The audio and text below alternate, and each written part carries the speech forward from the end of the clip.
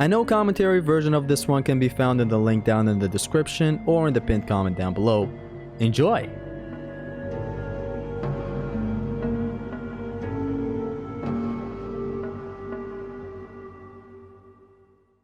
Hello and welcome to Extreme Gameplays, where I play games stylishly. Today it's finally here, the so long waited God of War 2 One Hit KO, aka the single segment no damage run on very hard. This was a long time coming and it took a whopping 9 months to finally get, and it is finally here. Today I'm gonna be commentating on it, the entirety of the 5-hour long run. It's gonna be a guide, it's gonna be talking about the struggles and the entirety of the philosophy of God of War 2's combat, and I really hope you guys enjoy it. The rules are very simple for the One Hit KO, aka the OHKO. If I take a hit that is not a forced hit in the game, like if I take a hit in normal gameplay, the entirety of the game restarts. It has to be on the very hard difficulty. I can upgrade everything, it's a vanilla run and all that, so yeah. And you're gonna be noticing in the run that I'm gonna be skipping cutscenes. That's because I can actually do that now thanks to Mr. Wolf with his amazing mod using his God of War save editor.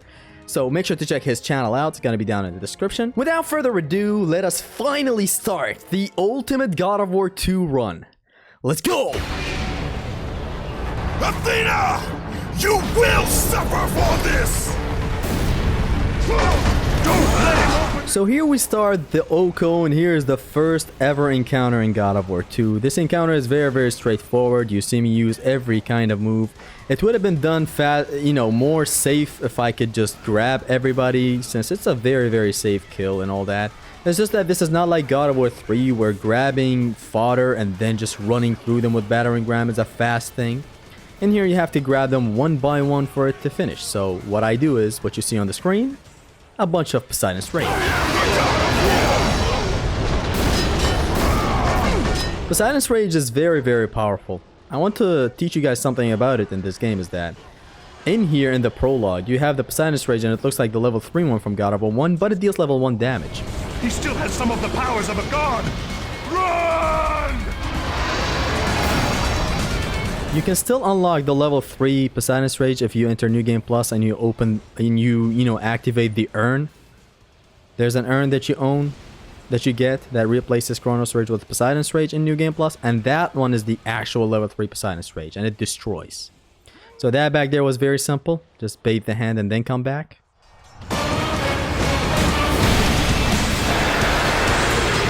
I come over here, lower the hand, jump up, build up my T3 or Spirit. Colossus is very simplistic. The next couple of things I'm going to be doing is just 2 Poseidon's Rage to finish it. That is 1. There's going to be 1 more. Now the blades that I have right now are the level 3 Blades of Athena, except they deal level 1 Blades of Athena damage.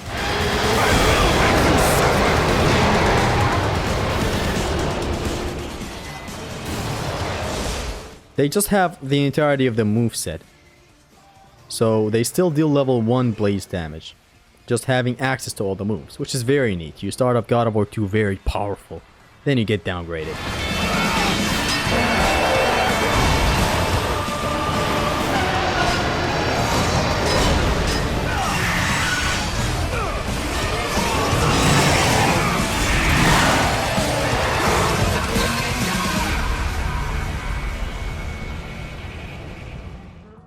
So that was the first Colossus fight. Then we move on to the second Colossus fight. I skip encounters in here. I'm gonna be skipping some encounters here and there, just because we're not actually forced to do them right now. This is the entirety of the game, no damage. Now this took 2 sittings. This sitting that you're seeing right now, all the way until we reach like the...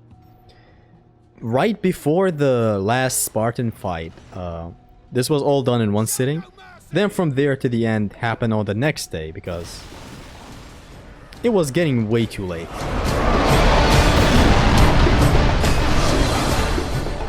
So here's that amazing entrance of the second Colossus fight. This one's gonna go very greatly.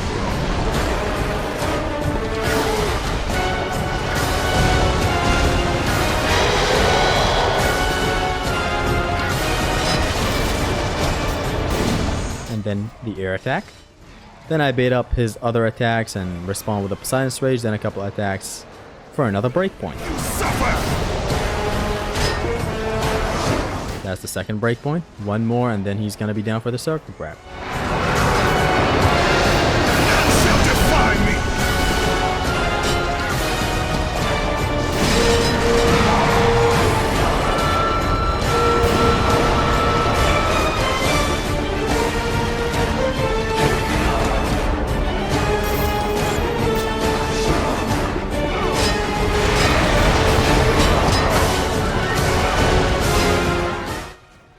After dropping from this QTE, we're going to be cooking up our 3 heavy attacks on his hand instantly.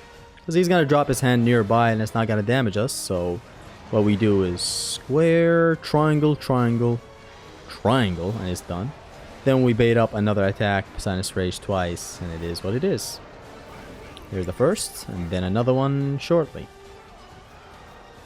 Air attacks again to get into the next breakpoint, and that's it. This is the second Colossus boss fight. I am the god of war! None shall defy me!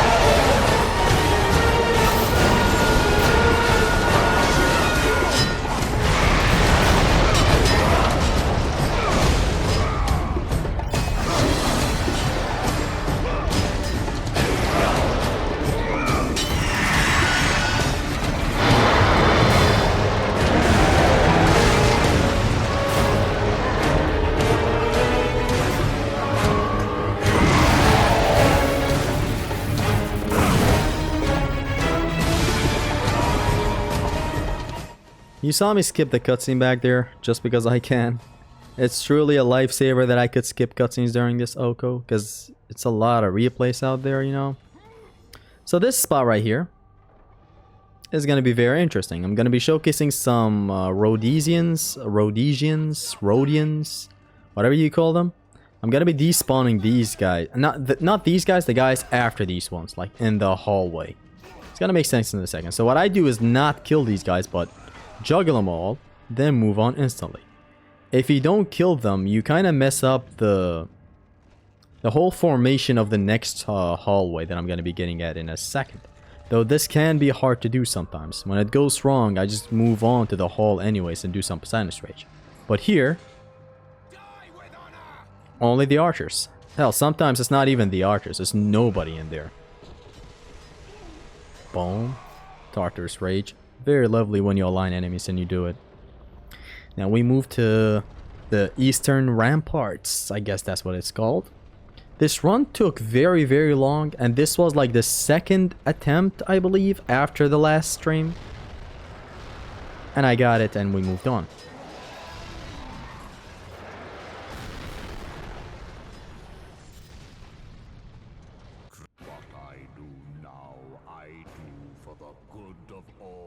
Some music is too good to be replaced with something else, you know? So I just decided to keep the same Eastern Ramparts in here. It's gonna be the same. So we jump up, then we jump back down. I bait the archers. Then I wait for the archers to both shoot at the same time. Then I march towards them with 2 rolls, start blocking. When they attack again, I roll again and go basically advance forward. I open the door, stay for a little, then go. This guy comes in and I can take him out. It's only this guy that comes in if you stay there for a split second. And boom. This still makes sense. Is this supposed to make the encounter easy and to make this encounter easier right here? This encounter right here, we're only gonna get attacked with 1 Rhodesian on the ground. So we boom boom. Grab him. Beautiful combo. Move forward. 1 Chronos Rage will wipe out all 3 of these archers. Boom. And we move on to the 3rd Colossus fight.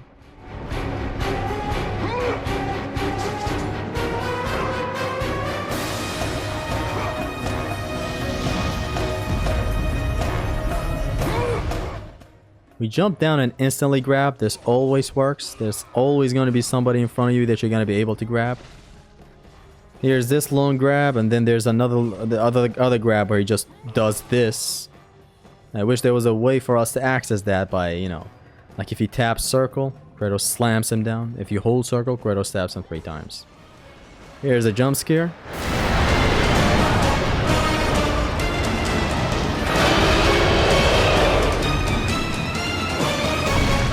So what I do is I advance a little towards the sword, then I roll and I grab the hand for the first time.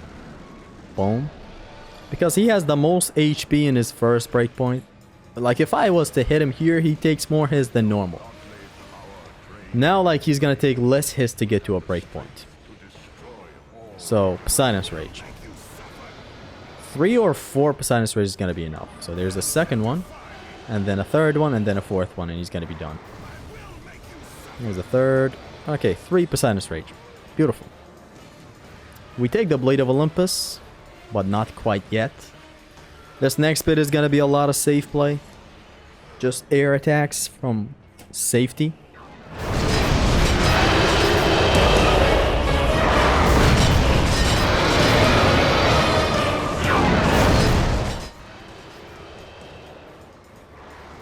This is the best DPS in the air triangle attacks. And surely it's gonna be done, and enjoy the show where I snipe him from afar.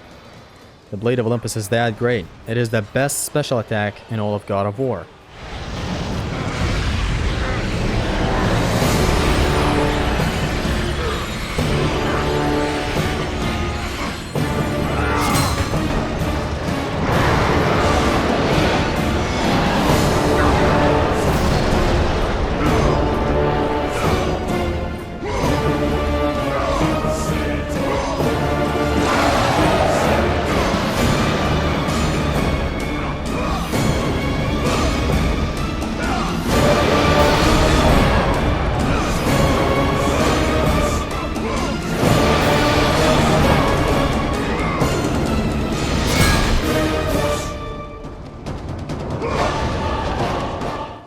So we enter the Colossus. Now, this segment right here is nothing really that challenging.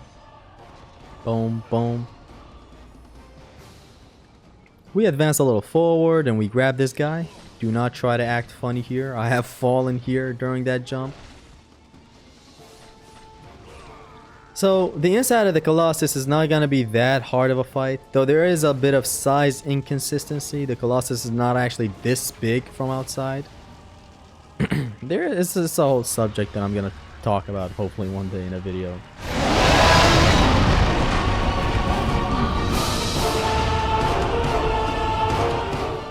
This run has 2 run killers, and one of them is coming up in like the next couple of minutes.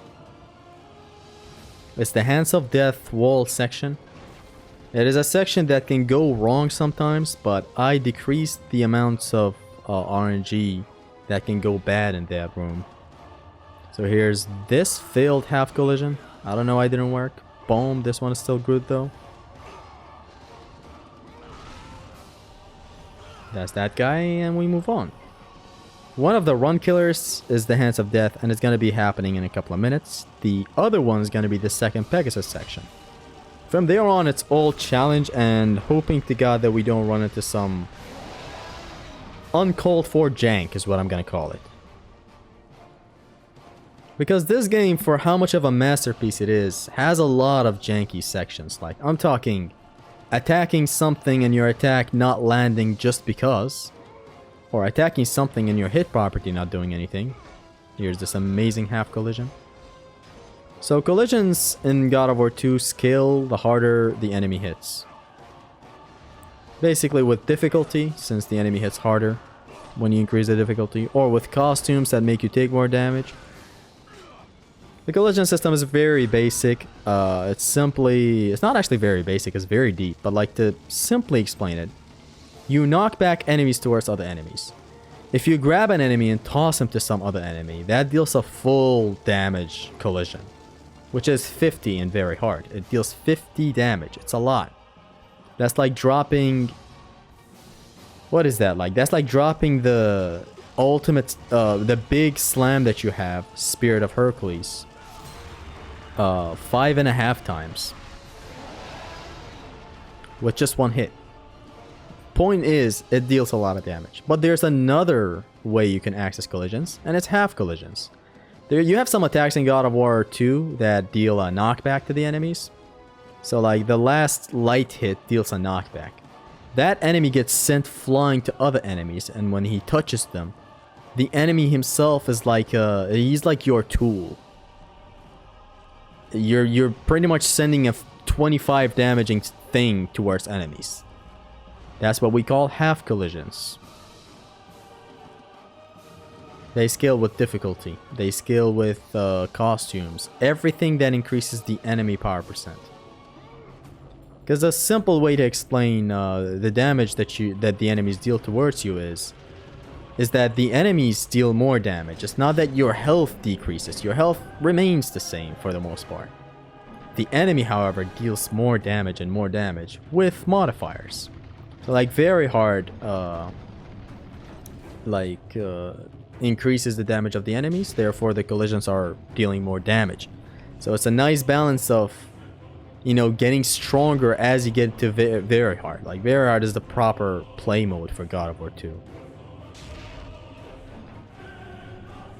You're gonna see a lot of examples of half collisions and full collisions, so worry not.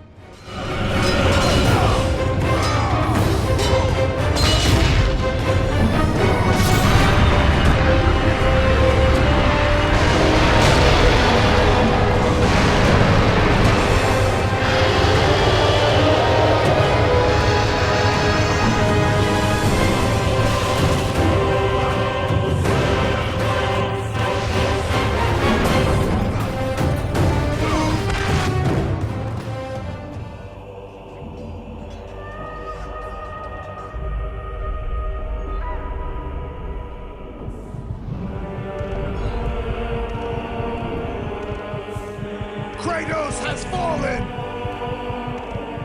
How can this be? What power could possibly defeat the God of War?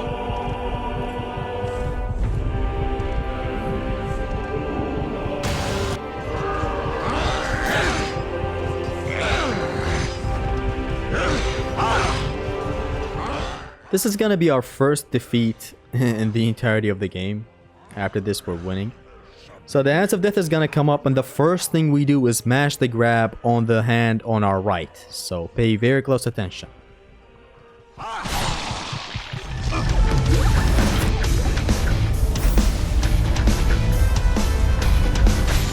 And it deals collision to the other hand. So what I do now is wait for the hand on the right again, move a little up, then grab it to kill that upper right hand, then move upper right, grab that hand, then grab the hand on the left, jump to the right, then jump again, and 2 triangles to the right. 1, 2. We advance, we jump, we grab the hand, boom, kills the one next to it, grab the one on the left, boom, jump to the left, grab the one on the left instantly, move a little to the left, grab the one on the right, grab the one on the left, advance, grab. It kills all surrounding hands because collisions. And again, jump, don't jump, whatever, grab them. Jump, grab them, and it kills all surrounding hands as well. And that is the first run killer out of our way. Just very, very beautifully done. It can go wrong though. My lord, I knew you could not be killed. I never lost faith. Return to Sparta and prepare for battle. But our brothers are dead. You can still hold a sword. Spartans do not surrender. Do as your god commands. And what of you, my lord? I am going after Zeus. It seems I still have allies on Olympus. These guys back there are still fighting. They survived the entirety of the shockwave that Zeus made.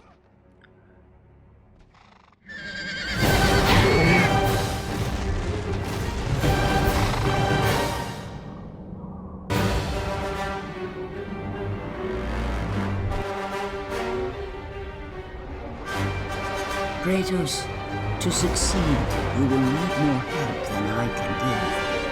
My Titan brother slumbers deep inside his mountain prison. Go, it is time he was awake. So this used to be a run killer, but it is no longer a run killer since it's very consistent. 1, 2. The side dashes are full collisions. They scale with difficulty and enemy power percent as well. The forward dash is a half collision. So we kill these two with 2 dashes each. These projectiles come, we dash forward, Then another come towards us. We dash forward. We strafe until we're far from this guy comes up. Then we dash forward. This guy comes next to us. 1, 2. His other friend comes up. Half collision. Full collision. And it's just a couple of hits away from death. There it is. Like, for example, these side dashes don't deal nearly as much damage as they're doing here on normal. Boom. We dash head first to this one and be done with it. So yeah, the collision system is a whole thing in this game. It is a wonderful system. I restarted the checkpoint specifically here because otherwise this guy would have killed me at the end. It's a forced bug that happens on very hard where this guy kills you with his last cum shot at the end. So we go down, strafe slowly down with the analog, and then don't keep holding. Anyways, to the left. Notice how when I go up, I don't keep holding up because, see here, up? If I keep holding up, the wind pushes you to the opposite direction. Down, basically. This blast right here would kill you if you don't restart the checkpoint back there. Which is just a time waste. I didn't want to put up with it, so I just restarted. Otherwise, restarting a checkpoint is not allowed in the OHKO. So here's me grabbing all the harpies. I get to grab 4 here, I believe. Yeah, 4. Or is it 5? 5 harpies. Some nice toes from Typhon. So, Typhon's mountain is a very, very interesting part. It is pretty much where the game starts.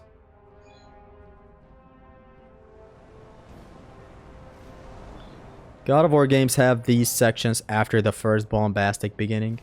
In God of War 1 it's Athens, in God of War 2 it's Typhon's Mountain, in God of War 3 it's the Underworld. Another harpy with a brutal kill for 5 orbs. And now starts one of the nicest sections in the game. It's gonna be very, very good to commentate on.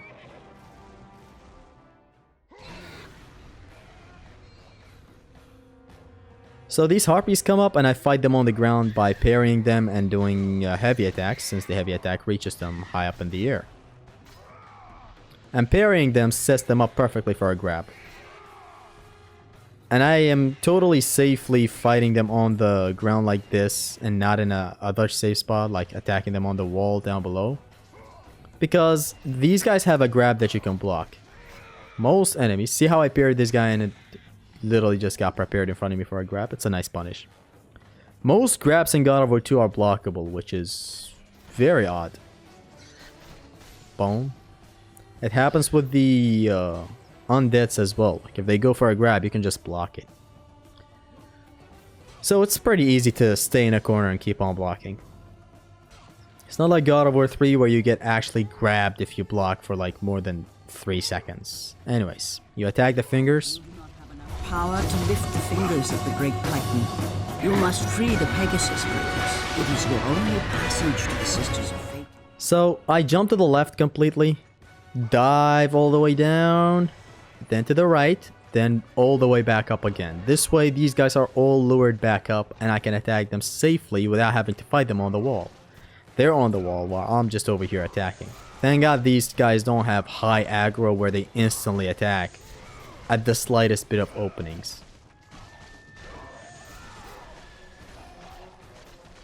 This is gonna happen for like 2 reps. Unless something goes wrong, which we'll see in a second. So when it's all clear for the first wave, I dive here right next to where I can go down. Go to the right, go to the left, spawn the next wave and go back up again. This way I can fight them here again. It's better than fighting them on the wall, grabbing them or attacking them or whatever. These guys can really throw you off. And the wall sections in generally are sometimes very janky. Where you could jump from a wall to another and Kratos just falls because of course. We ran into a lot of jank in this game. And we will run into some jank in this run as well. This run relied nicely on some lucky moments.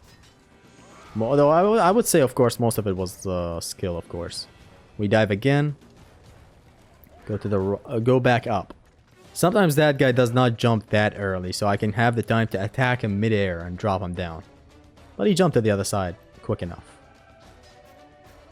Here's me cooking up my attack slowly. Boom, and then grab him, and then triangle. Give him the chiropractic adjustment. So we drop back down again, and now we can move on to the next bit of this wall. Onto the ceiling, which is very, very easy. You always have frame advantage over these guys. Grab. And then another one right next to you. Grab them. See, you have enough time. These guys attack with heavy attacks on the ceiling. So it takes them a lot of time until they land their attacks. You can just redirect yourself and grab one. I do recommend cornering yourself right in that corner up ahead. Like at 12 o'clock right now. That way you never miss a grab. Or it's good for no grab on plus. So I go down on this wall. Climb back up to the ceiling. Reposition myself. Turn around. Grab this guy. What I do next is move onto the wall. Dive all the way back down to the ceiling. And grab these two. A bunch of grab whoring while you're on the ceiling. Because it's that easy.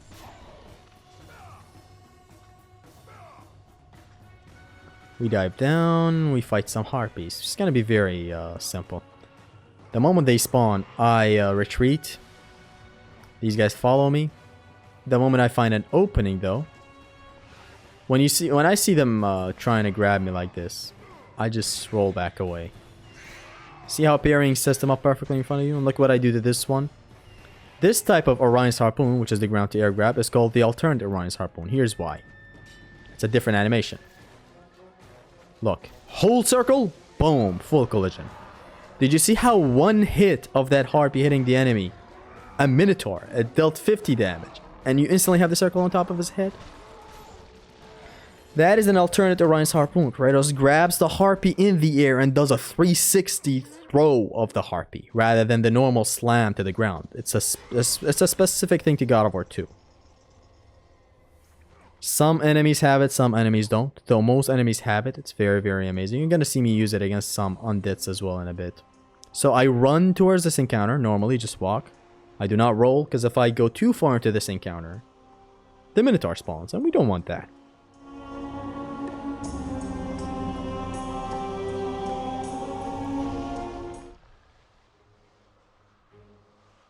So I run towards the upper corner here to lead the shot. It hits the wall, I cook up my attack, drop it on the raft, and then do the same thing for 2 more times.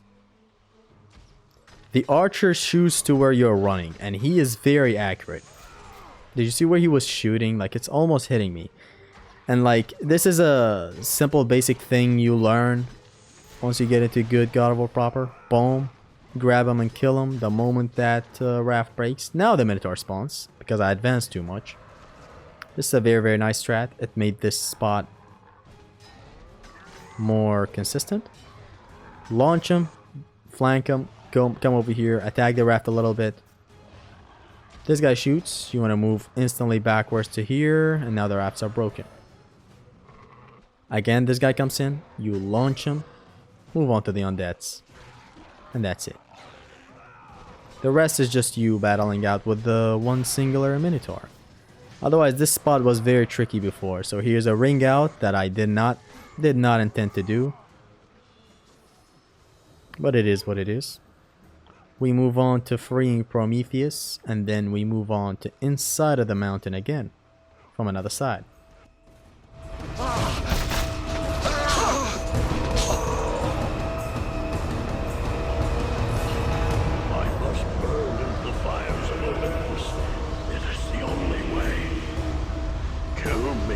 Kratos will kill me.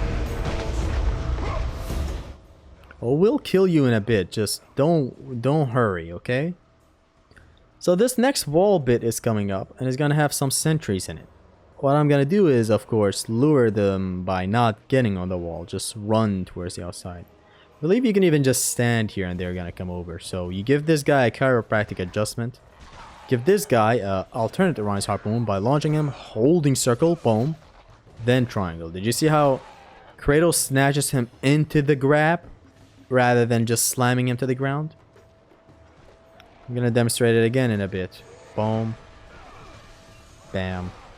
Set them up for a nice knockback collision. Boom. A lot of them dead. Because they hit each other in the air as they're flying. Did you see how that guy died back there as well? It's a truly wonderful thing. Here's what I'm gonna be demonstrating the slam Orion's Harpoon. Just circle, boom, boom, boom. You notice the guys on the wall also dying. That's the work of collisions, because it's an active hitbox when you snatch an enemy in the air. It's not just the slam that deals a full collision. The act of him being in the air and touching up other enemies is also a full collision. And I ended it with a nice alternate Orion's Harpoon. God of War 2 is beautiful like that. The whole philosophy of God of... What was that voice crack, man?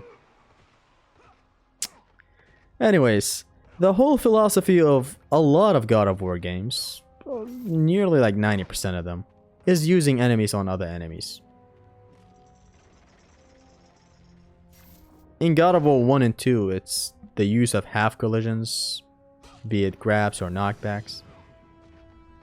In God of War 3, it is the use of battering ram, which replaced the whole game rule of collisions. Since they don't scale in God of War 3 like they do in God of War 1 and 2, or any other God of War, it stopped scaling. It stopped being the main game. Whereas in 1 and 2, it is the main focus. Boom. I loop her with this Orion's Harpoon. I broke the wall with her Orion's Harpoon, by the way. I'm gonna be back to this encounter later when the next wave spawns. The Orion's Harpoon on these Gorgons deals a half collision. It's not a full, even though it's a grab.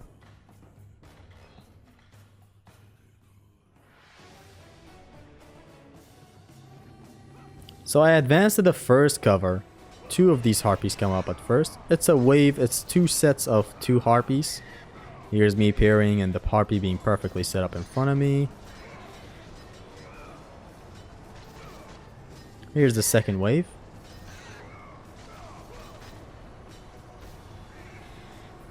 Then I move on to the next cover. Boom, boom.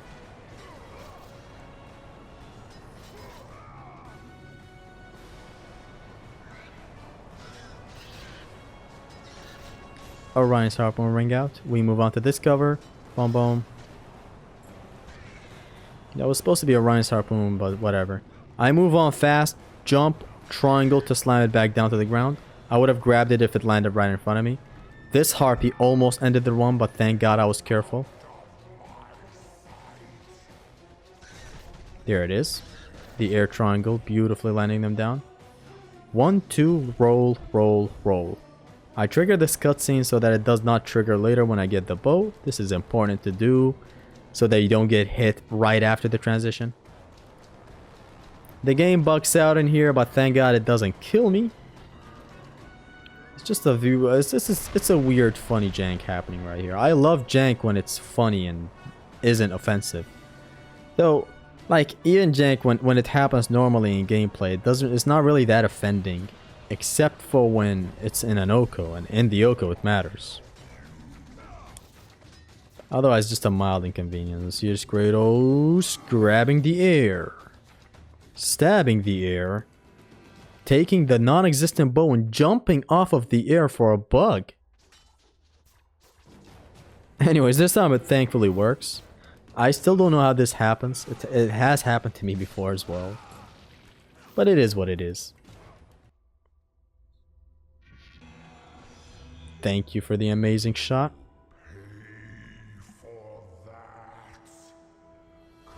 So we shoot him 5 times in the eye and move on to the next encounter. Imagine blinding his eye by taking a bow from it, then blinding the other eye with the bow. Anyways, we move on. I aim for the archers first. 2 arrows each. 1, 2, 1, 2, 1, 2. Then I move on to the barrier right here. It's a exploitable barrier where their AI stops. Boom. Orion's Harpoon. You know the rest. Boom. And I get below the enemies and start shooting Typhon's Bane. It's something I recently started doing. 1, 2, 1, 2, 1, 2. Notice how I instantly moved here? There was no transition to happen or anything. I instantly got to shoot them. This encounter right here is very bugged as it has some very aggressive uneven surfaces. So the whole subject of uneven surface is very funny. Let me just talk about this encounter for now. The plan is to take a lot of them out. God, how lovely the altar Orion's harpoon is. This is basically what I do. I slam them from afar, from the exploitable boundary where they can't cross or attack. And then I Orion's harpoon one, and he happens to be in a crowd in the air. An air that is crowded with enemies. They all die. Except for the guy that I'm actually grabbing. Something like this. Okay, I didn't do it. Anyways, the subject of uneven surface in God of War is essentially... Notice how there are some surfaces on the ground right now that are not even with some other surfaces. That is very, very problematic in some encounters, where you're trying to attack, but your attack does not come out because Kratos slightly steps down in the middle of the encounter. I don't know how it made it into God of War 1, I don't know how it made it into 2 as well. In 3, I don't really recall a lot of uneven surface. There definitely is, but it's never as much as God of War 2. That's basically what happens. You're attacking, Kratos suddenly drops for like a very split frame. Kratos drops and his attacks get cancelled. Here's a couple of rocks giving more orbs than red orbs chests. Notice me skipping that red orbs chest? Exactly. A lot of red orbs chests in Typhon's Mountain do not give orbs at all. You see the orbs flying and they enter Kratos and whatnot. They just don't count. So here's me with the alternate Orion's harpoon. The one when it reaches anyways. What I'm planning to do is boom, do this, ha. Very, very nice throw. God of War 2 has the most 360 tosses out of any God of War. Here's the queen helping us. She is my queen, not Medusa's, not Medusa, whatever. I'll wait for the heartbeat again. I launch it, hold circle, boom. Very beautiful kill, very fast, very nice, nicely damaged the Gorgon. Boom, boom, and that's that. We move on to Prometheus.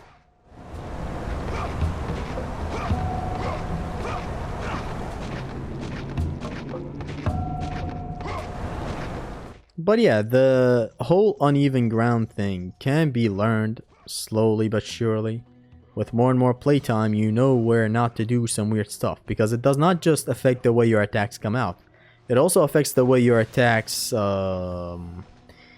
operate with the enemies.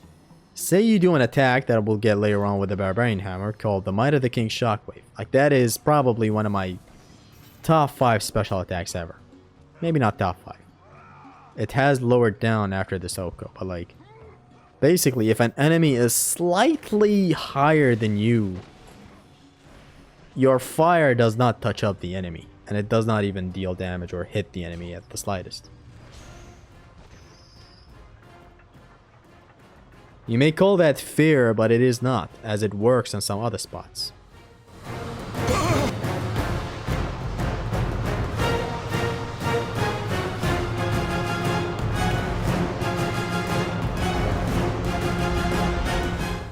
This encounter is very, very tricky. I have to clear it right here at the foreground. One shot at the Minotaur, another for the other Minotaur. I wait for these guys to come up and I instantly grab the one on the front. I have to do this fast. Boom, full collision, and then another one. Boom, full collision.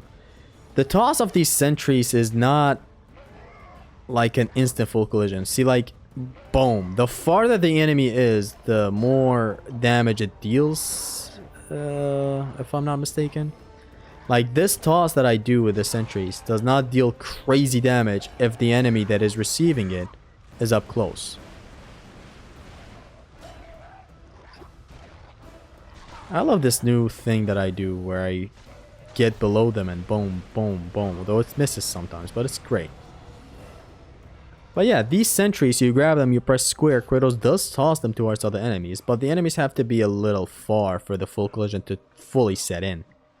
It also works if the enemy happens to be cornered. So you toss one of these sentries to a corner, he keeps on flying towards the corner, and the full collision surely hits.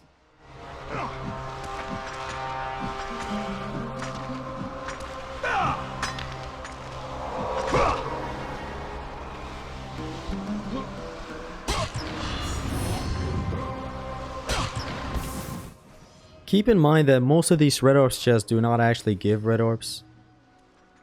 Like, you see me skip through a lot of red orbs chests, and I can imagine you pulling your hair out, but they actually do not give red orbs. Like, that's just what it is. It even happens after Typhon's Mountain a little bit here and there. It's not every orbs chest that gives orbs. Like, this one gave orbs, the one next to it, this one. This one, I believe, does give orbs. Yep, just very little bit of orbs. Like around 10 orbs. But there's a lot of chests that literally give out 0 orbs, which is a stupid way of balancing it. You barely get everything maxed out if you play even a little bit normally. These guys on the rope are not a problem. If they grab you, you reverse the grab and they're done. If you grab them, it's an insta-kill, so... You know how it goes. Boom, boom. Like, there's a red orbs chest after this rope combat thingy that you're gonna see me totally run through and not take. The one down on the left right now. It gives 0 orbs. Move forward. This is the only time we're gonna use this attack in 10 years. Move a little forward. So boom, boom, bam. Set them up for this.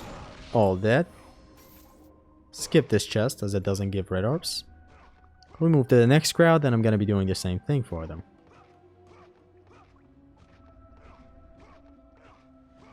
Or grab and take out safely, because I've had a bad experience trying to do great things in here. So I just take the safe route of grabs. I could try the thing I tried back there at the entrance, where I go square, square, triangle to bounce all of them, and then I destroy them with the rage. Here's me demonstrating this beauty. We move on to the absolute supreme run killer that is the second Pegasus section. The biggest problem with this entire OHKO. It is out of core gameplay, it is very weird, it is totally not designed for no damage. It is a janky, not janky, it is a clunky shmup section that has no place to be this clunky. Like, it is a great, interesting section, but it is not as snappy as the core gameplay. Like, the core gameplay is amazingly snappy, man. You tell Kratos to run, he's instantly running. You tell him to jump, he's instantly jumping. Then comes the second Pegasus, or the entirety of the Pegasus sections, and they're totally just like, I don't know what to tell you, aiming for realism or whatever it is not snappy as much as I wanted it to be. Like, the steering of the Pegasus is hard, man, everything is hard. Dashing 2 times back to back takes away control from you because it's janky. Here, when I get on the Pegasus, notice my health, it's full. When I get on the Pegasus, I lose a teeny bit of damage. Right there. Here's me demonstrating it. Just wanted to make sure I fill you guys in about this bit of health loss. It's not actually due to anything, it's just a forced bug. And in comes the biggest run killer of the entirety of the OHKO. A lot of runs have died due to this spot.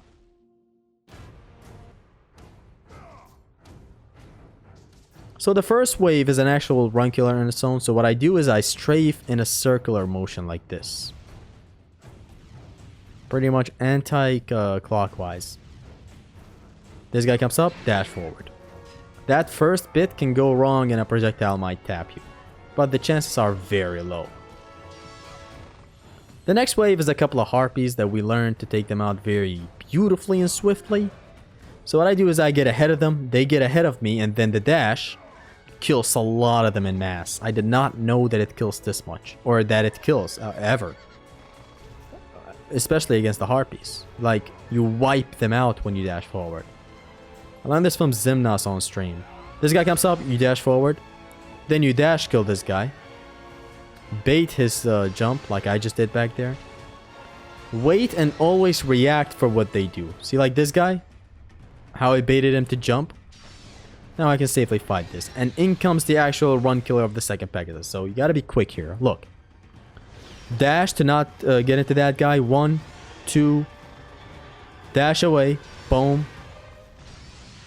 A lot of strafing to safety and then dashing forward for iframes or sideways for iframes. Like I just did here. So like I attack this thing. I stay away from it, then dash forward.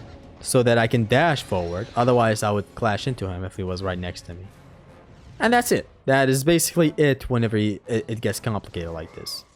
Couldn't complain it, explain it in a live commentary. But I tried my best. It is a lot of managing and it can go wrong in a very, very stupendous way. Dash forward after strafing away from him. Same thing, get close, then strafe away and then dash. This is basically a race to the end. You're not supposed to fight them here. You reach a chokehold and it's over. You enter, see? You enter the chase, so you go to the left now. Then downwards. Then hold lower right. Look at what happens. Weave. And then this one comes up that looks like it's gonna hit you, but weave. And then to the left. Just like that. It's a very, very odd section, man. And here's the trademark. Activating rage. In the air. Been doing this since 2011. Now this guy is gonna get the beating of the century. Quote on joke intended, whatever they call it, pun intended. Boom. Stab him. Piercing shards. Stab his bird. Chicken wings. Jump. Right on time. Right on top of the island. This man's hate is just generational.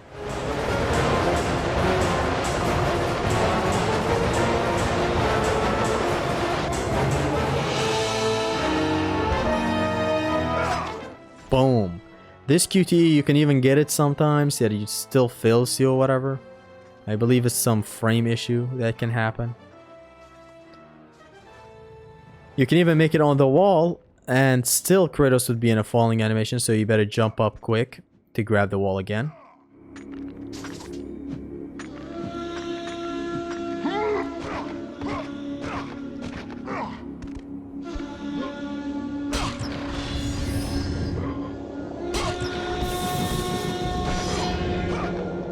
I took a break back there, I remember. Very, very short break, I don't know.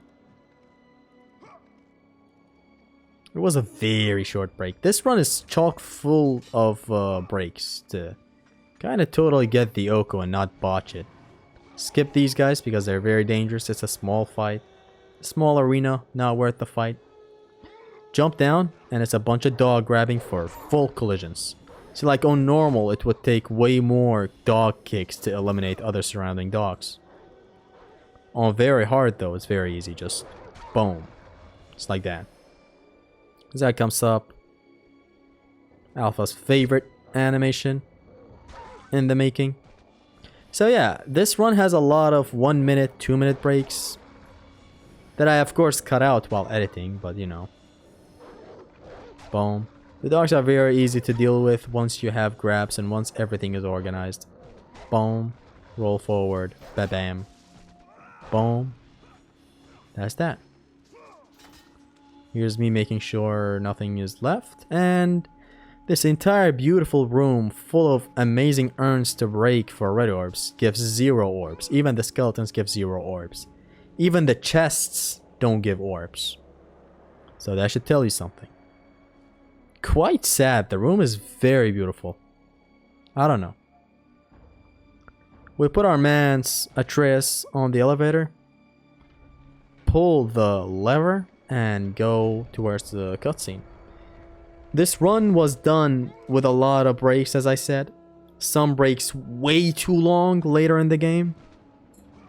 But it has a lot of 1 minute, 2 minute breaks to catch my breath and check my notes. Near the end, it's gonna get to an absurd level. You must find a way across to the island, Kratos. For there lies your path to the Sisters of Fate.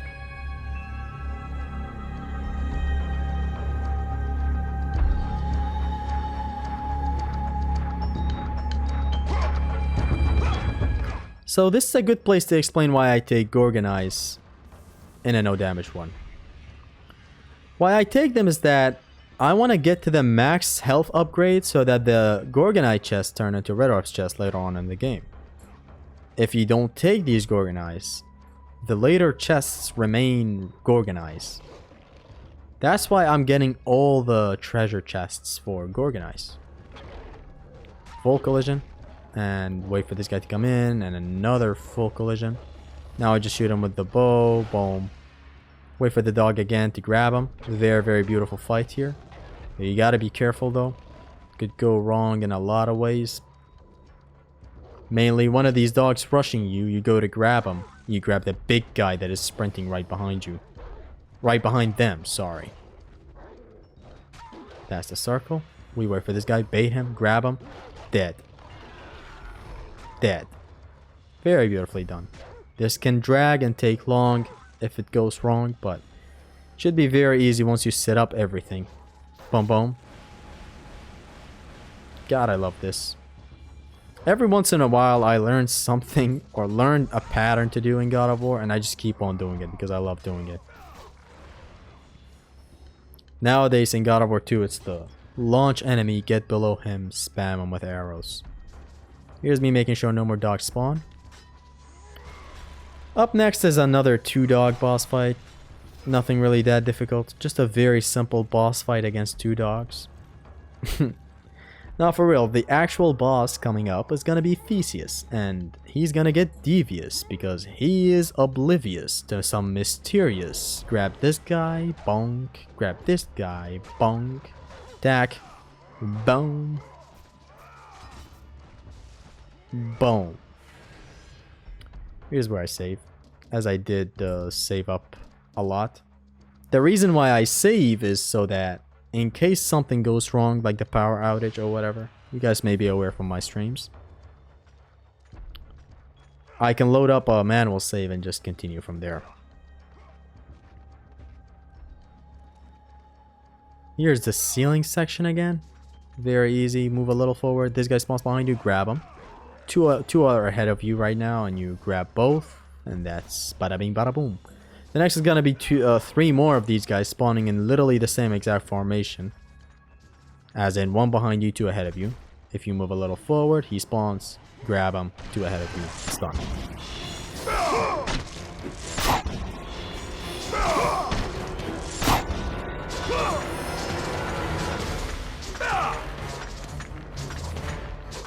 This bit right here is as simple as climb, roll, roll, all the way to the end. Jump. Take these first 2 archers out while keeping the one on the left off screen. When enemies are off screen, they do not attack. Some enemies anyway. A lot of the enemies. Dodge forward. Grab. Square. Boom. I like to juggle these guys here. Usually it's a lot of them getting wiped out. I don't know why this time they didn't. Boom. Full collision. Crazy that as a kid I thought this attack in itself deals a lot of damage. I later grew up to find out that even this deals a lot of damage. As long as it's a toss, it deals a lot of damage in God of War 1 and 2. On very hard.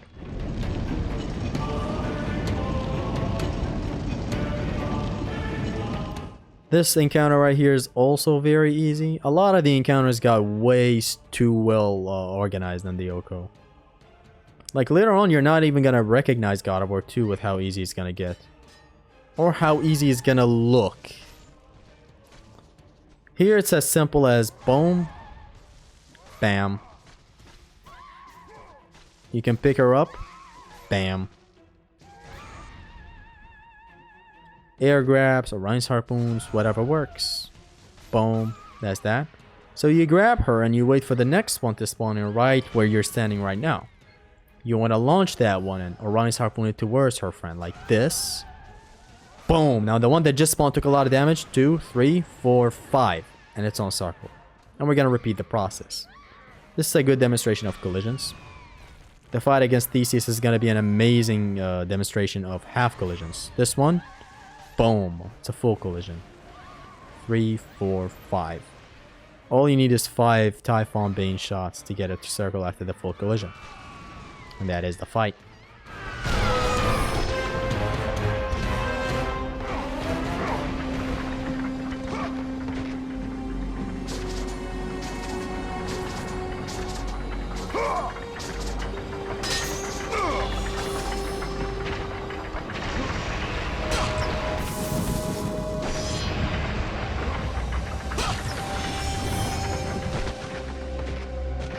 The steeds of time, a gift from the great titan Kronos.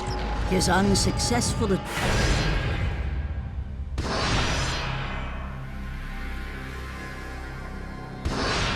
to gain the favor of the Sisters of Fate and change the destiny which the Oracle foretold.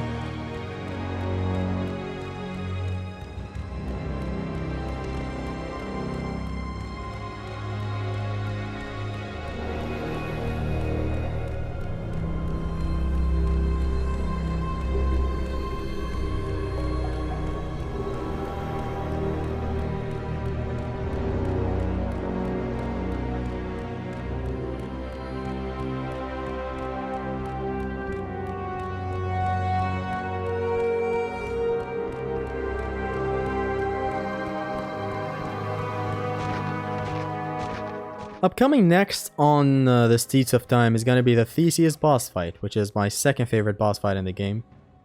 It just needs a lot of skill. It's very awesome. And some nice calculations are being made as well. So you're going to see me use a very sweet punish.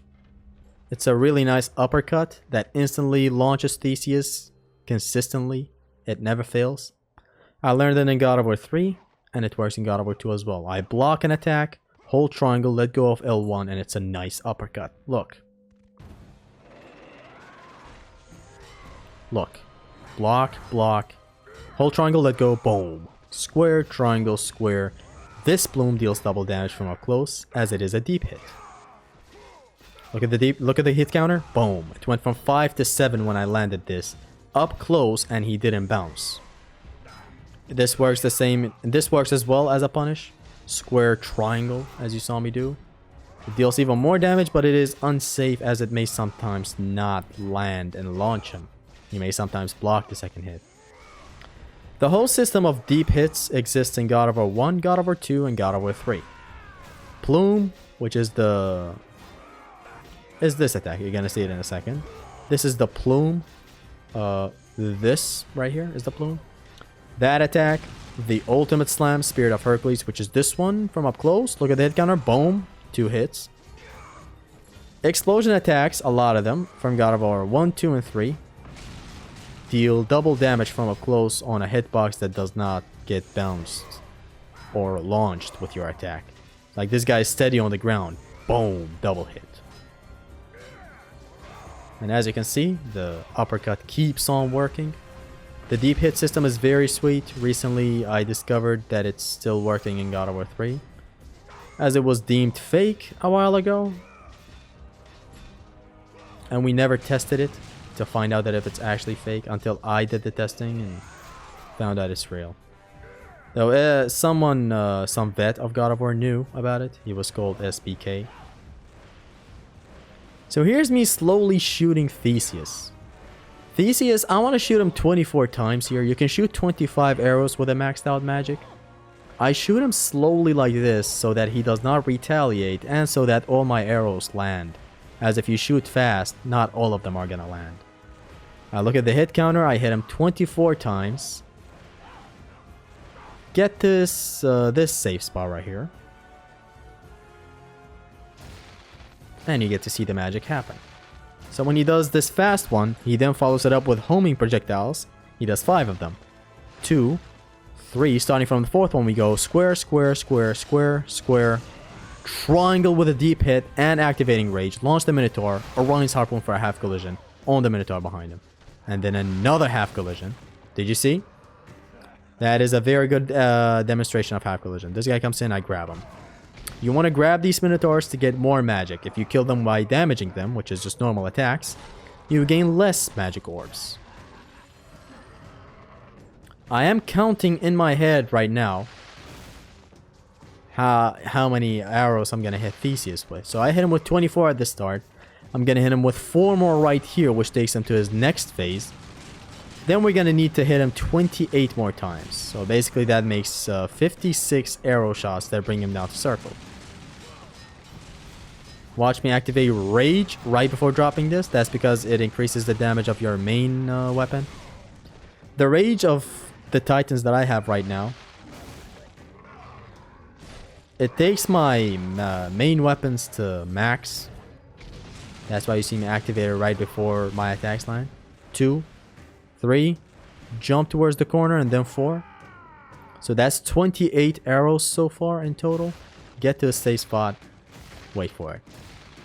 I activate rage before my slam hits, so that my blades deal level 3 damage right now. My secondaries would deal level 2 damage if I activate rage. Blades, that's a level 3 damage right there. You guys may recognize that pattern in God of War Ghost of Sparta to plant bombs on the enemies, but in here it is to deal more damage. Though you want to grow a third eye for Theseus. This entire fight, I'm not even looking at the arena where Kratos is fighting the Minotaurs, where the pillars are happening. I'm only ever so slightly looking at that. My eyes are on Theseus as he can get devious and shoot me with his projectiles because he's mysterious. Activate rage right before it drops so that my blades deal level 3 damage when they drop. This will get upgraded later by the time we make it to the Kraken, which is going to be amazing.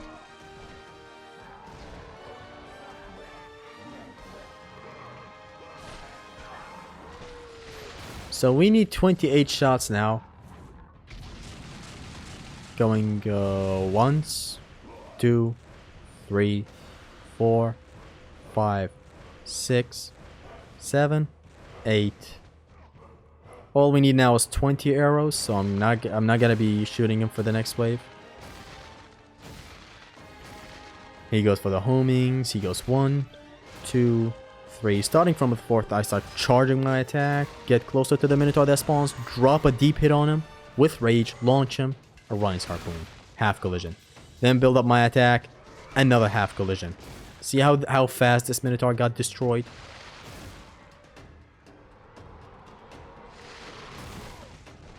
And make sure you grab these guys to end the fight quicker. Though it still drags. I wish he didn't take 56 arrows up there. I wish he took like 46. I parry and then move away when this Minotaur charges at me. It is not safe to launch him after parrying or trying to punish him or whatever. Because Devious can get the Theseus. I mean, Theseus can get Devious. And he can attack with his projectiles, which are very problematic. Projectiles are easy to not get hit by. Nice deep hit there on the Minotaur from up close. Very sweet.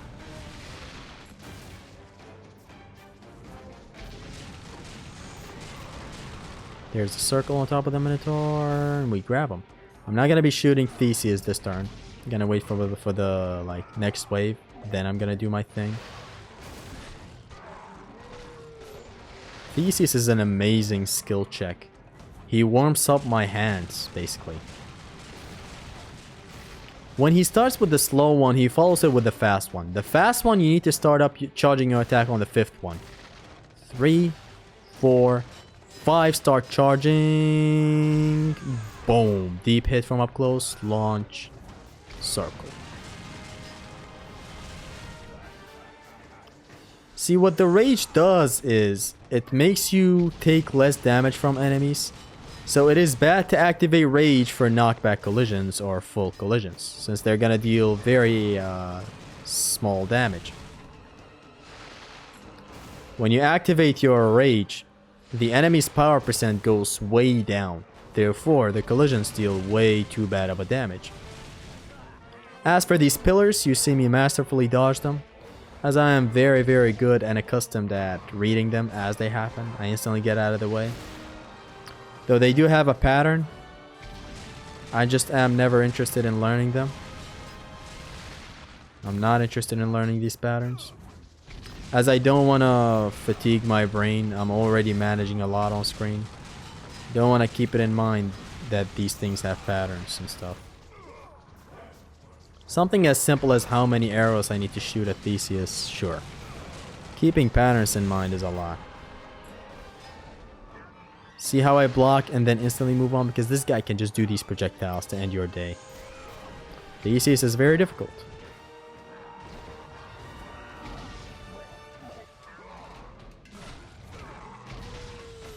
This is the end, where I shoot him with 20 arrows.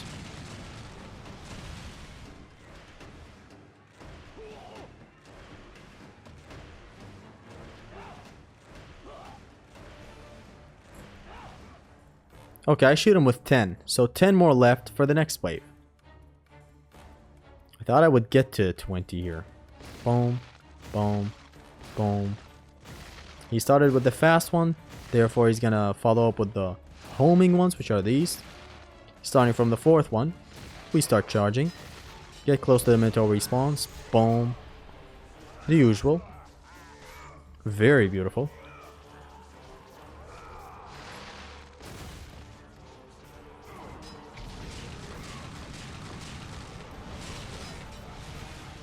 He leads them towards you, and you can kind of capitalize by attacking him. Good thing I could get out of that situation back there. I lead these projectiles to the right, then dodge to the left. See, I do this again here. Since they are homing in on you. Though be careful not to lead them towards the outside of the arena, as that can make them home back towards you and penetrate through walls to attack you. So make sure you don't lead the projectiles to the outside. There's also something else I haven't talked about ever since I've gotten the Typhon's Bane, which is the bow. And is that you can have iframes while using it. I just don't demonstrate it here because the OHKO makes a pussy out of a man and you can no longer play with iframes and whatnot.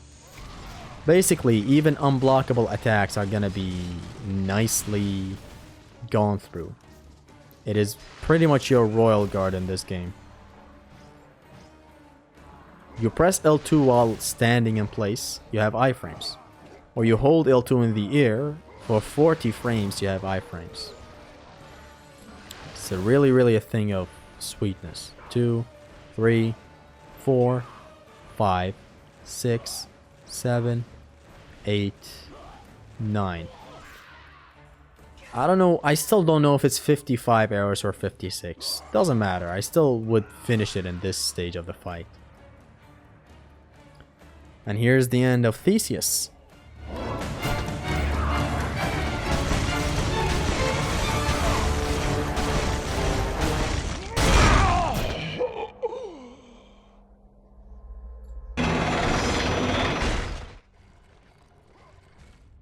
Now coming up next is our downtime in God of War 2.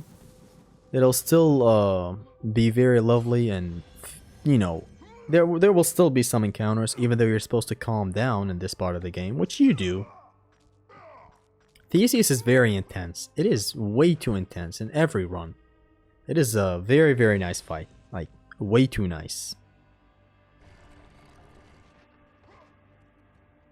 So this whole stretch right here is gonna be some downtime for us to talk about whatever. And I'm gonna be talking about the struggle I went through with the God of War 2 OHKO. So this started one morning when I was hyped to start up on OHKO. Simply put, it started like that. I was, I don't know, 9 months. So like I was 4 months out of the God of War 3 OHKO experience. Maybe 5, maybe 6 months, I don't know. And I decided to start the God of War 2 OHKO, and it went good for the practice sessions. The practice sessions were good. Here's where I'm going to be using some Chronos Rage to farm hit count. Nothing that great. So I started the OHKO very optimistically, as I thought it would be easier than God of War 3 because, frankly, while testing things, while practicing and all that, it didn't strike me to be a very difficult encounter, or like a game in general, on vanilla anyways. And trust me, it is not. A game being hard to OHKO is not the same as a game being hard. God of War 2 is extremely easy on vanilla. It is just hard to OHKO because it has a lot of jank and a lot of out of combat sections. 700 hits, very lovely. So anyways, I started up practice streams and all that, and they were very fun. It's usually the journey that is very fun in these OHKOs.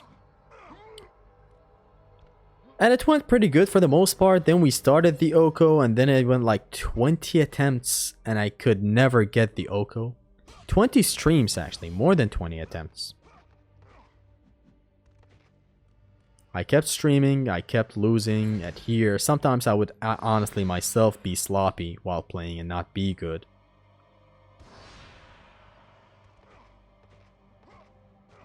I then had to quit the OHKO on stream and decided to do it off stream from the 20th stream onwards.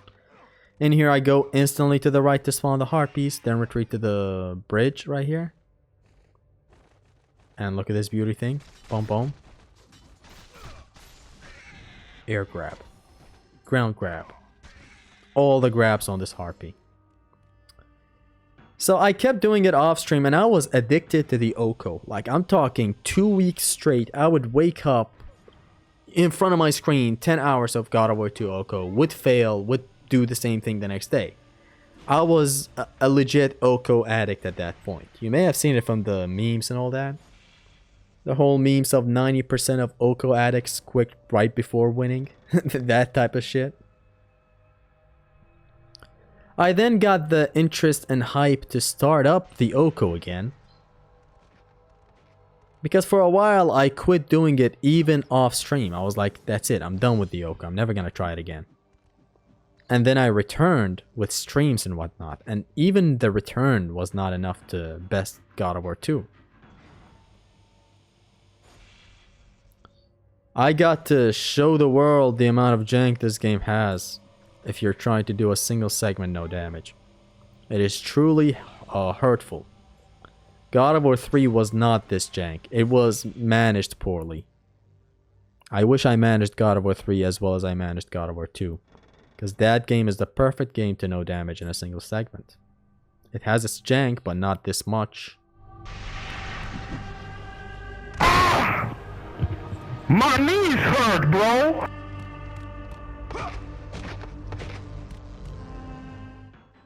Fast forward to a couple of streams after the return and all that. I made it to like stream number 33 where I took a devastating L at the Loom Chamber for the second time. That was the second time I made it to the Loom Chamber. And the end of that stream, for these harpies I'm just going to be parrying them and grabbing them, nothing crazy. Just like the same harpies in Typhon's Mountain. Boom. The parry is very forgiving. At the end of the 33rd stream, where I made it to the Loom Chamber and took an L, you could have killed me and I wouldn't have felt anything. I was that destroyed. I couldn't believe it that I even started another OHKO like right after. I was that devastated. I just started another run. Went to like half of the night. And then like a day or two later, I started this run and it actually was the W, ironically enough, right after the devastation. I'd say that is a very well-deserved God of War 2 One Hit KO run. After all we've been through.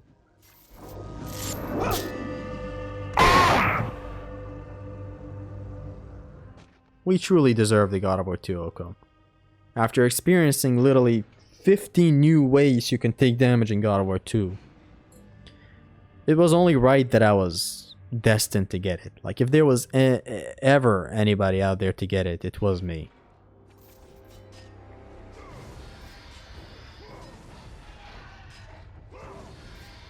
This is a very nice section, honestly, I love it. It teaches you the analog QTEs without punishing you to death or taking damage. Very interesting, very sweet. Here's where the game picks up. I even put the Tides of Chaos from God of War 3 soundtrack. I use a lot of God of War 3 music in this OHKO. God of War 3 soundtrack is so good. It's like my second favorite after God of War 2. These guys, boom, are open to hit properties while they're attacking. They have armor, but if you do an attack property like knockback or launch or plume like this, they actually get affected with it. Though there is the bounce that does not work. The bounce happens with triangle. I go to open the gate here to be completely safe with iframes. Spam them with Chronos Rage because why not? We need the orbs. Some very nice orb management happens in this OHKO. So I attack, getting them off screen, and then come back and attack again, resume my attack. Knockbacks for collisions and whatnot, the usual. Very, very nice safe spot. Boom. Then when it gets reduced to a 2v1, I go back outside like this. And very nice showcase of boom, half collisions. Like that dealt very nice damage to the enemy behind. Not to the enemy I actually hit. Boom, and again, see? This guy got circled. God of War games are just this lovely. Where you use enemies on other enemies. And it followed through all the way to like God of War, I'd say 3.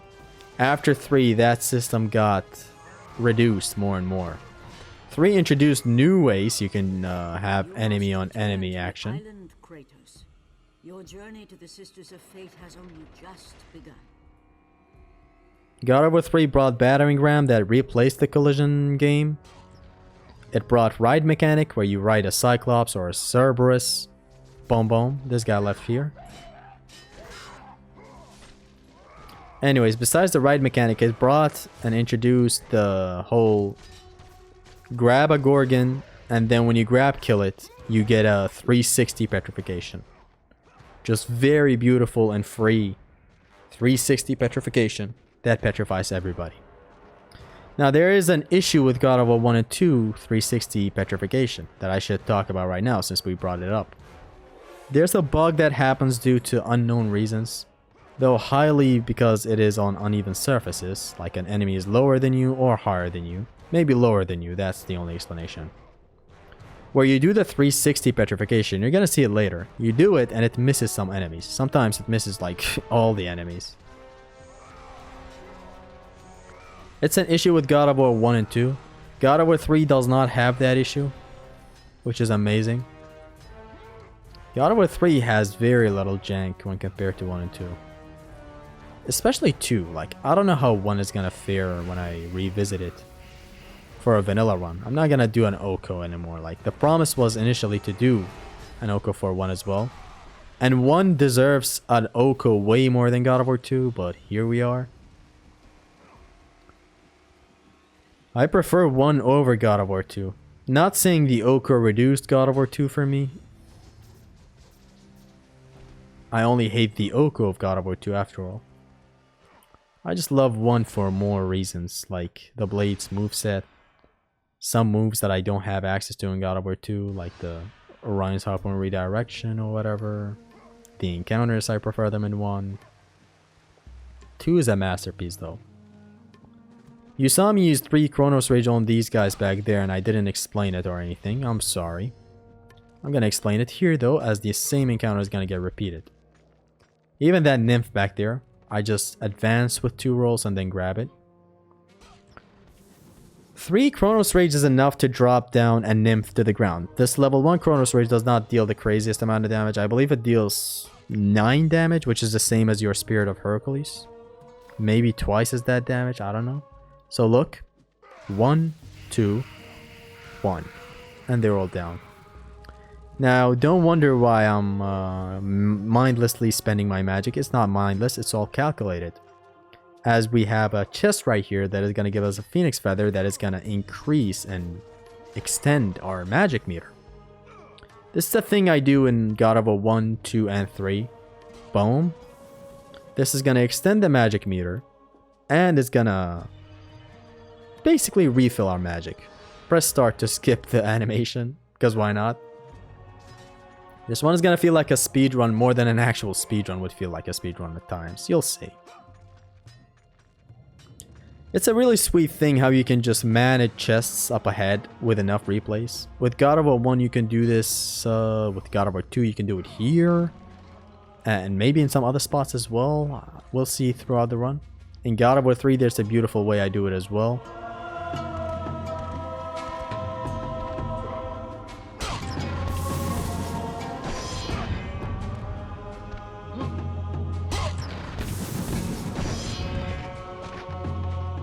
I'm gonna go ahead and break this wall.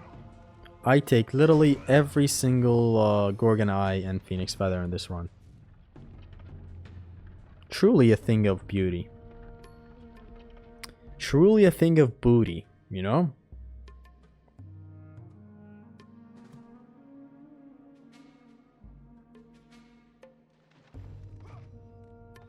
And I hope you guys are enjoying the music. You're gonna enjoy the spectacle near the end of the OHKO. The ending of this OHKO is gonna truly, truly, truly make the best out of everything. But the music usage overall is, I hope you guys are enjoying it.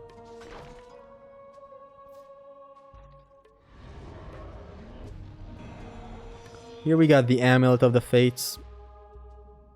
I wish this saw more use in combat beyond just slowing down time. Like, I wish there was an enemy type you could use the amulet on. There is one enemy that you can use the amulet on, and it's the Sister of Fate Lachesis. Here we take this.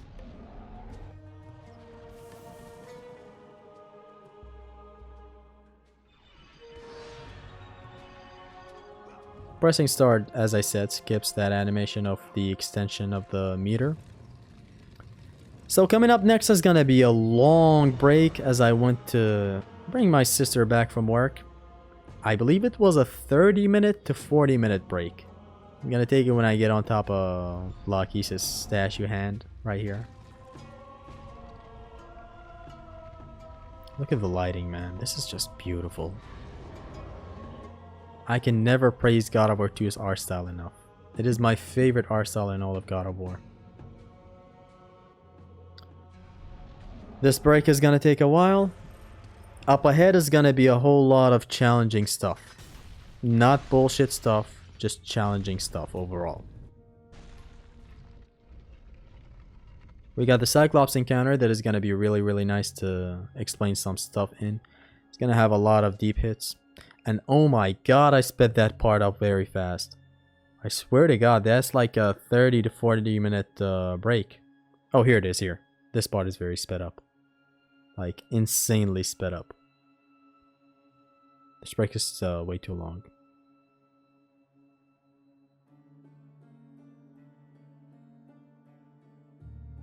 The next encounter right after this break is the Wraiths encounter. That is not going to be done.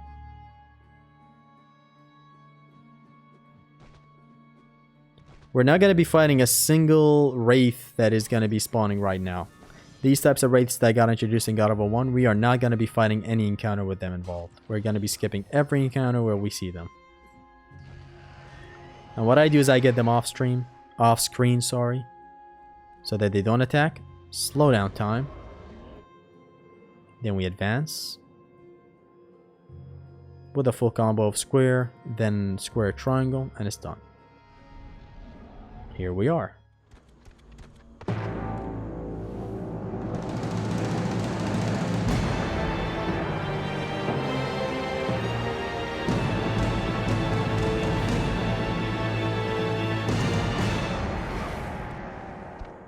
Next up is going to be the Cyclops encounter, and it's going to be a doozy. We're going to try to take out the boars.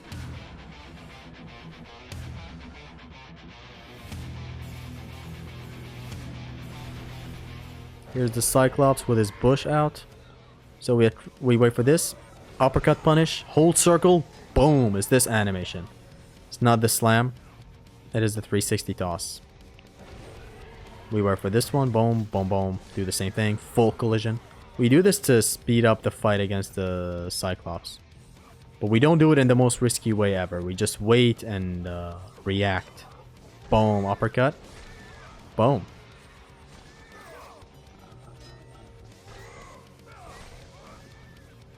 See how I take out the boars as fast as I can. Because they're very dangerous. They have an attack that, like, is very fast.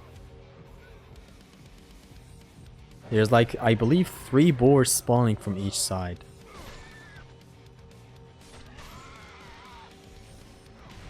Here's me tricking in the air. Did you see it? So here's what you do. You hit him, you roll 1, 2, 3, like 3 times away from him. Cook up your attack, land a deep hit. Don't do what I'm doing back there, I'm just horsing around. The goal is to drop one of these on him. And then roll away 3 times and you can charge up your Spirit of Hercules by the end. As such. Deep hit. And it's even done. I hit him with a lot of full collisions. I'm going to demonstrate the strat better with these guys. Basically, they run to the end and then they start taunting. And I'm even going to get both of them in a loop right now. 2, 3. Cook up my attack.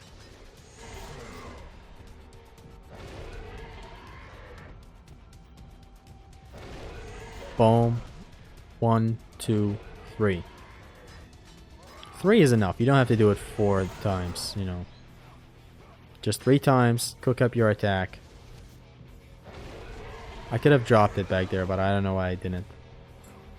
3 rolls are enough to outrun their sprint.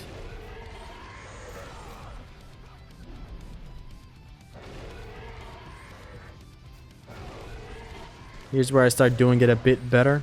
Boom. 3. I guess 4 rolls could also work. The idea is clear. 1, 2, 3. Start cooking up your attack.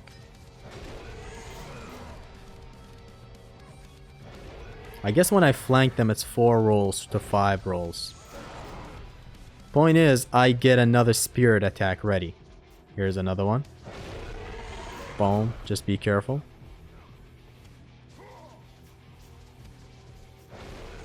Boom. I know I could use magic to slightly speed things up, but it gets me in risky spots. Honestly, that's like the biggest reason why I never used it.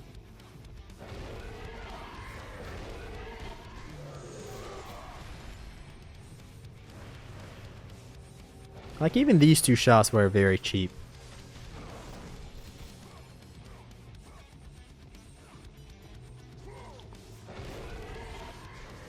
Boom.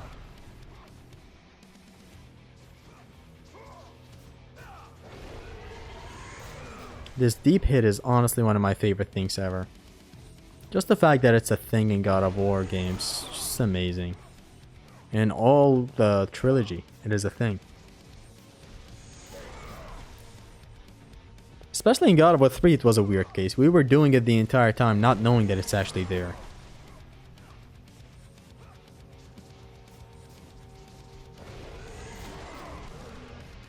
And that's that. Boom, boom, boom, boom. It's almost over for this guy as well. Then comes Alric, which is gonna be a very easy fight, but it can go wrong in some ways.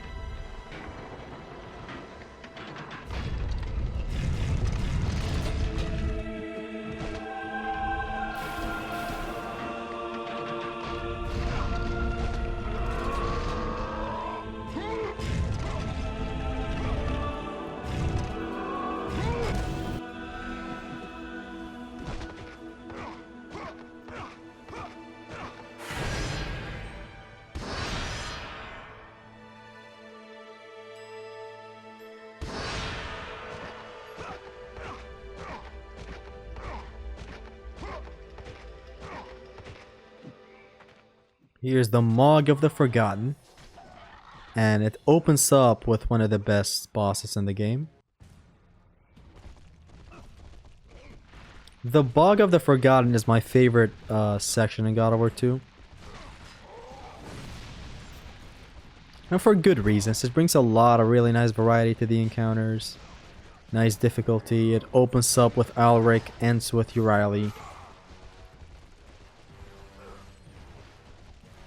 The setting is very eerie and amazing.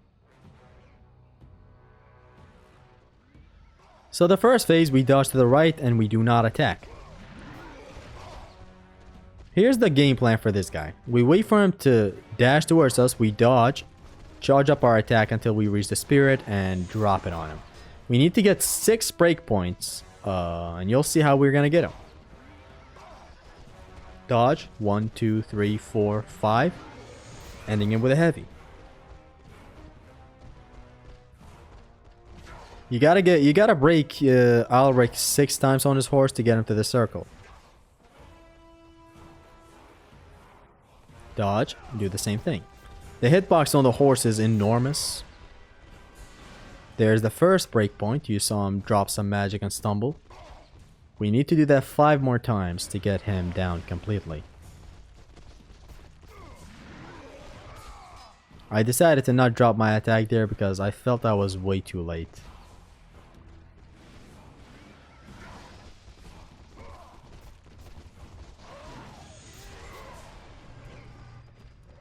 We just reached the second breakpoint. These arrows are all blockable. The one thing I'm gonna have to test next time I make it here is to see if his barrage of arrows is blockable or not.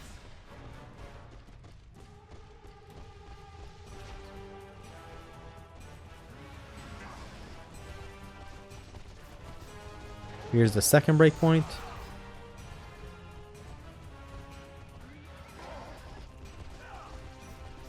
You have to strafe away here so to not get hit. There's the second breakpoint, you just saw it there.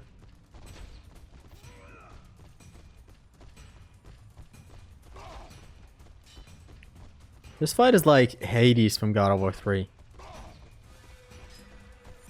Just really awesome how you like fight 3 bosses in one, it seems. 4 bosses in one. I love boss fights like these. They switch up the core gameplay so many ways. It's amazing. Like this boss fight is never just this. It'll switch up on you and turn into a whole new boss fight in like a couple of minutes. And then a whole new boss fight. And then a whole new boss fight again. It's the same thing with Hades and why he's my favorite boss in 3.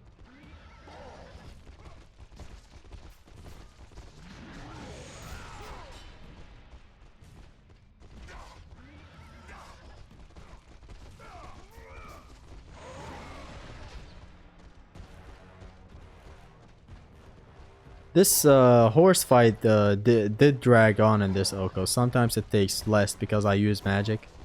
Though this time I decided to not use magic. There's the third breakpoint. Or I've lost count actually while talking about all the other subjects. For all I know, it's 6 breakpoints or 5. And we reached the third a little bit ago. See if we get the fourth now. Some arrows? Nope.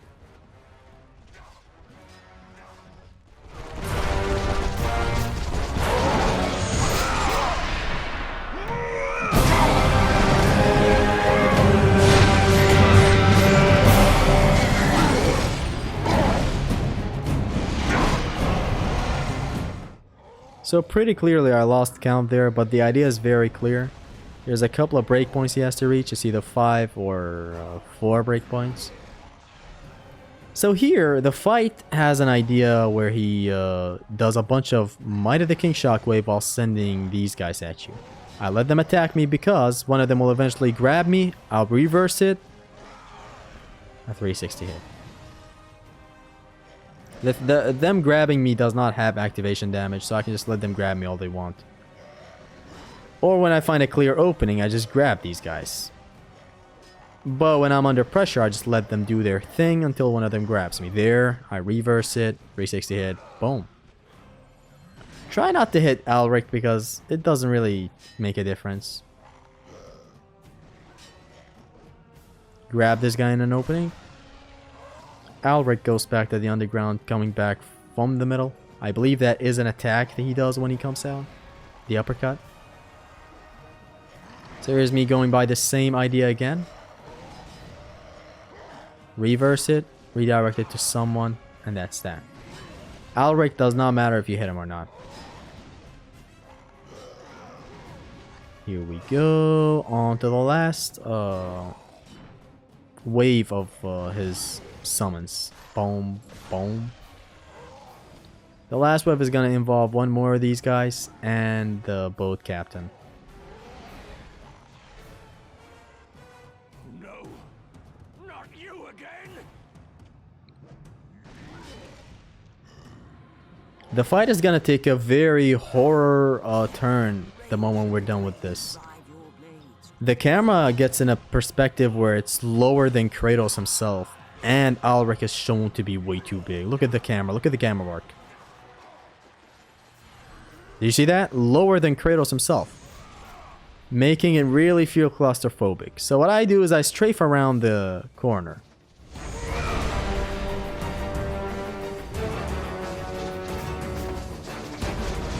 Activate rage, roll away, hit confirm with the bow to see if I hit him or not, just for fun. I'm hitting him anyways with the bow. When he starts circling to a point where he becomes the perspective of the playable character, I switch sides. So pay close attention when it's gonna happen a little bit, okay? It's gonna happen a little bit where he gets in front of the screen and I'm gonna be right behind the camera like this. What I do is I lure him a bit to the right, then I switch sides to get a better view of the battlefield. I attack in a cowardice way from afar, bone dropping these damaging spirits of Hercules on him. Sometimes plumes, like this. And attacks with the bow, because why not? Just some extra shots. I do, however, leave some magic for the end, because I need it in case something goes slightly wrong. Not that it does go wrong a lot, it doesn't, but like, I don't know. I just don't feel comfortable without magic at all. This fight goes way better if it wasn't an OHKO. It's gonna be a whole showcase of tricking on the ground. But tricking will get its shine in a little bit whenever we make it to the actual bug of the Forgotten itself.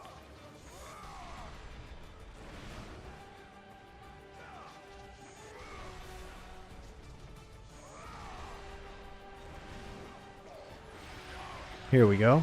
So now the fight is consisting of roll backwards, hit him with a bow, roll towards him. Square.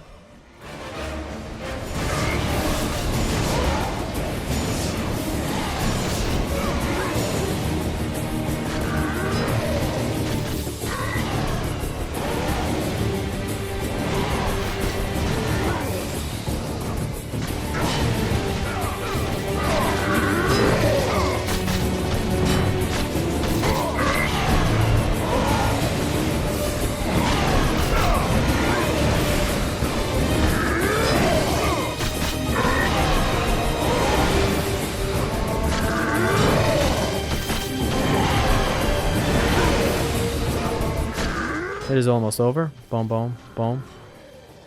I keep attacking, and if he keeps on attacking with that attack, I just block. When he does the shotgun blast with the souls, I roll back. When he blocks like this, I stop attacking.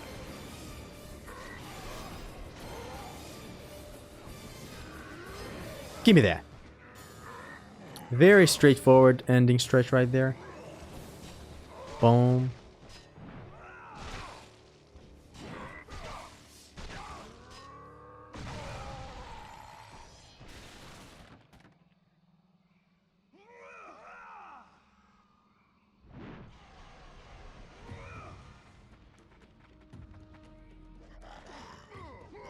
Reverse the grab for a 360 toss. Grab them when they're taunting. Taunt exploitation is a hell of a thing in God of War 2 and 3. Make good use of it. It is pretty much your taunt game in this game. Whereas in other hack and slash, you taunt the enemies. In here, the enemies taunt you, but you can still exploit that.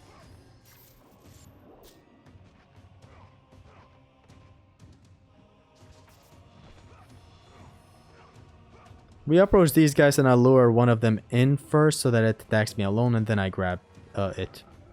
Like this. Because these guys can get very, very, very dangerous.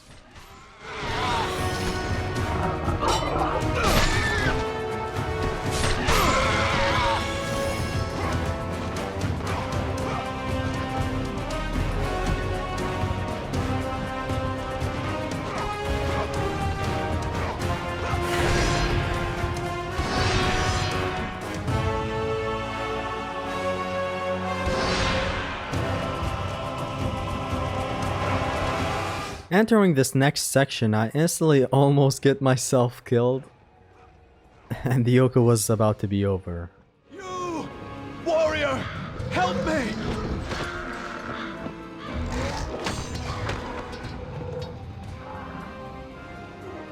Help me! That is our new quest. Watch me almost end the run with this horrible jump. I meant to skip the hint that I got the key and all that. Kratos just jumped to the left. I didn't know I have control for that split second. I wait for these guys to all join up and then I cook them all with 9 Chronos Rage. 2, 3, 4, 5, 6, 7, 8, 9. Good shit. Here's gonna be a nice demonstration of tricking being the most beautiful thing in the world. Petrification is not getting built up because I'm tricking all the time. Now, this specific petrification gate right here has some very, very high buildup. Like, Kratos has a very big res. So what res is, let me explain it a bit briefly. Res is like a secondary health bar you have that is like, it fills back up on its own. Consider it like a secondary health bar to petrification. And so like every enemy and every creature, including Kratos, maybe not every, maybe some enemies not gonna be petrifiable, but like they have a specific threshold they reach. They have like a hidden HP to their, you know, to them getting petrified to their own selves. Now every enemy has that. Every enemy also has the vulnerability when petrified completely. For example, the statue HP of the Hades Minotaurs is the most HP out of any other statue. And you're gonna see these guys and how we're gonna deal with them. We have our ways to deal with a statue that has a lot of statue HP. But the general thing about petrification is that it is one of the most lovely things about God of War. Especially in the trilogy, and especially God of War 1 and 2.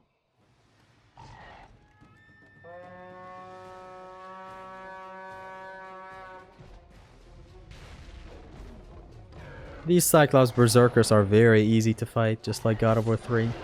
So what we do first is get in this position, right down to the screen, basically to the foreground. Grab. I attack the Beast Lord after I drop him to set him up for the Orion's Harpoon, and then I do it. Circle. 1. Circle 2. Circle. 3. And these are all full collisions. Bait the kick, dodge it. He attacks. Go towards him. 1, 2, 1. Bait the kick, dodge it. And he's dead. 1, 2. We run to our 12 o'clock. Grab him, hold triangle. Boom, and then 3 more circles, and it's done with 3 Orion's Harpoons. I want to get a bit jazzy there and air grab him, but it is what it is. So we wait for this guy. Here's a good demonstration. This does not damage. It is just a guard break. It sounds like you got hit, but it's not actually a hit. And beep, beep, boop. 4 grabs is what it takes to take out a Beast Lord. Be it the ground grab, the ground to air grab, which is the Orion's Harpoon, or the air grab, which is... The grab is called Orion's Snare, for people who don't know. Back to petrification. This whole level is built around petrification, which is just very beautiful. It is essentially the settlement house for the one of the Gorgon sisters, which is Euryale, or as the Greeks call it, Ithrile. Here's this beautiful attack that we're not using for obvious reasons. We're gonna start using this amazing special attack, which is the Might of the King Shockwave, later, because it has a high chance of missing our targets. And it is risky, and I say we will do it more when we get the Spear of Destiny, because we can do something when we get it. But let's leave it for when we get it. So right now, only safe attack with the Barbarian Hammer is this triangle attack. Deals a lot of damage. So the strat here is to shoot these guys with Typhon's Bane from afar. They each take like 5 arrow shots. 3, 4, 5. Yeah, 5. I use up all my magic here, then I backtrack and take the magic chest, and I come back and clear the rest with magic as well. I found this to be the safest way to do it. I used to do it with the Might of the King Shockwave, which is the fire special attack of the Barbarian Hammer. But I stopped doing that since I would get attacked sometimes, and it's not sweet to get attacked in OHKOs. It's basically a restart of the entire game. I wish we could shoot them through here, or attack them through here, but we can't.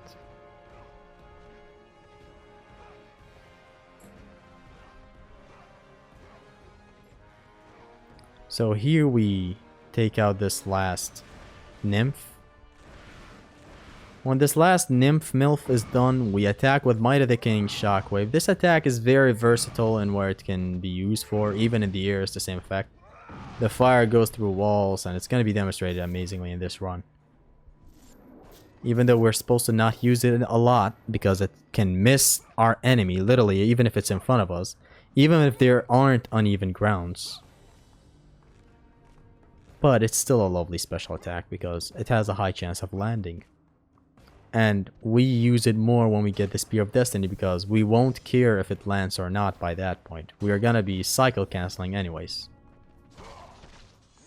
Plume them to set them up for this.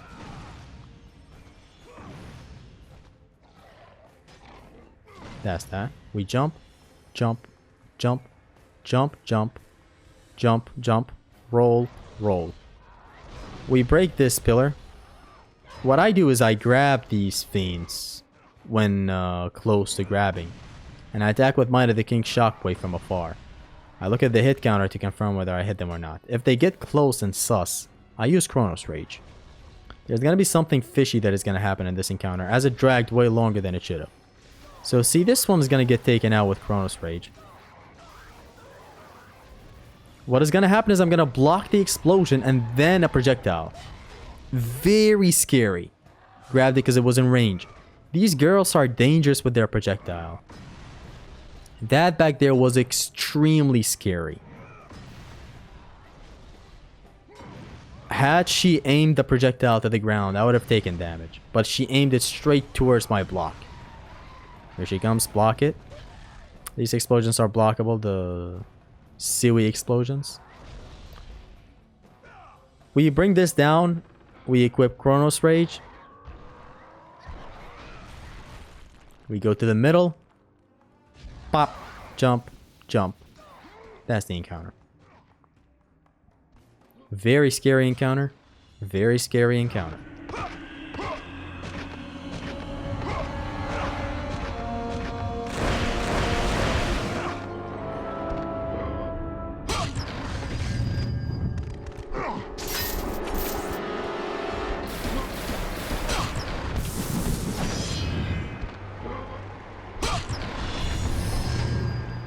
I believe you can break the wall behind these bars with the Might of the King Shockwave.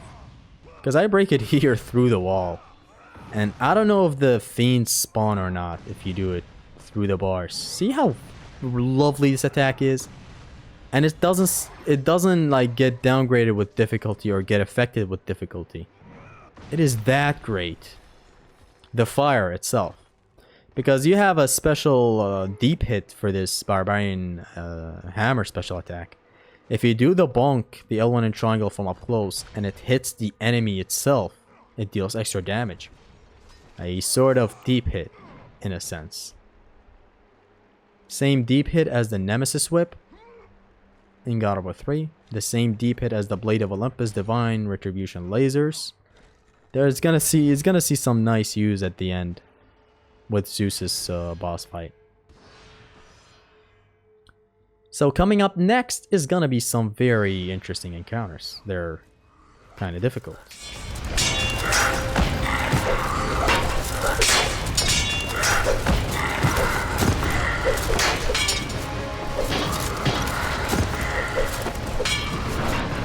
These guys come up, and the plan is to use Chronos Rage if there's two of them at the same time, or Barbarian Hammer if there's only one of them at the same time. But here, I just got some very nice spawns of these guys where I just had total control with just the Barbarian Hammer, though I do demonstrate the use of Chronos Rage later on.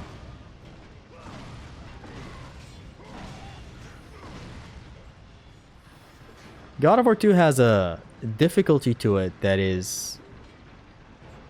It is the most difficult Greek game when it comes to talking fairness. It has some very nice ways where it increases the difficulty, mainly the hit lag.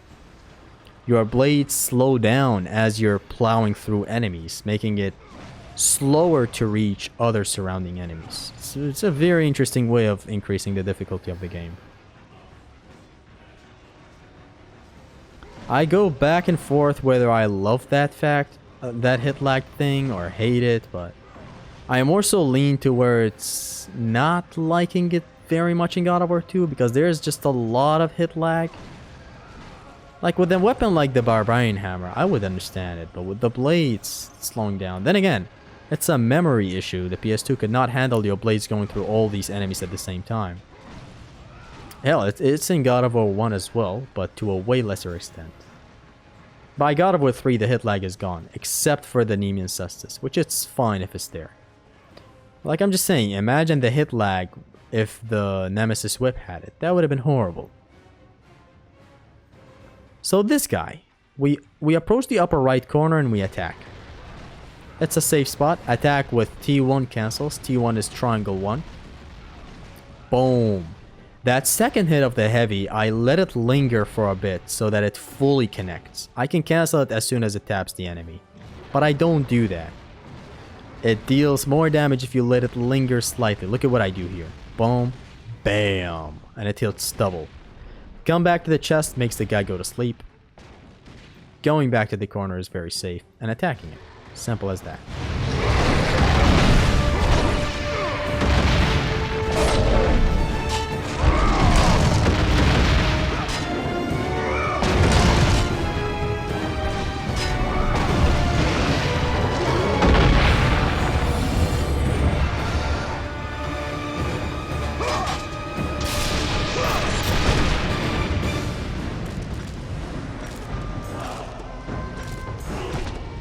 Climb up on the rope, 1, 2, then retreat. You're gonna wanna wait for these sentries to make it here. Here's one of the worst special attacks of all time. Just because. So I attack now. Boom. This run, 2, 3, 4, 5, 6. And then we slowly walk forward. So 6 jumps until we make it to this guy and we take him out. Then we race to the end because the sentries are behind us. And we don't mind this guy coming up right now. We drop to the platform and fight safely. What was I getting at? This run is very, very amazing. I'm honestly really glad that this was the OHKO. A lot of the things that I wanted to demonstrate are still here. Notice the fire hit this guy but not the guy before him. For absolutely no reason. And sometimes it's even more absurd where the fire literally goes through the enemy. Like we see it in 4K. And bonk. Now you're gonna see some very interesting use of the Might of the King Shockwave special attack where I use it through the wall to break the gate for later on, which is right here. Listen. You hear that? And there you go.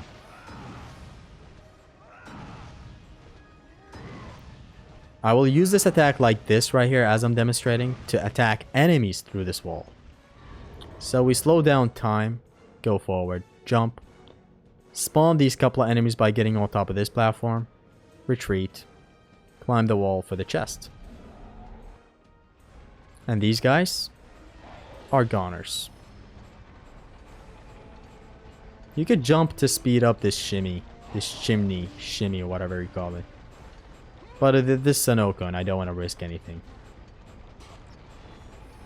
So I come back to the edge, jump, and we race to the end with a couple of rolls.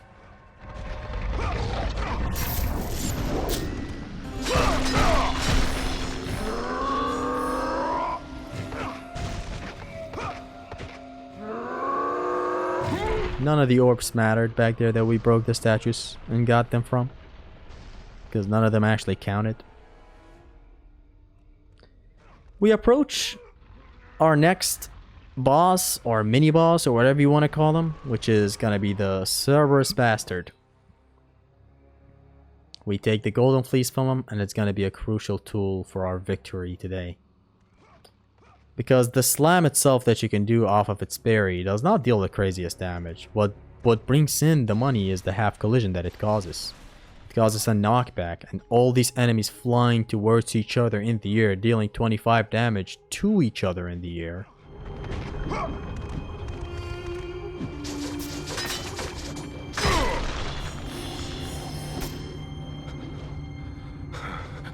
God of War.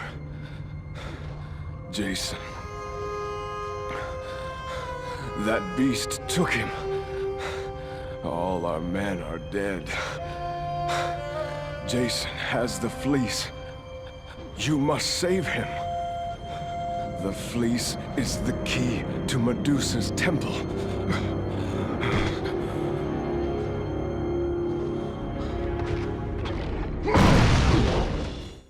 The Gorgon Assassin got a really nice upgrade in here, but then she's gonna get trivialized in the same game she got an upgrade for. She now flashes the player character rather than just petrification. What I'm trying to do is set her up to be on top of that crusher. We're gonna crush her because we crush her with the crusher.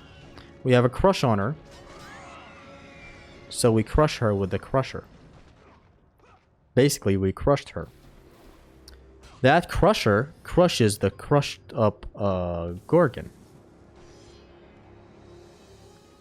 I'm gonna demonstrate something else here, which is hitting this guy to get rage back.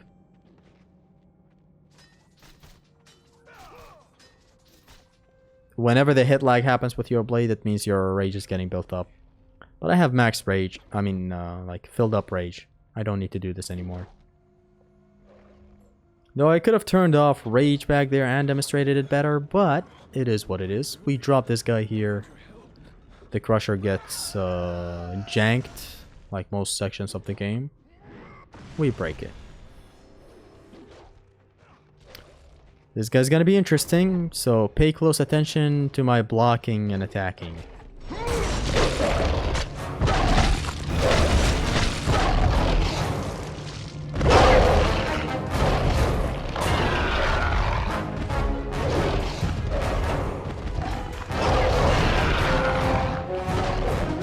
You want to block the fire and move away as much as you can. When he had 1, 2, he has an attack where he sprints towards you. What I like to do is attack him once, then block, then attack him again.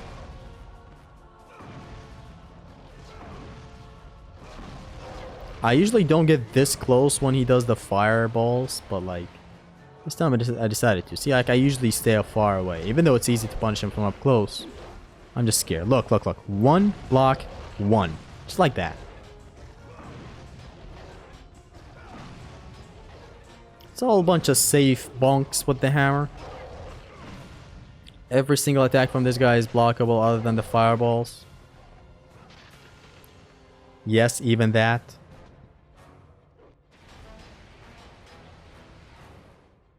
For the most part, thank God a lot of this guy's attacks are blockable. Like imagine if this fire wasn't blockable. The hitbox for it is huge. Here's where I almost took a hit.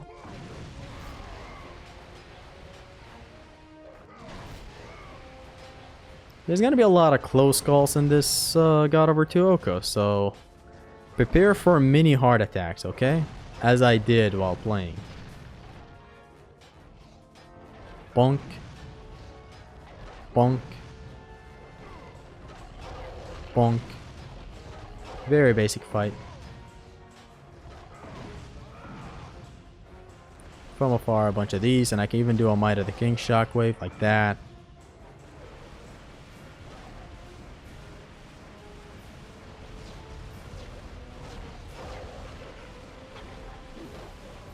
One, just like that.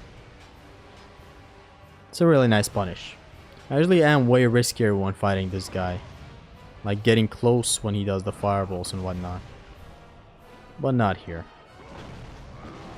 There's that.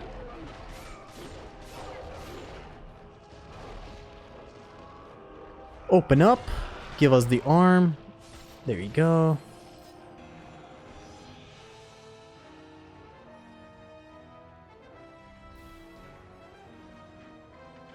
This golden fleece has the power to deflect approaching weapons.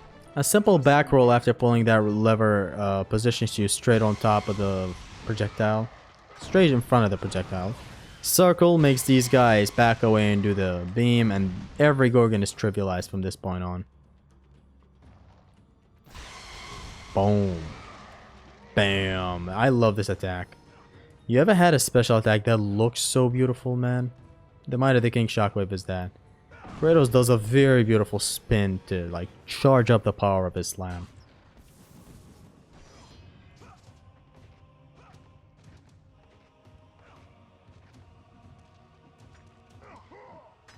Now, it ain't over yet, as we're gonna be doing the long backtrack.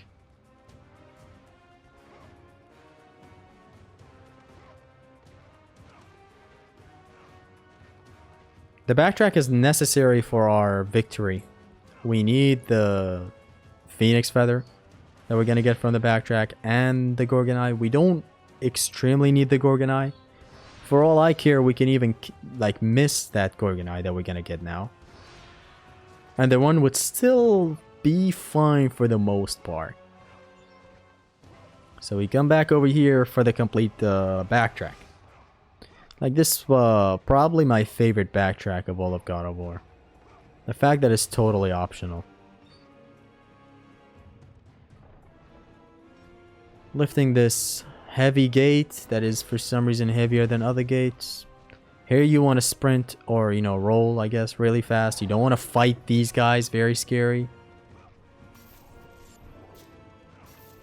I've taken L's there. So what you want to do for these two fiends, who thankfully do not attack from there, is get close, Might of the King, shockwave. This special attack is just so good. When they both bounce, you want to advance, jump, jump. The attack deals very nice damage. The attack has very nice range. The attack has very nice anti-armor. The attack has a very nice hit property where it bounces enemies and all that. I'm gonna be receiving some orbs here.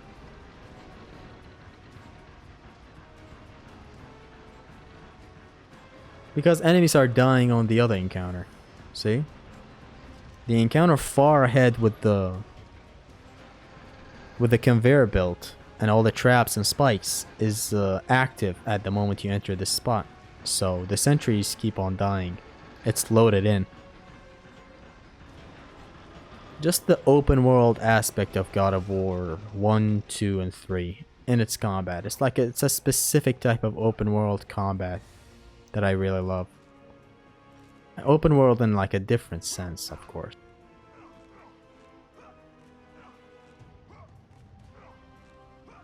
This whole space is ours for the taking, but we still won't be going in so blindly into the conveyor belt. What we do is we attack with this.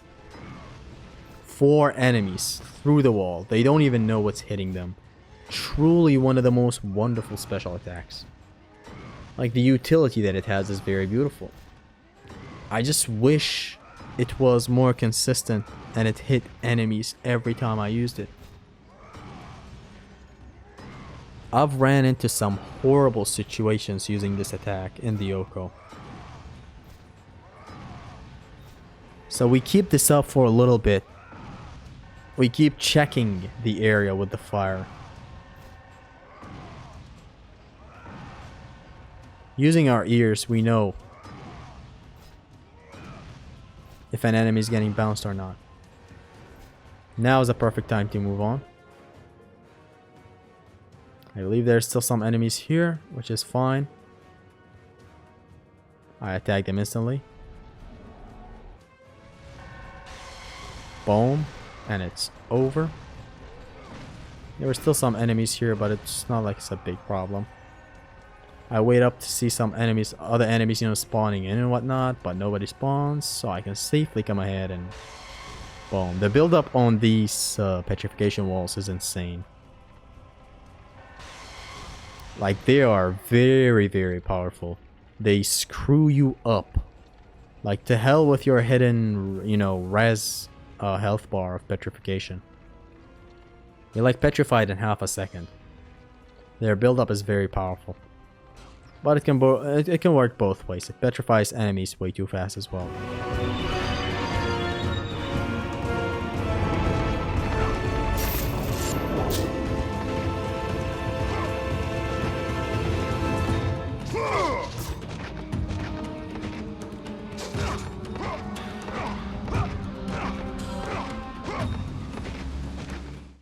Now we can enter the Temple of Urieli, or Ithraeli proper. And we're gonna have to speedrun this bit. Starting from now.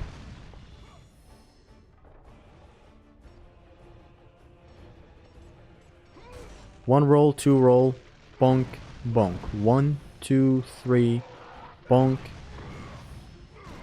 bonk. All three of the statues. You're gonna want to speedrun this because the statues may come back to life.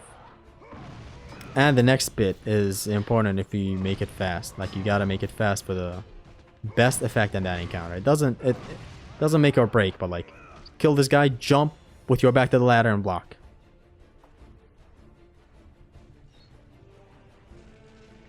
This way you can instantly drop after this transition, like this.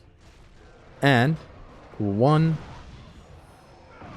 2, and the last statue is 4.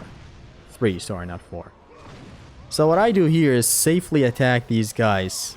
I guess not safely instantly, since I use Chronos Rage here, which is quite unlike me usually. Boom. Should have dropped another Chronos Rage right there at the end.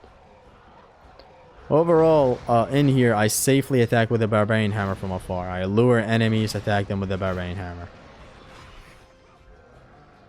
When I see the Minotaur closing in on me, I try my best to attack him. These guys block a lot. They block way more than the average enemy. Like, they have a very high chance of blocking stuff. So you best be careful when fighting them. The second one is going to be very good, and I'm going to be using a really damn nice exploit on him, which is by false grabbing him. Pretty much pressing circle before he has the circle on top. That's what we call a false grab.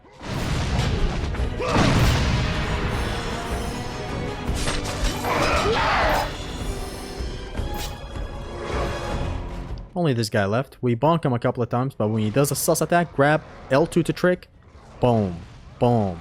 Do I demonstrate it again? L2, see? And get behind him and punish. L2, who? I pretty much hold L2 after grabbing him without the circle on top of his head. Just hold L2. And Kratos just tricks through the attack and you don't take damage. Truly the stuff of legend. Don't take that magic chest back there. There's no need. And you'll know exactly why in like a minute from now.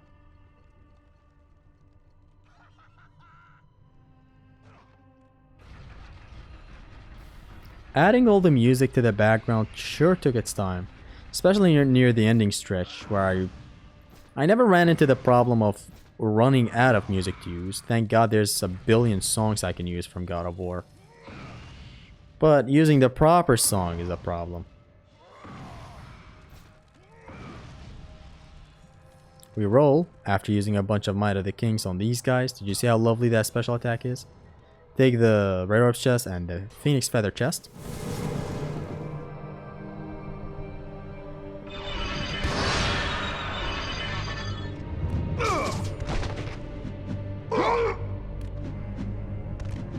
So this guy right here that's going to come up right now, this Legionnaire Captain, do not fight him way into the encounter over there. There's a whole bunch of uneven surface there. Uppercut punish, 3 Chronos Rage, triangle, triangle, and another 3 Chronos Rage. He keeps flapping on the ground like that, like a fish out of water. Very lovely tech. Uppercut punish, and he's dead. Up next is a very risky platforming section that I always beat with no problem, but I'm always scared of.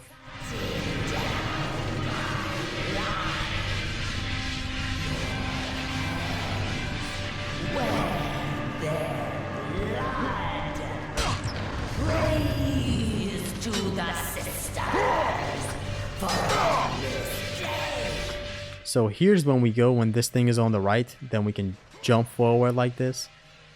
When the one in front of us goes to the right again in here, then we make the move. We wait for this one to also go on to the right, and then we make the move. That is the approach every time. Never taken a hit by these, but like, they scare me. The hitbox is big, I'd imagine. This place is full of traps trying to kill you. Like, look at this spot. What is this? Truly beautiful. Though it gets stupid with the hitboxes sometimes. There's a specific underwater section or under blood section later on that is going to be problematic. The premise for it is that it can have invisible spikes that can damage you. But let's focus on what we have now.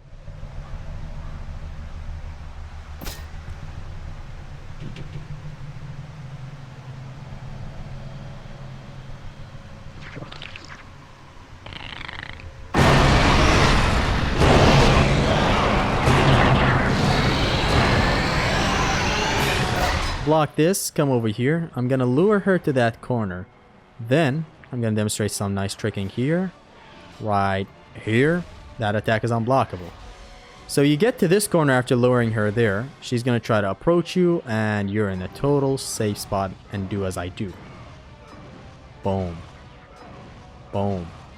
You wanna instantly turn around back to the wall and keep attacking towards it and running towards it. Only turn around for the second triangle hit, that attack.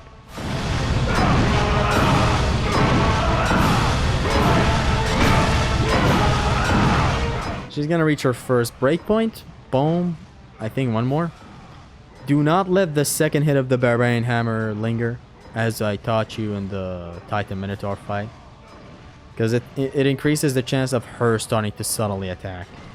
It's not gonna be pretty if she suddenly starts attacking. Boom. That's the first breakpoint. Make sure to block since she loves to do that. So here's what you do when she gets on top. Instantly go triangle, triangle, and then triangle cancels. Only the first one. You put her in a loop like this sometimes. It's just that the opener you have to land the second triangle hit. So that you get her totally soft like that. Get down. Here's me doing it again. Triangle, triangle, and then all triangle cancels. This is the DPS of the level 1 Barbarian Hammer, by the way.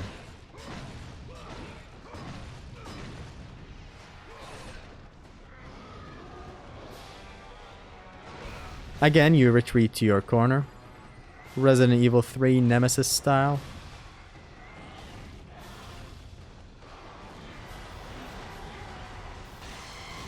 These things don't damage, they just petrify you. Boom, boom, boom, boom, boom, boom, boom, boom, boom. I activate Rage because you earn a refill after the fight. Boom, boom. Grab. I said grab. And that is Riley.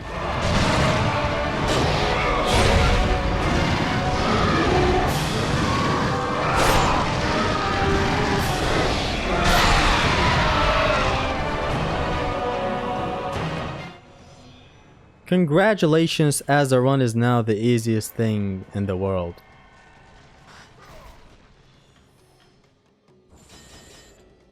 Here's where the routing begins to get explained. So, we upgrade this instantly to level 2 the moment we get it. Now we unlock faster petrification with the beam and the flash, of course. Boom, the lovely Might of the King instantly shattering enemies.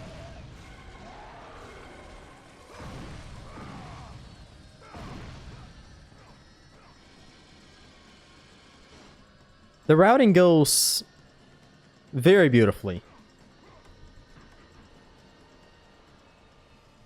It goes max out Eurali's Head, take Barbarian Hammer to level 2, max out Chronos Rage, max out Typhon's Bane, max out Barbarian Hammer, max out Blades.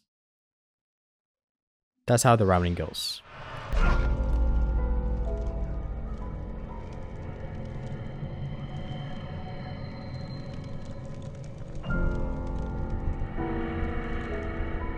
The run gets mostly trivialized thanks to the Eurali's Head that we just got.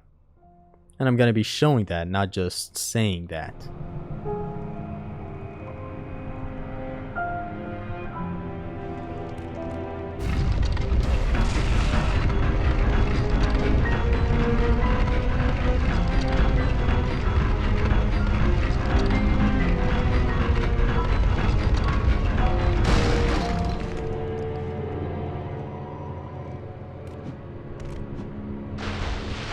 The routing was initially Hristo Zemna's idea. This run is pretty much a no upgrade run until we get Eurali's Head. From there is where our upgrades begin.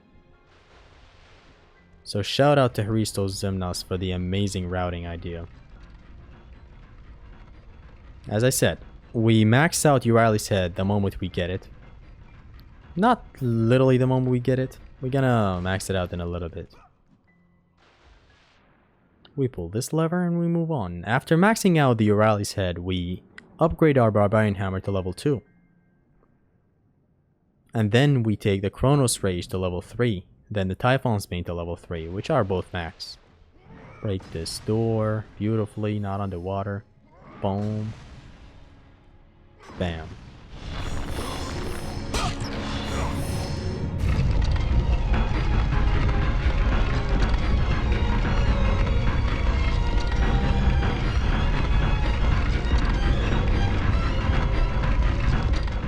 Eurali's Head is very, very overpowered. It pretty much breaks Kratos in this game.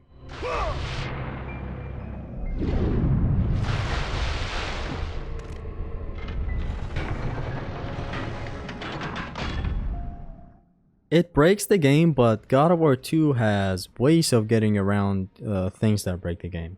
Like, you are surely breaking 80% of the encounters, but there are some encounters where killing is simply not enough. After all, that is the idea of God of War. The difficulty does not come from simply, yo, kill all enemies. It's how you kill them that sometimes works in your favor.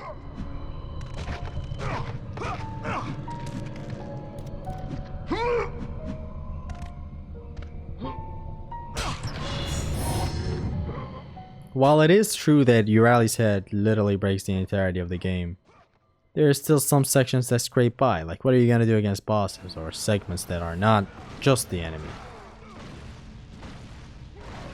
So here we destroy this fool. We will max out Eurali's Head by the end of this encounter.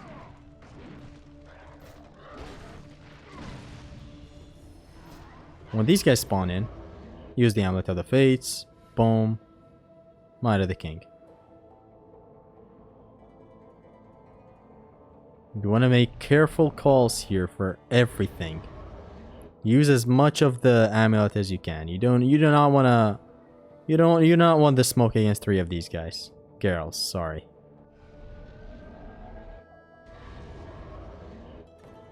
So at every turn, use the amulet. Wait for these guys to be done with their thing. When they're done with their thing, just make sure to get rid of the last girl. Boom. Huh.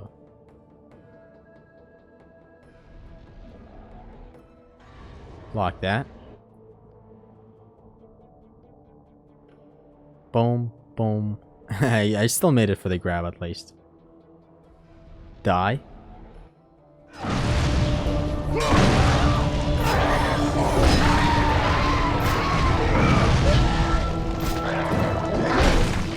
When these guys are left, you can easily take them out with a couple of bonks.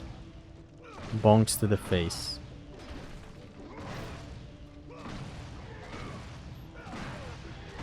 The next hard segment would have to be the Titan Minotaur 3. Like, that fight used to truly break me when I get there, but now I'm just way too comfortable there. The only thing that can go wrong does go wrong in this OHKO that we're commentating over right now. Which one of the Harpies goes rogue and decides to do the bombing.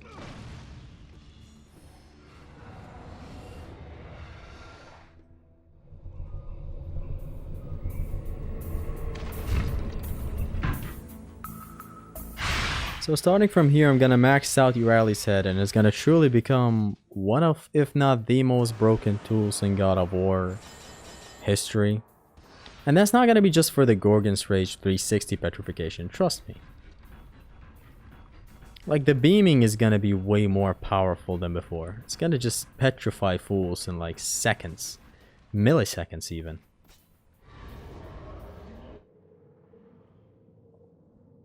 This next bit upcoming is gonna be the elevator with the dogs, which is not gonna be that hard of an encounter. I'm gonna be explaining it right when we get there. After it, with the Titan Minotaurs, what's gonna be truly the difficulty spike. See, like in a spot like that, the power of Uraili's head cannot help you. Like, that is a mini boss. What are you gonna do against them? Petrify him or something? So the dogs encounter is gonna begin right now, and it's very straightforward, again, as with every other boss, every other encounter with dogs. So you just grab.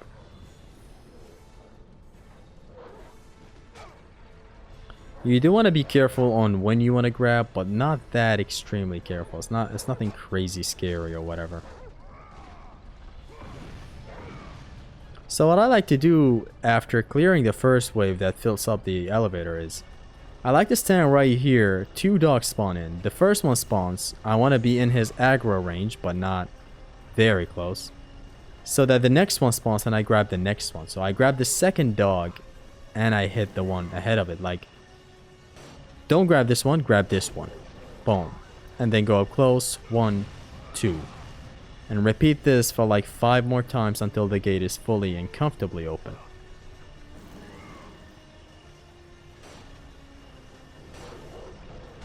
See that? 1, 2.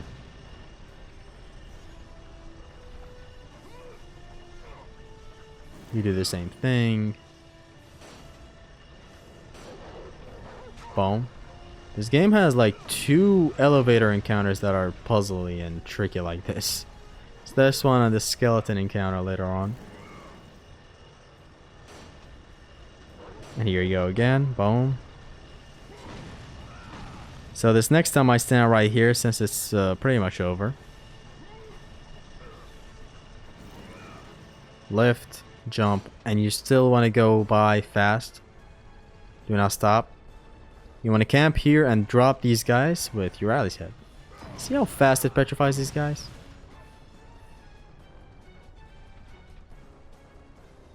It is very good on flying enemies, as it like instantly snipes them off of the air. It's a pretty much insta-death for flying enemies.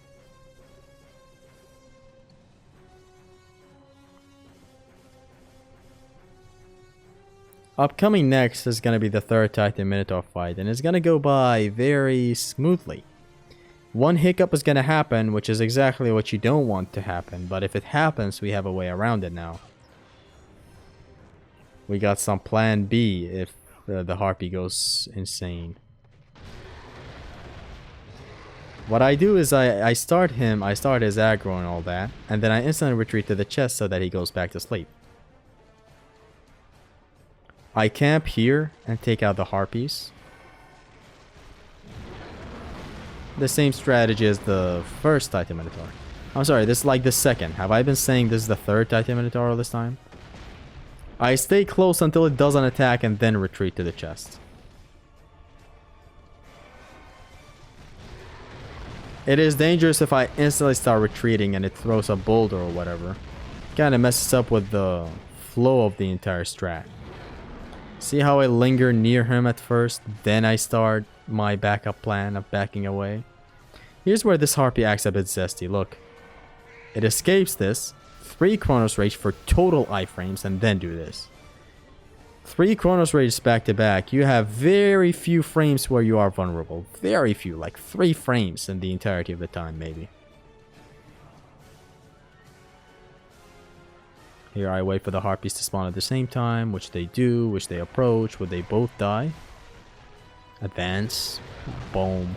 Boom. Do not do 2 heavy attacks while he's attacking with his slams.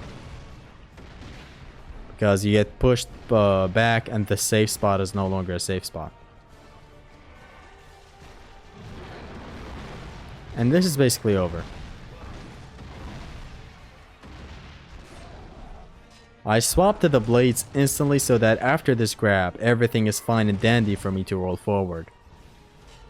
Because that's exactly what I'm going to be doing after this is done. Roll forward and grapple. You just want to escape. You do not want the smoke of these harpies. That is the last thing you want to face. So I aggro these skeletons. Roll back. Just run by them, they all taunt. I wait for all of them to line up perfectly for me.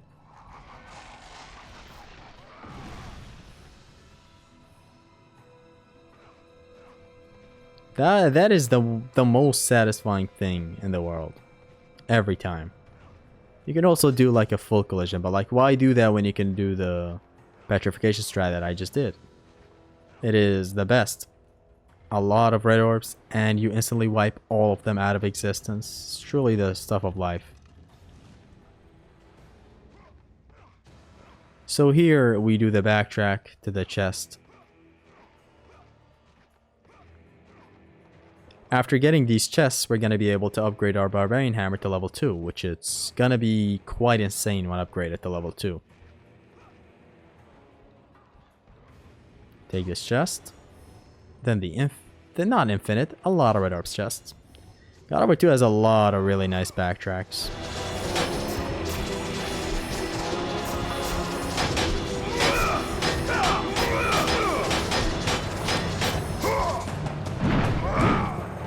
Watch this beautiful T-pose as I land down. So upgrade this to level 2.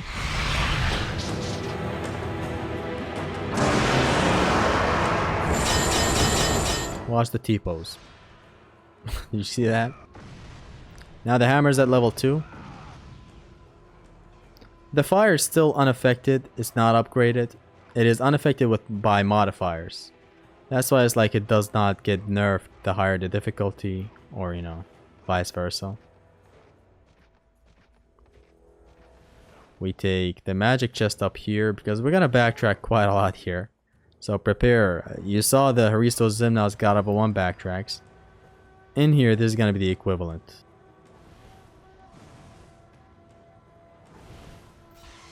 Though to a way lesser extent.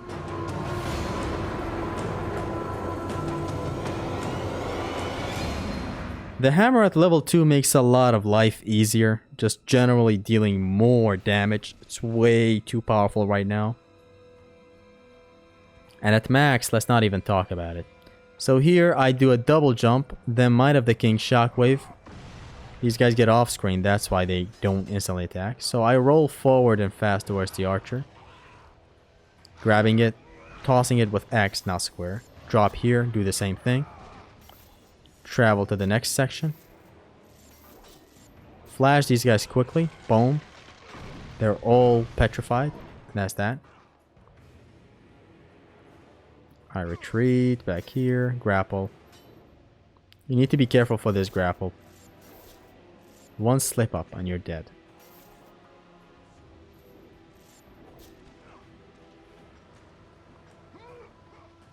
Only the captain remains, which I'm gonna backtrack right now, taking him out, then going to take the wraiths out, then backtracking for the magic chest. Boom, in the air. Boom, very beautiful. I shouldn't have backtracked right now, but like, it doesn't make a difference.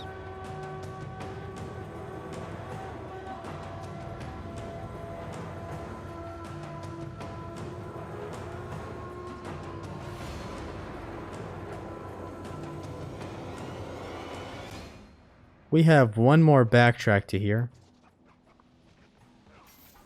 After taking out the wraiths. And the wraiths are gonna get taken out way too interestingly. We dodge forward. These are gonna be called the wraiths Asphodel. They're very powerful, but we're more powerful. What I do is I retreat back to the ladder and block at the tip point right here.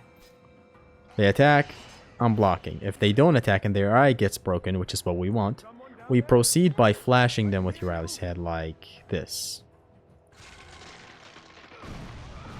See that? All wiped out. What's left is only one Wraith Asphodel, very easy to deal with. You can grab her in a lot of ways. I decided to go with Barbarian Hammer, even though it's risky on top of this uneven surface. She could escape at any moment. But it's done.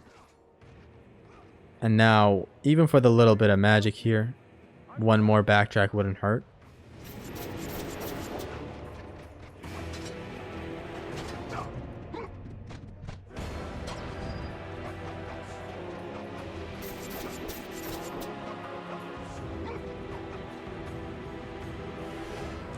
What's coming up ahead is the priest's encounter.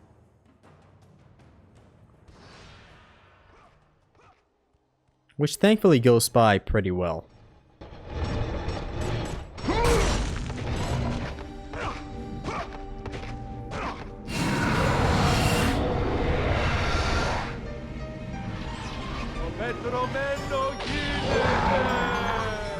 One slip up happens here and almost ends the run. Watch this, watch this, watch this. I let him spawn, it's whatever, but like this next one right here.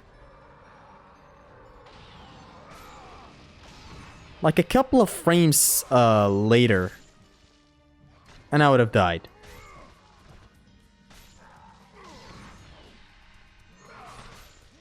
Grab and then an air grab again. This ground grab this time takes him out. What we do then is Gorgon's Rage, petrifying everybody on sight.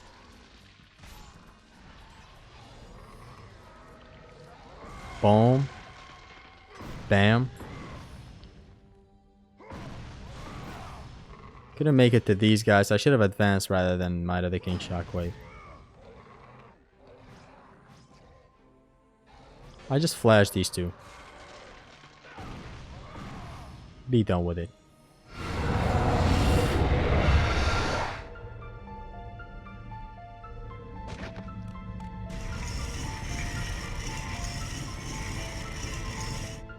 This section of the game is very well routed.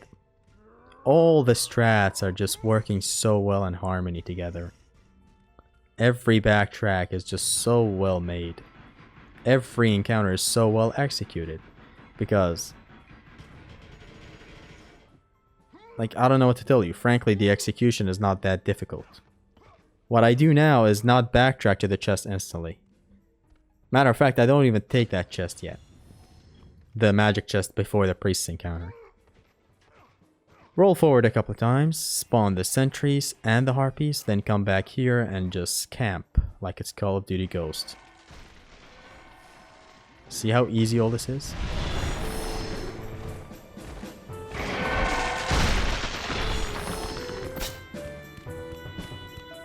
Roll forward, petrify these two. Boom. Now I want to go to the chest right here.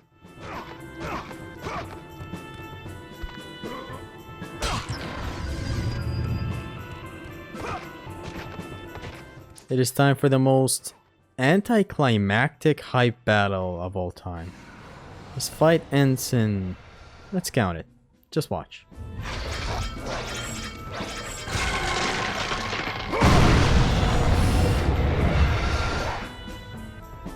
Did you count with me? That was 5 seconds.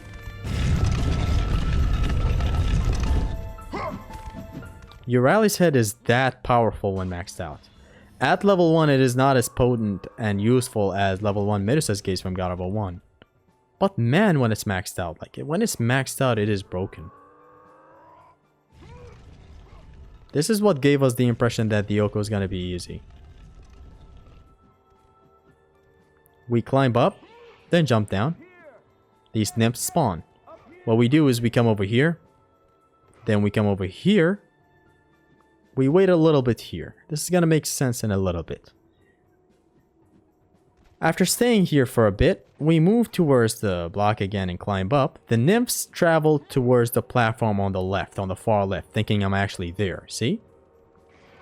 We camp here and we take them out with Eurali's head, and same with this one. That's it. That's all 3 on this side.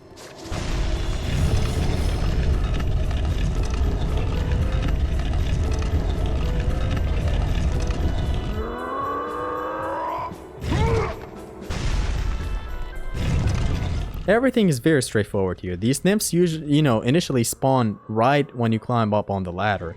Me getting down there to the left, as you see right here, where the statue is going. The nymphs think I'm actually on that side of the platform, and so they travel over there. Like over the beam on the left.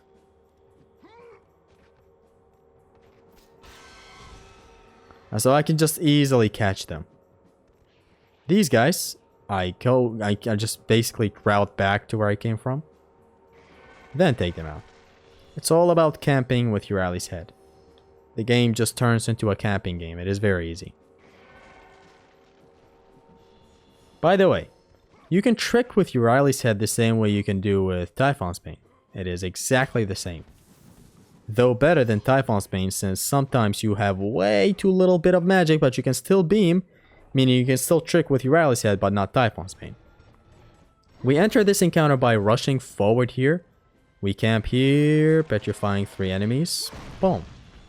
I have a magic chest that I can backtrack to, so boom. Boom. This would be waste of magic if I didn't know or didn't plan ahead to backtrack towards the magic chest. But I need you to know that every step along every section in this OHKO is very, very well calculated. No move, no magic spending is done without reason. No magic spending is done without considering the future. Planning ahead is the whole name of the OHKO, just like God of War 3.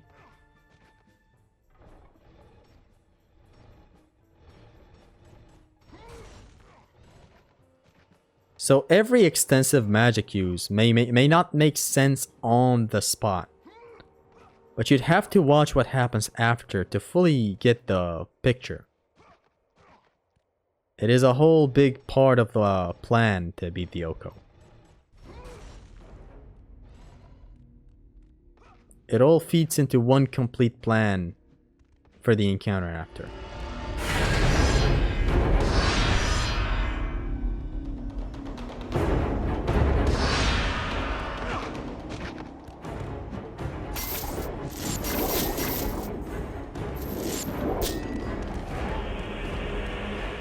One, block. 2, you can grab them then. This happens for every Olympus Guardian. Is that what they call it? Olympian Guardian? Fate's Guardian, sorry. 2 bonks with the first heavy attack.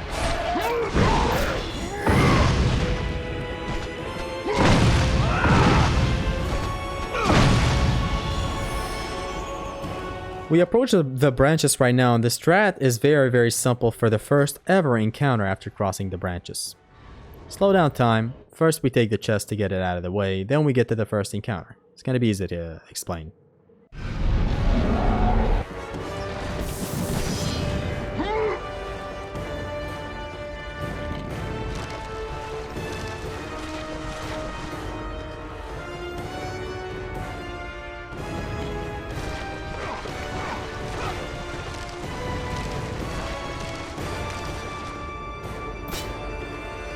So I wait for the branch to fully extend, then I slow down time and approach forward. The strat for this next fight is very easy. Eurali's head, all of them. Boom. And then keep on your rallies heading. Flying enemies fall to their deaths. Grounded enemies get instantly petrified. Very, very vulnerable. For this next platform we get to, we don't do anything on this platform. We instantly stand on the rock. When an enemy's approach and the thing branches out completely, then we slow down time and we go ahead to fight Perseus, which is going to be a very easy fight, as I'm going to demonstrate in a bit. We need magic. For the ending stretch, we need a bit of magic. I'm right here.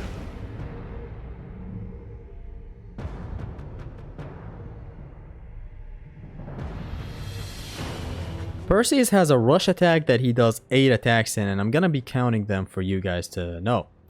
This attack. 1, 2, 3, 4, 5, 6, 7, 8. After the 8th attack is your opening to attack. You always wanna retaliate. You are the repercussion in this fight, so you only wait for him to attack. After he's done with his attacks, you attack and then start blocking again. 1, 2, 3, 4, 5, 6, 7, 8. Boom. 2. Boom. He has very few attacks where he does one swipe or whatever. Most of them are just multiple, either 2 to 8 attacks. Say 2 attacks. 2, 3, 4, 5, 6, 7, 8. Boom. Very easy to see once you learn it. 3, 4, 5, 6, 7, 8. Boom. He's almost done. You just stay stationary and wait for him to get to you. He might be terrifying at first, being invisible. 3, 4, 5, 6, 7, 8. Boom, he's done.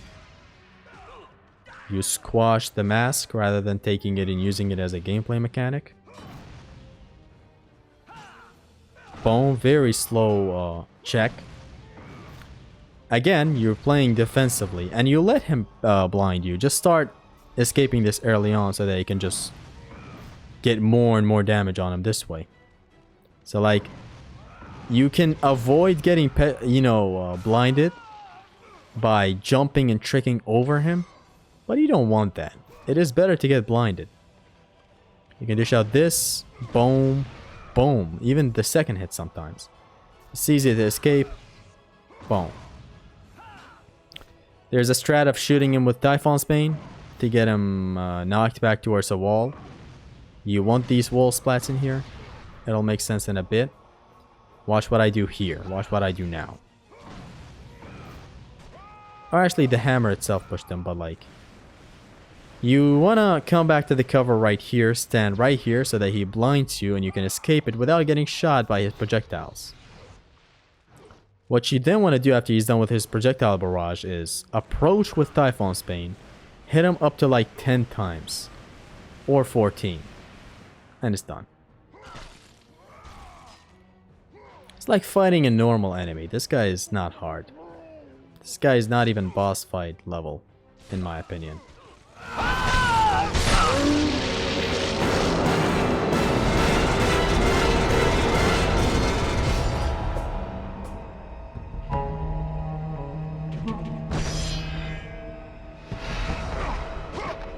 We get a full refill, and now begins the backtracking.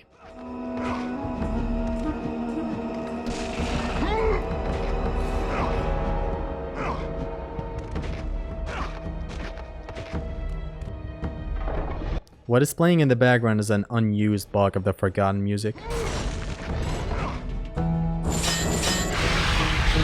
Here's where I take the Chronos Race to level 2. This is the next equipment that we upgrade. You may notice right now that I'm still not doing the Oppenheimer Easter egg for red orbs, because this is all a part of a plan, as I described a couple of minutes ago. Notice the Harpies, slow down time. Do not try to attack them here. Keep on moving. get to this platform, step on the button, and while holding Uriah's head, the guys approach. You are camping. They're all wiped out. With ease, mind you.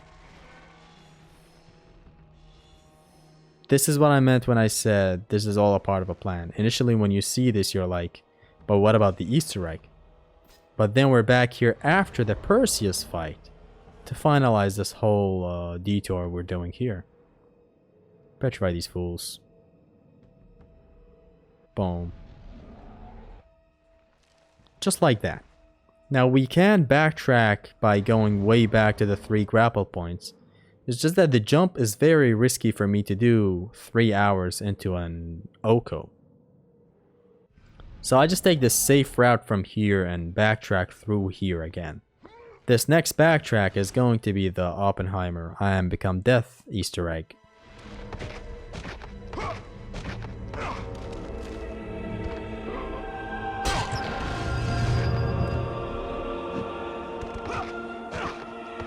This game is very beautiful. I can never stop saying that. There are some things I can never stop saying, man. God of War 2 being so beautiful. God of War 2's music being so good. Me loving God of War 3. Like, I can never stop. Sometimes I just get sudden feelings for games. And I'm like, man, this is so good. God of War is just very good, man.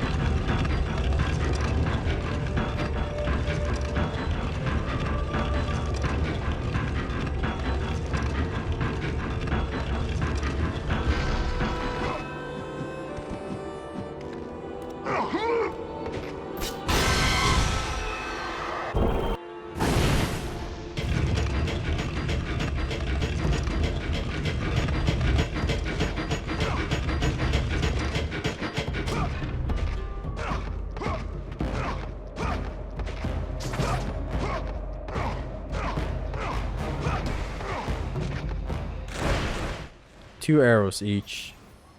We advance.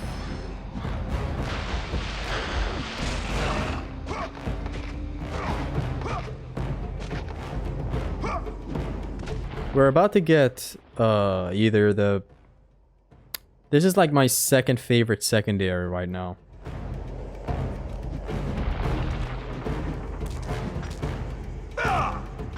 It has been the Nemesis Whip for a while as my favorite secondary. Holding inputs for that absolute sweet damage and hit property and all the launcher, the quick launcher, the AoE launcher. And then we have the Spear of Destiny, which at the moment is like my second favorite secondary. We take it Instantly switching to the hammer, giving us the hammer of destiny. What we do here is some orb farming. Boom. Might of the King Shockwave being an MVP. We will do it much more confidently from now on, since like we will have something called cycle canceling in God of War 2. What it is essentially canceling your recovery animations by switching weapons. So you can do an attack with the Barbarian Hammer. Press start, press circle where it switches to the Spear of Destiny. That way you're like instantly recovered. You can block, move away, do whatever. That is why it is more and more comfortable to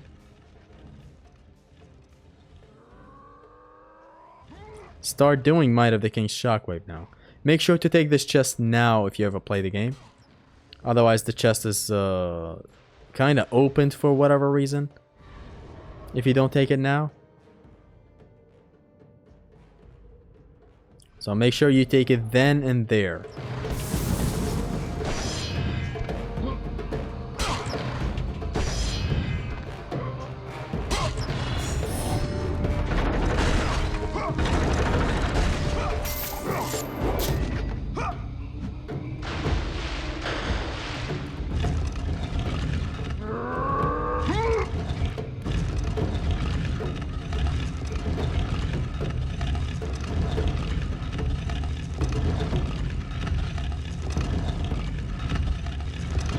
Coming up next is gonna be the crossing of the lowlands, followed by a very swiftly done encounter, and then we have Atlas, which Atlas is a hell of a section. It is a very, very nice section. It's gonna display some really nice use of the core gameplay of God of War 2. Generally like a very, very sweet section, even for the OHKO.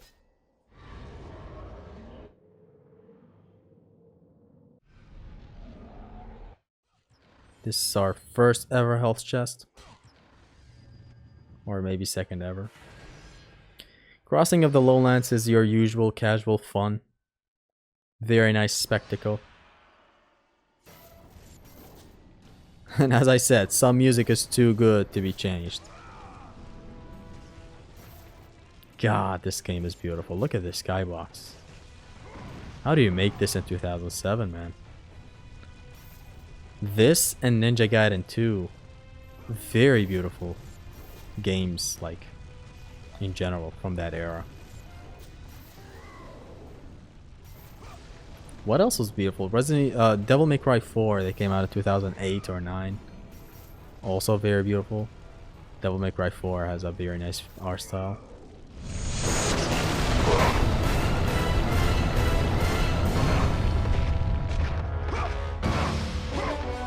And here I use Divine Retribution, I believe that song is called. Or Divine Reckoning. So these two spawn. You petrify them. Boom. Another one spawns, you petrify it. Boom. Do not give this guy a chance.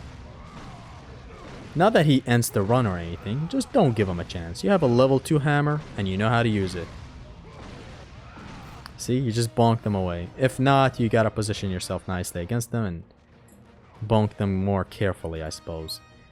Approach this encounter from the right. The stator comes up. You want to petrify him with your pristine head. You give this guy a head as well. Head be so crazy he gets petrified.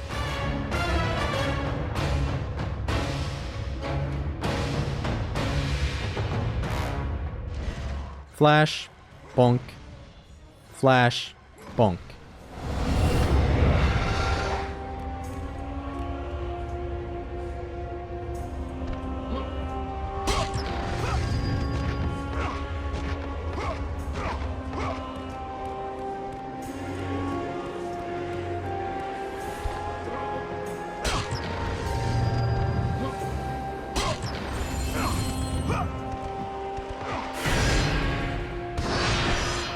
God of War 1's music fits great in some of these sections. We approach the man who got too close to the sun. And I played his theme from God of War 3.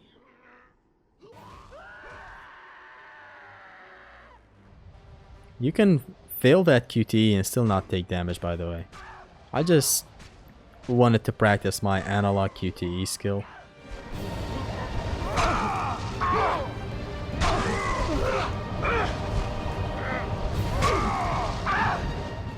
You two take turns on each other the old original Spartan way.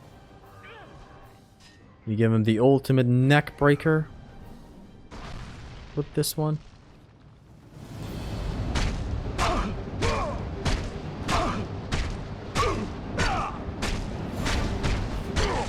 Followed by a very nice scratch of Sparta.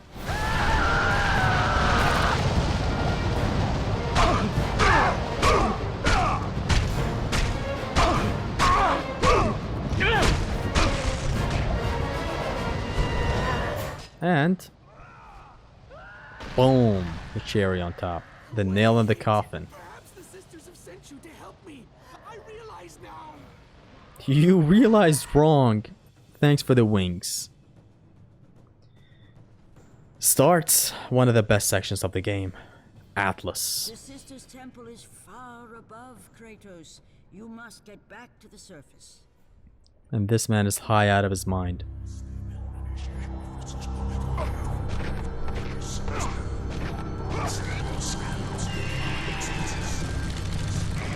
These guys escaped my grasp barely. No biggie.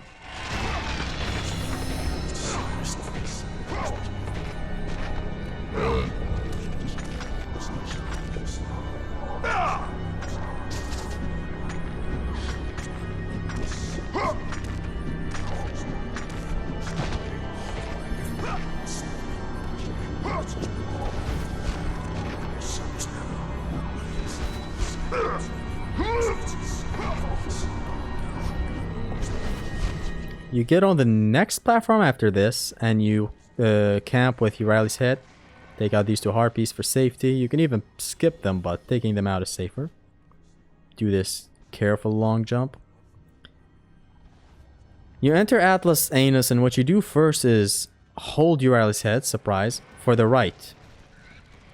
The ones on the right, take them all out, then start your focus on the satyr. Start, circle, exit, and you're back. Pay close attention again. Boom, start. See? You do one cycle and it's done.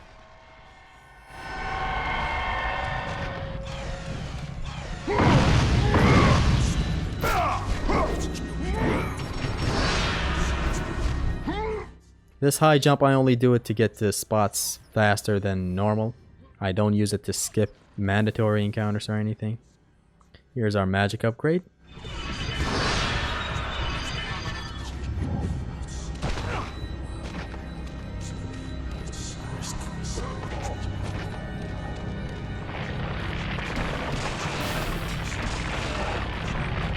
We're saving up our orbs, and I believe in this run I make a small little failure when I get Atlas Quake.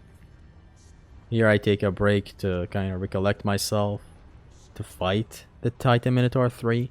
This is the third fight of the Titan Minotaur, and it's a hell of a fight. It's the hardest one because the man starts moving all of a sudden, and it's a really, really nice fight. It has some nice strats going for it, so allow me to explain, and it starts. So jump trick is what I use here, as he does this attack where he slams the ground. When he does this, I back away to his sides, approach with triangle, L1 and triangle, and then I cycle cancel. Very risky, so I decided to stop doing it. He only does these attacks, these spinning attacks now. Boom to the side. And now is the phase switch. You jump and you don't do this normally. You jump backwards, then glide towards the wall. With a bit of a pace to your double jump. Like, jump, then back to the wall. You don't side jump on the wall normally as you should. What is happening is the Minotaur thinks the phase is over and I'm trying to glide towards him. The AI of the Minotaur is designed to stop throwing rocks when you're gliding towards him or jumping towards him. He thinks you're trying to get on the platform and he's playing fair. This basically right here. Watch this jump trick that I'm going to try right now. Jumping and holding L2. Though what I'm going to do is stay a bit here so that he moves towards me. I don't want to fight him there near the edge. It's dangerous to edge him as he edges us. Watch this air trick. I both have iframes in the air and I'm advancing towards him. Pay close attention to this next lesson. Watch what I do. Triangle, triangle, L1 and triangle. Cycle cancel. So that I'm totally safe. This is to include that bit more damage right before leaving the spot.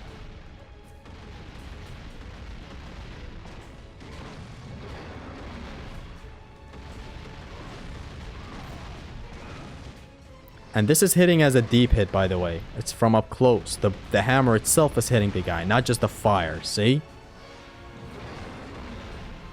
And it's over.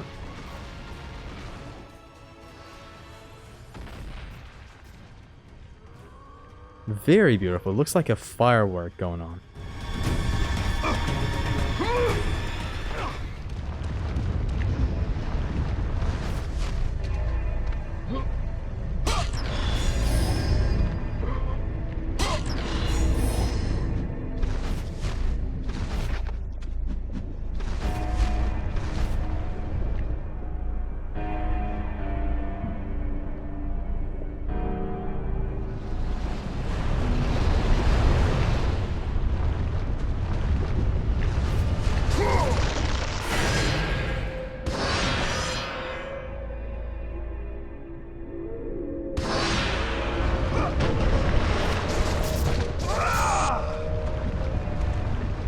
I love Atlas section like a fat kid loves cake.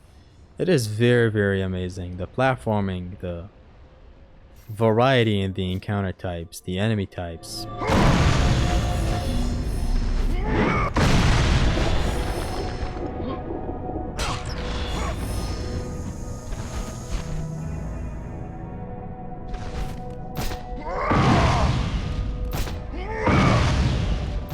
I'm not attacking the nymphs, I'm attacking the nests. From afar. Bingo. Bingo. Now I advance normally. What I do first is a Gorgon's Rage, so that these guys get petrified in the air. As such. Then I focus on breaking this nest. I get up there to destroy the next bee nest. 1, 2. Move away from this exploding thing. 1, 2.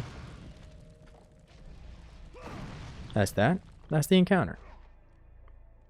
High jump up here rather than the ceiling climb. We don't want to put up with that right now. We save a whopping 10 seconds by doing that. What do you mean we don't need that?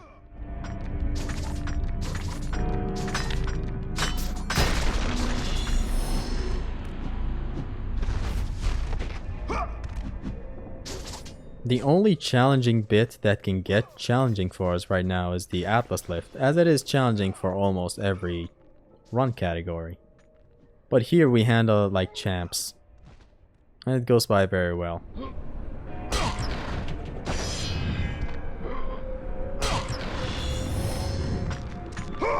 This one does have its downs, and they're gonna get introduced after Atlas. You're gonna see some horrible display of strats. And the improv was not good. But let's focus on what we have at hand right now.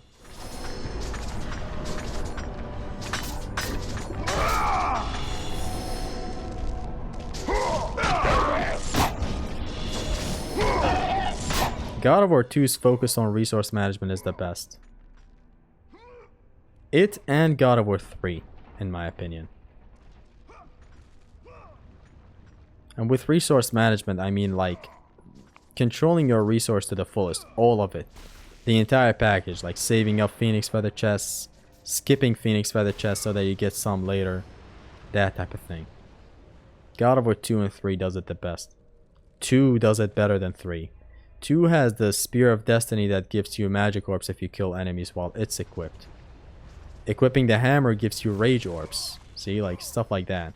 God of War 3 does have it with like tirades with Nemesis Whip gives you rage orbs, but it's not like it's that important. Rage is not good anyways. Besides that, resource usage in 2 and 3 are equally good. Roll forward so that the captain of the Legionnaire spawns. Petrify him instantly and shatter him instantly. You wanna hold your pistol in your hand to petrify everyone on sight instantly. Boom. And that's the encounter. So like even if it goes wrong, improv in here is not the most difficult thing in the world.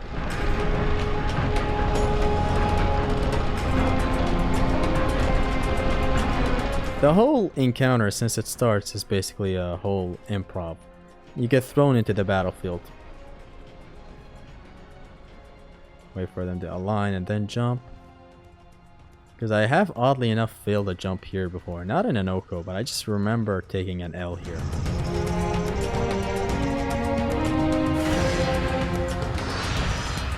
And again, this is another case of the music being too good to replace with anything. Fires in the Urn Chamber is truly the defining song of God of War 2.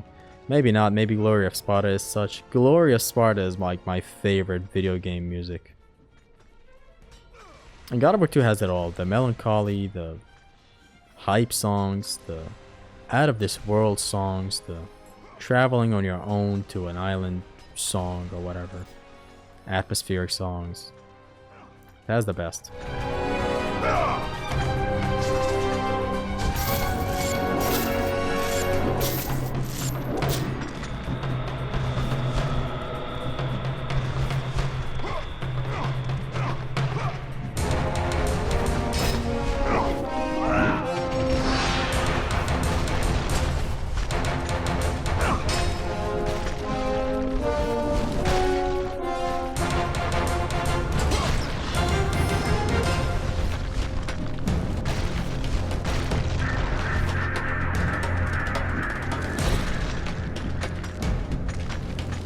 Up next, we're going to be getting the Atlas Queef, and it's going to be one of the best magic attacks in the game. It is very good as a attack that puts you into safety, pretty much. Like, it's a get away from me type magic attack. The one downside that it has is that it gets affected with difficulty. Whereas Typhon's Bane, Euryal's Head, and Kronos Rage do not get affected with difficulty. Not even Poseidon's Rage gets affected with difficulty. Atlas Quake got the bad side of it, where it gets affected with difficulty. So like it gets nerfed, it deals less damage on very hard basically. But God of War 2's lovely system of collisions still nets Atlas Quake as a useful magic attack, since all the enemies get knocked back, dealing half collision damage to each other.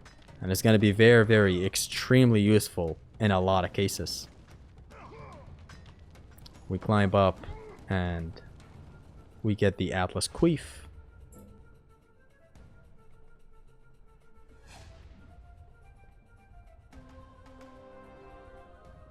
So it is gonna be funny, you're gonna know why.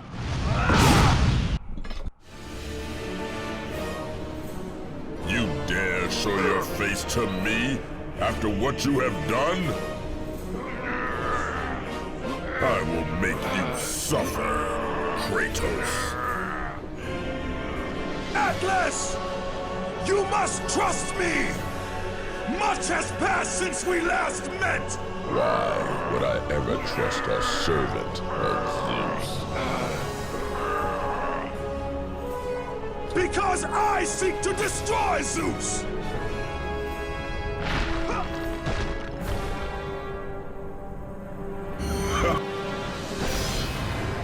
This is why I said it's gonna be funny, because we actually use Atlas Quake.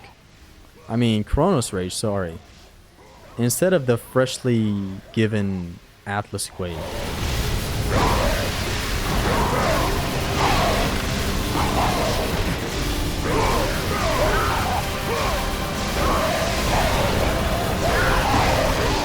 You know, we decided to keep it in the family.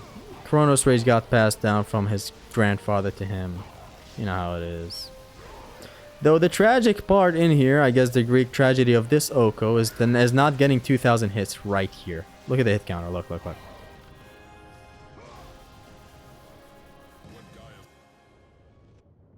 4 hits away from 2,000 hits.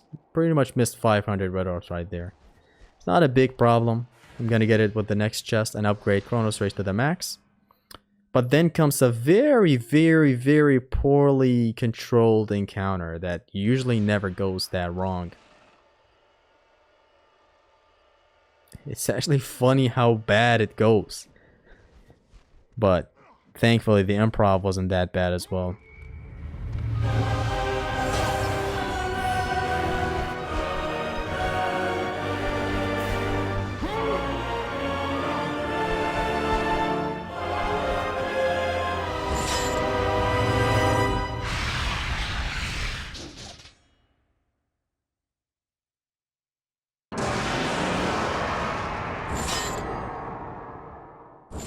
The next target is going to be Typhon's Bane. Kronos Rage at max is amazing. It has crazy range and an explosion at the end that knocks back enemies. Interrupt these two. Petrify, shatter. That aim mistake back there is what started the entirety of the mess up. Though I do claim it back here. I don't know why it gets messed up again.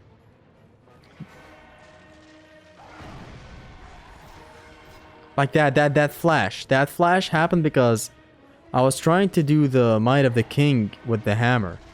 What Kratos decided to do instead was flash the enemy. Here I pause to recollect my thoughts a bit. Ring him out was the best thing I could come up with.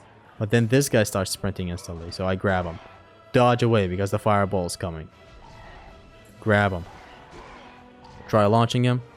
Not really because the fireball is coming again. Do anything. Grab again. Atlas Quake for total safety because I knew the fireball was coming. And again. I was not ready for the smoke of catching that fireball. So I led it to the outside and then I grabbed this guy to the death. And it was still dangerous. Back roll. Thankfully safe. Lead it to the outside by running towards the outside. Boom. Quick swap. Bam. Very scary. And even you can see it after the encounter right now. I started tweaking. Thinking the next encounter is going to go bad because I'm not going to have a full magic bar. Though thankfully it went better than I expected. Because this next encounter I don't use a single damn thing besides the Urile's head. Head be so good, me use only head.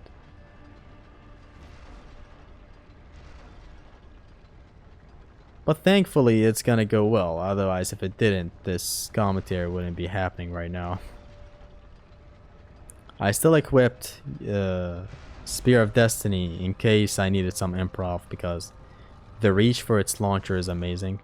See? Boom. It reaches far and high up.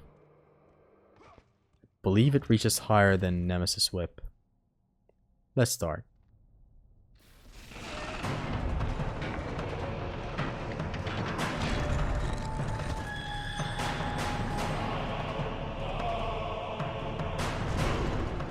What I do here is only look at Kratos' feet. I don't even look at the battlefield.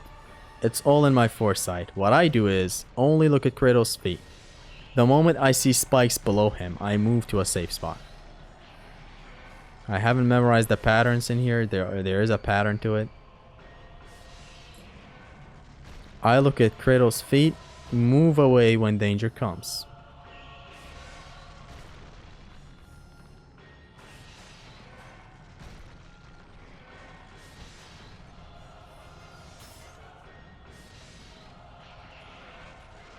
See what a maxed out Uralis head does? It snipes enemies off of the air.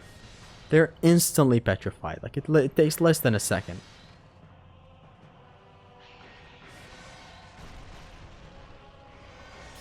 Most of the time where I'm petrifying these guys, I'm not even looking at them, looking at Kratos or anything. Just Kratos' feet. The one thing I put as a priority is the spikes. The moment they come out, I'm moving out of the way. Everything else is happening in the background. Petrifying enemies, whether they attack or not, I see it in my eyes. The visual cue for these guys is just so lovely. It's a green flash before they shoot their goo. And that's the encounter. I still make sure with Uralis head in case there's another nymph behind me, as they love to do that sometimes. Thankfully, there's no nymph in sight.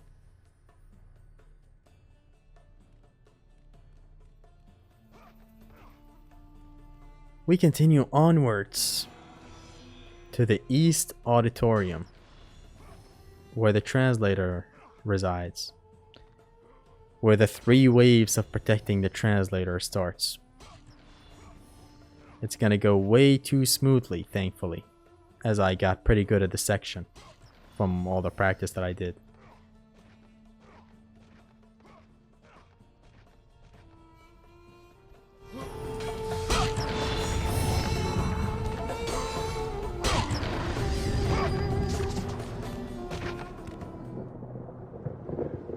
This game keeps on getting more and more beautiful as you go on.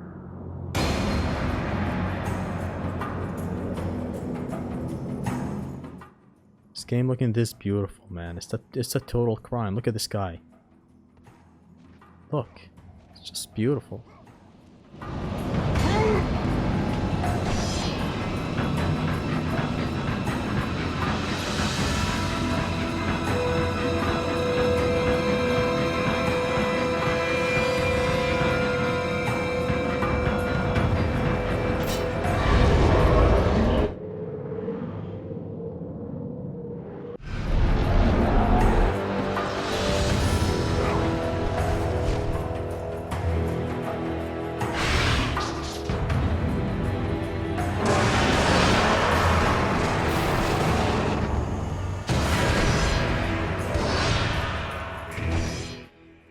Approaching the translator is gonna be very straightforward, the strat that we're gonna go with. It's gonna be very obvious, of course, when I do it, but like, to give you an idea right now, it's gonna be a very safe first wave, followed by a less safe second wave. Then comes the third wave that is totally execution dependent. Though sometimes you could get unlucky, but the rate, the rate at which that can happen is a bit not that high. In vanilla anyways. Because we're gonna be demolishing the third wave as well. You're gonna see it. It's gonna be over in like a couple of seconds, but like, it is still a scary encounter because things are very fragile in there. Translator is very fragile. We are very fragile. One hit ends the run. Here I use the lovely Might of the King shockwave. What a lovely attack. And now is gonna be a case of using it, yet it still works even though the enemies are higher than it. Though it misses one dog, because why would it not? And it missed this guy right here for whatever reason, but it's good that it missed him, because we grabbed him for a full collision.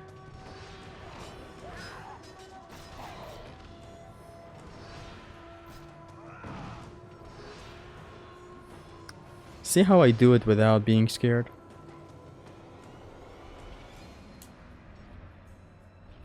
It's because I can switch to the Spear of Destiny in case an enemy approaches. The Typhon's Bane is at level 2 at the moment. It's gonna get to level 3 hopefully before we enter the Phoenix Chamber. Like right before the elevator encounter with the skeletons. As we're gonna see. So the magic that I have from like after the encounter with the nymphs is good enough for the first 2 waves. We're not gonna be using a lot of magic. The first wave is not gonna be any magic usage.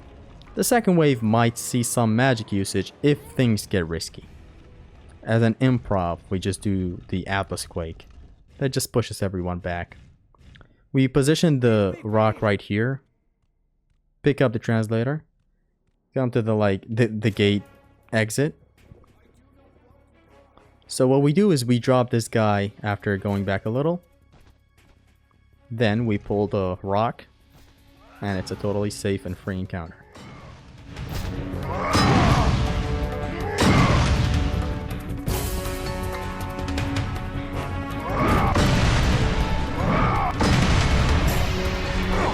For every given wave, we have 2 guardians in here and 2 dogs at a time. And they have another wave of the same enemies that I just mentioned spawning right after. So when you kill 2 dogs, 2 other dogs spawn. When you kill 2 guardians, 2 other guardians spawn.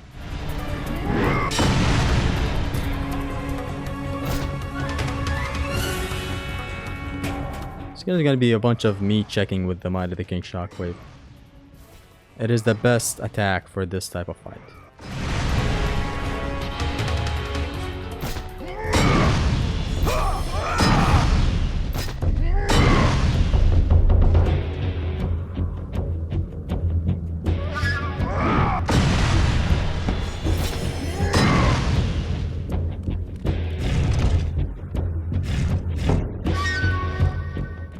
Make sure to position the rock like that. Because we're going to use it as cover whenever we come back to the second wave. This is just me making sure no more dogs are spawning. So you pick up the translator and go to where the second wave spawns. The moment they spawn, you have to turn back. It's a specific spot you have to make it to. Watch.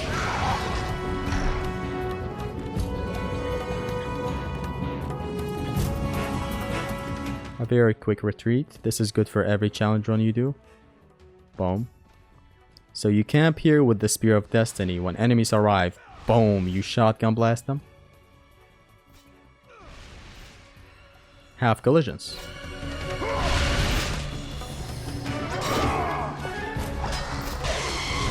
Knock him back as a nice improv and go back to the cover. This guy comes up. Blast him if he blocks. Atlas Quake. You don't want the trouble of this guy close to you. There's gonna be only a satyr left in a bit. Which is amazing. Here he comes. Boom. Comes closer. Boom. And now he's free. I'm kicking him out and fighting him on the outside. Boom. And that's that. The fight is going to be free later on. Just keep on knocking him backwards. And now you can just wail on him with whatever you want.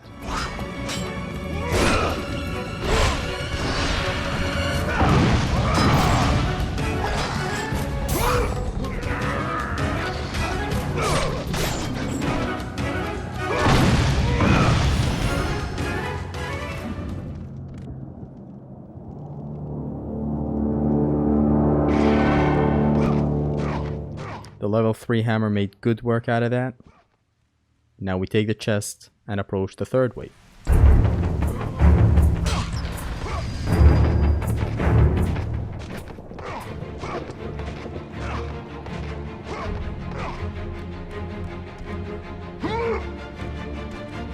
The third wave, you have to enter it while your rally set is equipped and you have the hammer as a secondary. It's gonna be nice, quick, and easy how the encounter starts. Here's me making sure one time. Very good. Making sure it works. So watch, pay close attention. I'm gonna roll, petrify him, break him, Gorgon Rage.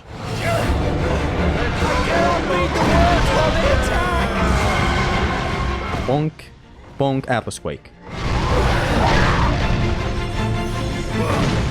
A bunch of managing happens in here. I reposition. Chronos Rage. And then another Chronos Rage. that keeps enemies in place and knocks them all back. And now it's going to be a bunch of Uriali's head on the dogs. They instantly die when they get petrified on spawn.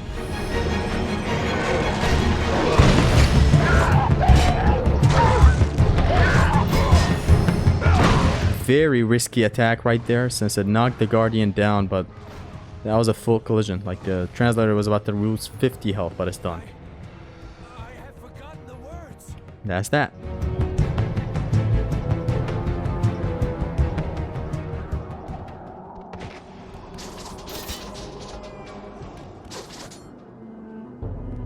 Very, very risky encounter indeed. It is easy once you get it down. Like, it is very linear how it starts. Just roll forward, petrify the priest, shatter him, then Gorgon Rage and destroy the two other priests. Another searches for what only the sisters may give. Read it! As proof that he is worthy. No! Please, no! I cannot do it! Read! Accept this sacrifice of my blood. You're gonna see a surprise after this section. It's funny that it happened exactly there, where like I initially quit the OHKO and all that. You know, at the time I didn't quit the OHKO because of that section specifically. It's because of the fear of running into some new jank, and new jank we did run into. But alas, like, it is over. No need to stress over it anymore.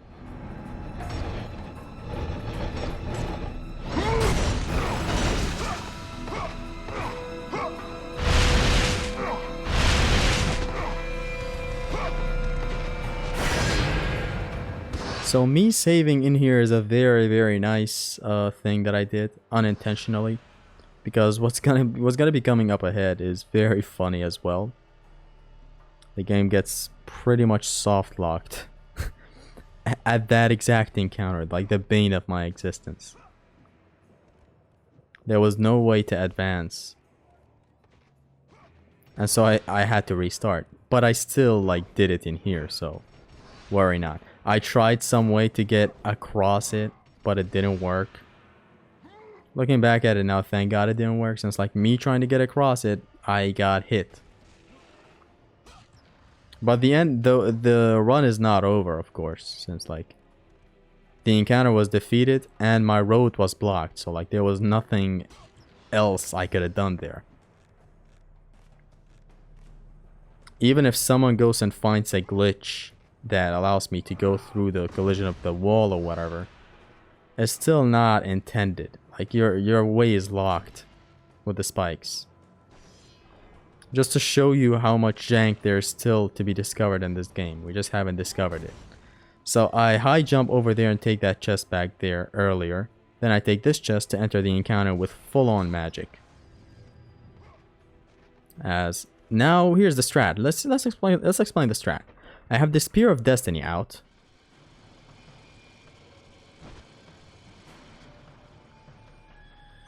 Having the Spear of Destiny out means when you kill enemies, you gain back magic orbs. So it's gonna be some pretty nice investment here. We use Atlas Quake that kills enemies, but we regain the magic as such. Having the Spear of Destiny out means you're doing this like sort of gambling. Not gambling. You use magic, but you get magic orbs back like consistently because you have the spear out in hand. It's a very lovely thing about God of War 2. Some real nice resource management. Having the hammer out means you get rage orbs. The strat is pretty much have my back to this wall, wait for them to approach, and magic attack them. Essentially, the entirety of the encounter is magic attack. Or some case later on where I'm gonna Golden Fleece for the second attempt. Boom. They're all close and neat together. So like I do my thing with the Atlas Quake. Knockback, collisions, you know the rest. Here's where it bugged on me for no reason at all. Besides the game being God of War 2. Look at what happens now. And here's me instantly noticing that the game is bugged. I instantly caught on, so I was like, what is going on? I returned here and I'm slowly walking just because I don't want to get hit with some spikes. And here's me checking if it's an actual physical thing in front of me, and it is. Like, my blades touch it. And it's actually a thing. It's gonna, like, hit me in a bit. See? I can't advance.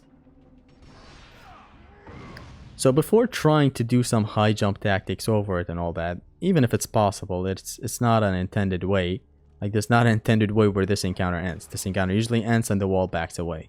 Decided to come back here and was almost about to make the biggest mistake in my entire life, which is soft locking the entire game. Came back here, wanted to save to restart the checkpoint, but thank God I did not. Like, at the last second, it clicked in my head that I shouldn't be saving. Because if I saved there, restarting the checkpoint would have restarted me to that save. Meaning I would be soft-locked from continuing the OHKO just because. Which would have been horrible. What a way, what a sad, tragic Greek tragedy if that happened. So I decided to come back right now. What if it's fixed? Let's hope that it is fixed. Nothing. Here's where I decide some high jumps. I was like, fuck it, let's do an even higher jump.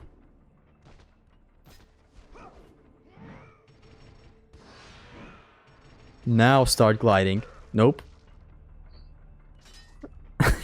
And then I was like, whatever, I don't even care. So I just restart. Thank God I did not save back there, because if I saved, this would have been the only checkpoint. See, even when you restart, this game is still janky.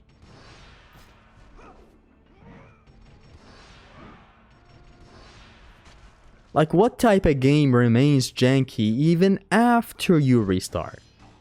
So thankfully, I did not go back and instantly save on that manual save. That would have been the worst. Look at me.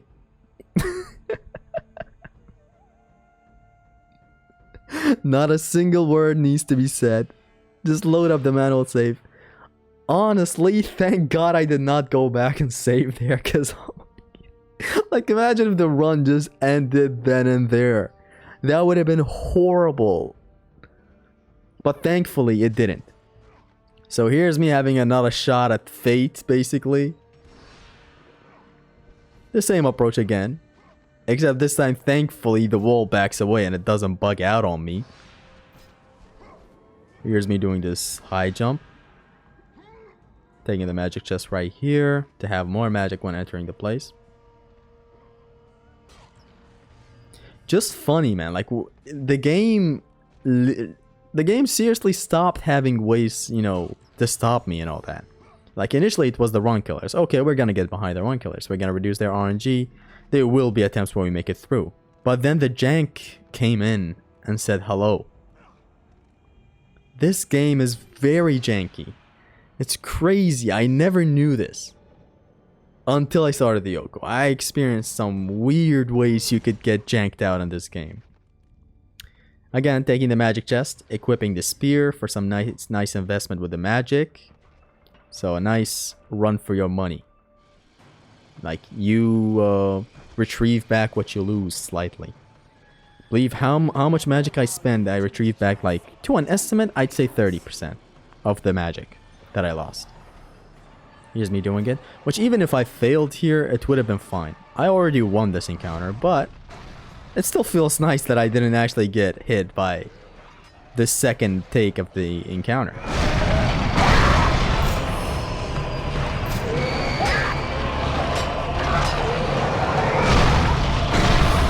It's the same strat, having my back to the wall, standing sideways. When they all group up together, I hit him with a blicky. Boom. Very nice magic attack, truly clears your surroundings.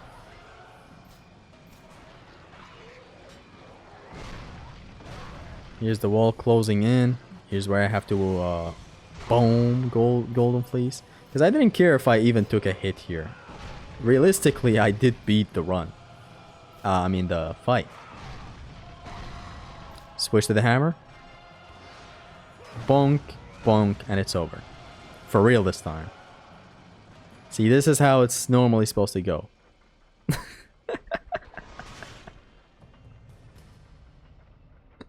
I was not about to like end a run here.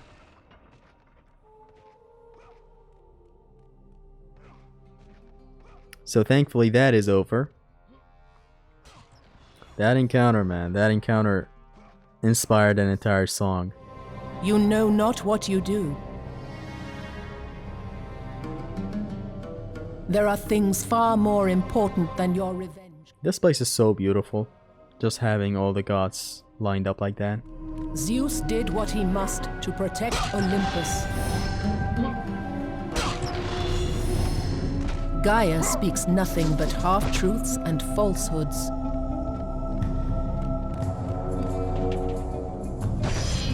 The Titans are not to be trusted. In you, Zeus feared the destruction of all he stands for. Advancing a bit forward in here, we're gonna be doing some nice magic gaining back. The encounter up ahead is gonna have a single siren at a time. And so what I'm gonna be doing there, it's a very nice spot to like farm your rage or your magic. This time, of course, I'm trying to get my magic back, so I farm my magic by mindlessly taking all of them out. When you take out them sirens, you get magic orbs. You always get magic orbs. At the start, you get red orbs with them as well, but like you slowly and gradually start losing that.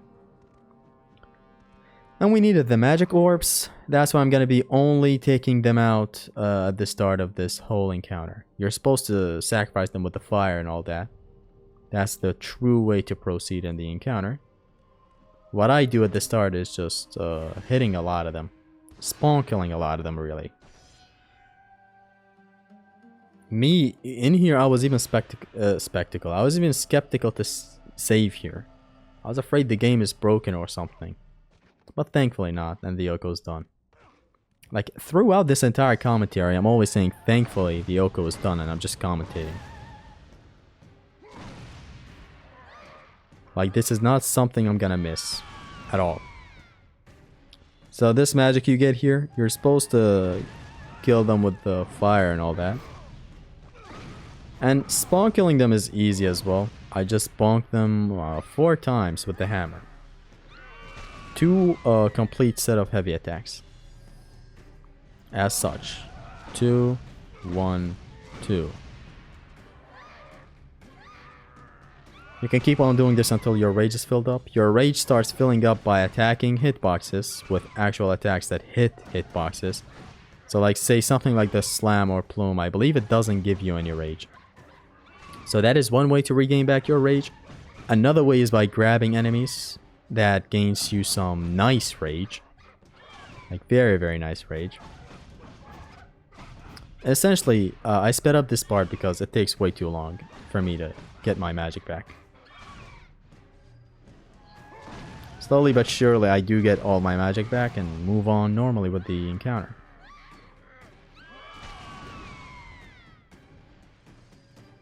So here's where I start doing it normally, I believe. No, I take this one out as well. Now I switch to the Spear of Destiny, indicating that I'm gonna go real on the encounter. I wonder if false grabbing them out of their spawn animation does anything. Like speeding up their coming out thing, their spawning thing. Pretty straightforward, I do it the intended way. There's like a secondary way you can get these guys to burn, and it's by double launching them with the Spear of Destiny. Double launching works by going triangle, cancelling it, and then triangle again. See, I was trying to do it there. But I decided to not do it and not commit to it. If I committed, it would have worked. I just do not want to take any chances with this game, because it can jank you out. And it's not fun to get janked out. Otherwise, you can double launch them into an area and pull the lever.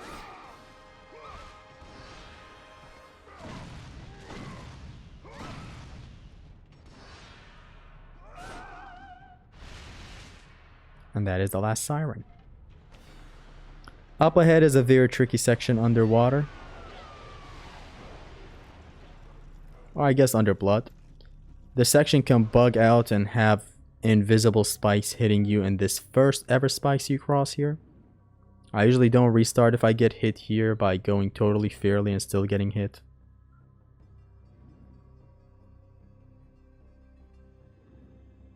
In here though, thankfully I didn't get hit.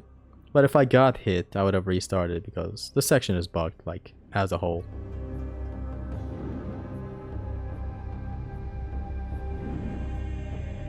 You get pushed by all sorts of invisible walls for no reason at all. This is supposed to be like mimicking God of War 1's traps and all that in the temple, but like they did it very horribly in this section.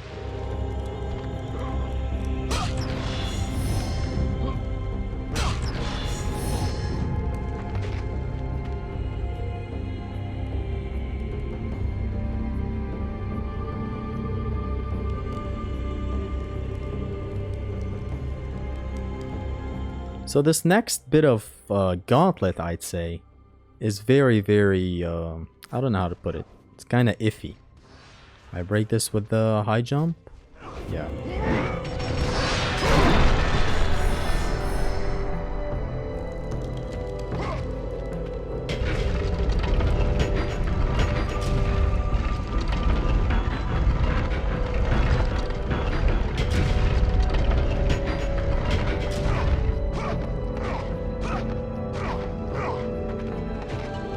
I hope you guys are enjoying the music. I'm changing the vibe of some sections. In this section up ahead, like right now after this puzzle, the Minotaurs are gonna be easy to take out. Then it's gonna be a tricky encounter with nymphs, and it's gonna be very well handled, as you're gonna see in a bit. And then the encounter after that is a very difficult encounter, but it got very nicely consistent. That was me demonstrating uneven surfaces for you guys. See how my attack got cancelled back there?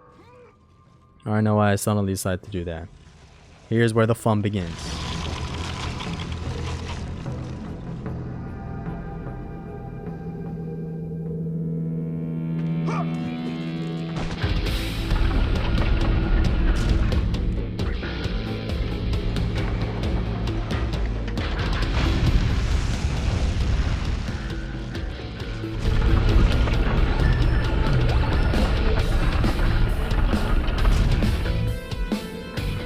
The run space kind of picks up when this puzzle is done. We go through the nymphs encounter and then that other encounter after, which are both going to be short encounters, especially the second one. Because the strat, it is just so beautiful. It took us quite some time to figure out a consistent strat for the encounter after the nymphs, but I came up with a strat without the console even being on. I was at work. My history with this game, man. This is like my first God of War game and all that, so it kind of runs deep in the family.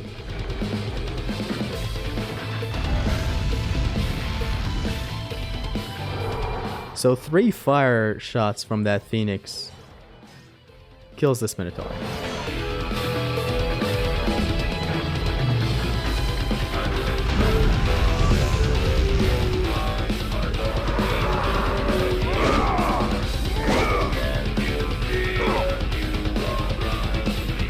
You see that, Minotaur? There's some fire in your mind. And now literally. There it goes. Such a goofy death. The man sells the death to like all hell. The second Minotaur I don't handle in this way. I just wanted to have fun and show you guys that you can do this. Though I'm pretty sure a lot of people know. I tried this as a kid once. Since 2011, man. That's almost a decade and a half of God of War 2. The reach for this thing being beautifully demonstrated.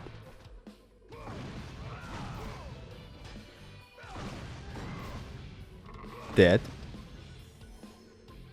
So we have a full magic bar from the encounter before with the sirens, because we're gonna need it for the nymphs encounter. You're gonna see precisely what I do there. It's something very beautiful. You guys are gonna see it in just a bit. I'm gonna explain it. What I do is break the nests first before ever tackling the encounter completely. Another awesome strat that I came up with without even the console being on. Again, this strat and the encounter after all got thought up beforehand at work. So in here I do a bunch of these. And a third one, this will make sense in a bit. And a fourth one, it's broken.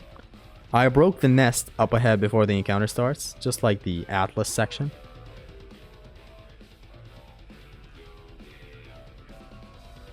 There's supposed to be a nest here, I already broke it. There's two more, one on the left, one on the right. The one on the right, pay close attention to it. See where it's positioned? What I do is I retreat back over here. I do a high jump. Jump, Chronos Rage. And then another one. Jump. And that is the upper nest. Jump down, Chronos Rage. Come to a corner block. They're all dead except for one. One Chronos Rage, start climbing the wall. Jump up, jump back, L2, L2. The nest is broken, the nymphs are all dead. Here's me making sure, and it's all done. Amazing strat, man. Before I advance, I backtrack to this chest that fills up all my magic, of course. So very well calculated.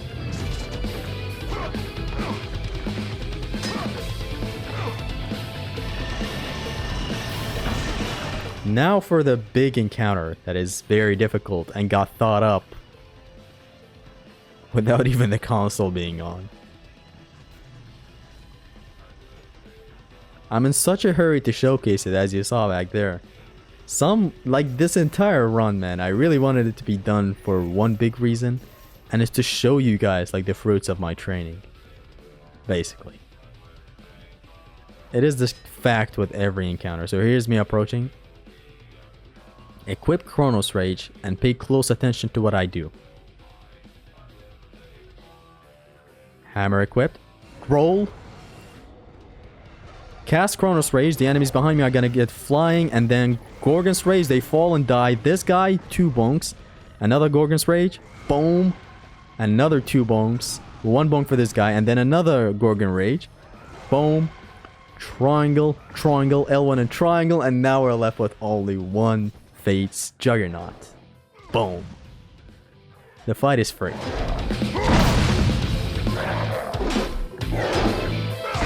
What the Chronos Rage does starting from level 2 is elevating enemies into the air as it's happening. That's why casting it then, I don't have to worry about petrifying and breaking the Cerberus seeds one by one. The Gorgon Rage does all the work for me, while the Cerberus back away. And they're constantly being hit with Chronos Rage, meaning they can't shrink while I Gorgon's Rage, so my Gorgon's Rage never misses.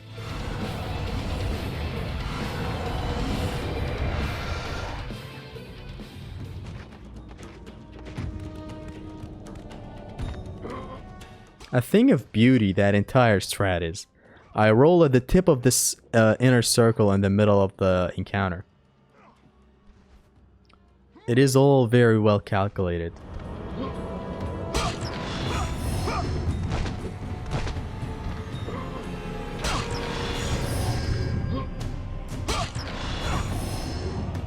We're gonna be taking the Typhon's Bane to level 3 right now.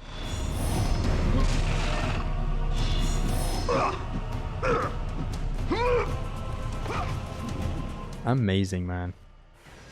As I said, a big part of why I love doing this OHKO and uploading it is showcasing the strats, just showcasing every fight, as it is with every OHKO. You can see it in Risto's God of War 1 and 3 OHKO, in my God of War 3 No Upgrade 1 Plus OHKO, and now in this OHKO.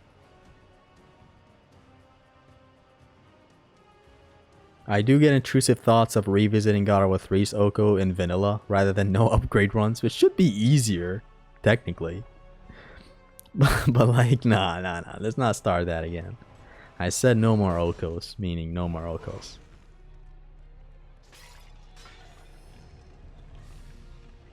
God of War 3 is the perfect game to OHKO. It has its fair share of...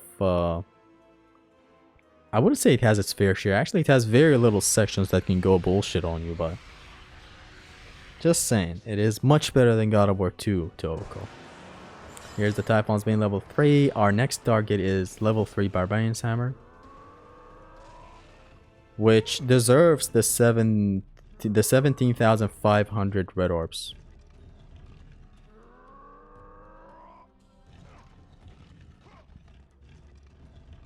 $17,500 red orbs to max out the Barbarian Hammer, which is perfectly deserved because this thing pretty much breaks the game when you get it to level 3. I will not let you reach the sisters. The Sisters of Fate, man. Speaking of them, what a difficult encounter that's gonna be. But with enough strategy and nice execution, it is gonna get done way too well. I will not let you reach the sisters.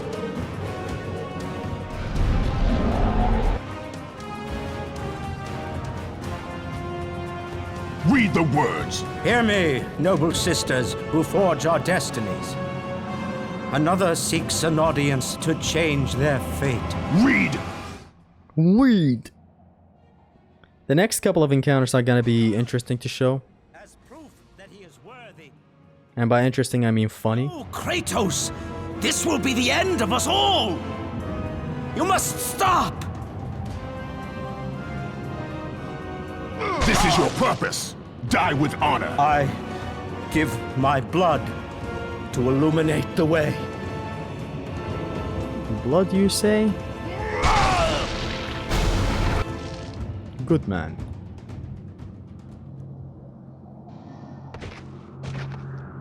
We take the skull, shove it up our ass.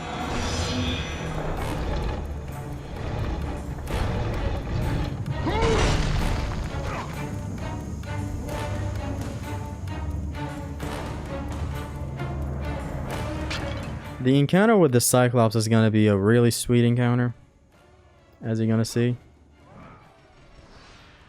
Though I do get a bit greedy there and go for some red orbs farming, just to speed up the upgrade process, because we need to make sure we have some things leveled up. Right now we don't need to make sure completely, but earlier on in the run the routing has to go perfectly. It's not, you know, easy to mess up. For the most part, I'm playing normally, skipping some encounters even.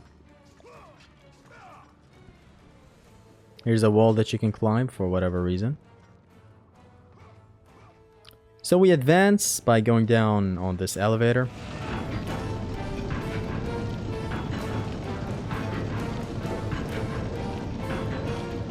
Here's where the encounter with the Cyclops is going to begin. This is your gimmicky Cyclops encounter of God of War 2. So it starts. Flash. Bonk. Flash. Bonk. This guy comes sprinting. What I do is jump on this platform. Fall to his death. We send these boys for a swim. I spin this guy around. He's going to start taunting in a bit. And then I'm gonna hit him with a plume. And then lure him to the edge again. I'm gonna edge him. Boom. He sprints to the outside.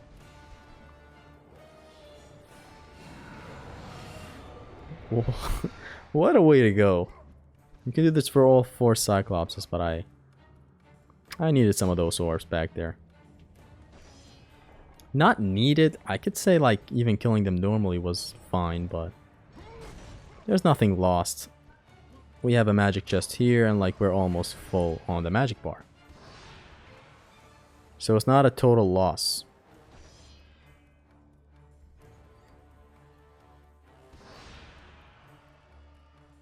Full magic, see? Why not use it? So the strat for this encounter is essentially launching the the skeletons to the roof, which is a nice trap that damages the enemies, and just, you'll see what I'm talking about. Don't plume them now. That was just to make them behave and stay at place. You can plume or launch with the Spear of Destiny like this, which I demonstrated both back to back.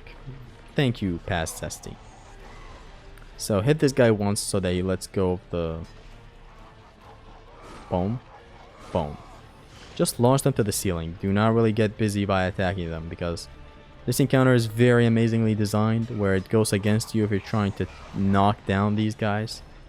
So you gotta find this cute way of taking them out. Ideally in Pain Plus you want to plume them like this. And that option also exists. So you keep this amazing strat up, using the ceiling for your advantage. 2 more skeletons left. 2 Chronos Rage for both. You'll see what I do at the end right here. Equip Chronos Rage. 1, 2. They die in the air before being able to get back to the ground and recover. That's the encounter.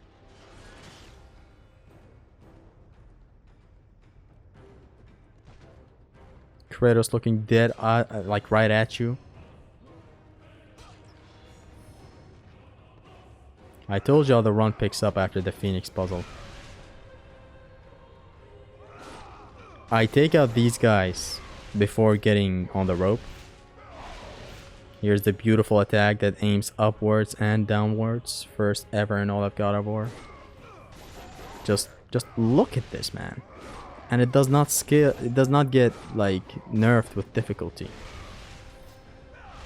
This. What an attack. An instant knockback. So, equip the hammer, jump on the rope, and race to the end. So that when these guys spawn, you have all the time in the world to drop on the solid ground.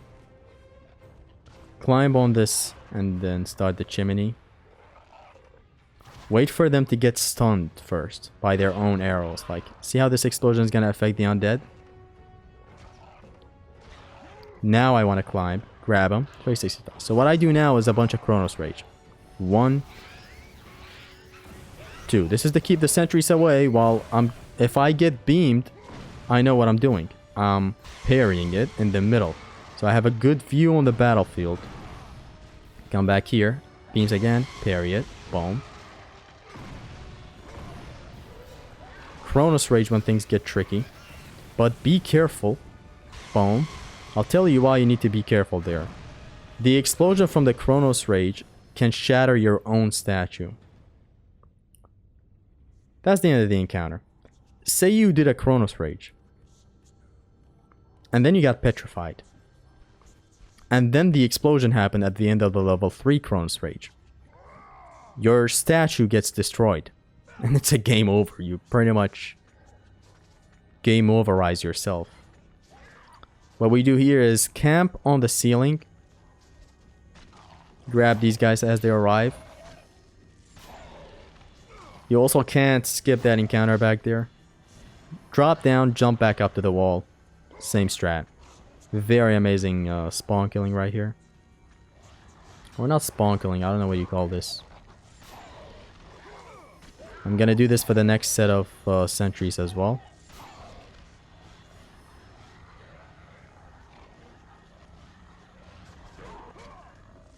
You can't skip the encounter before this.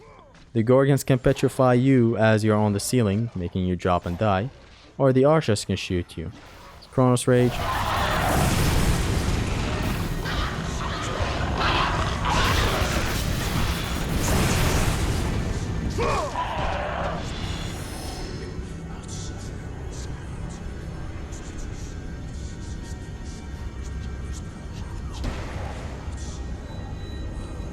You want to climb the wall. It's still not over. There's a chest that I missed. Intentionally.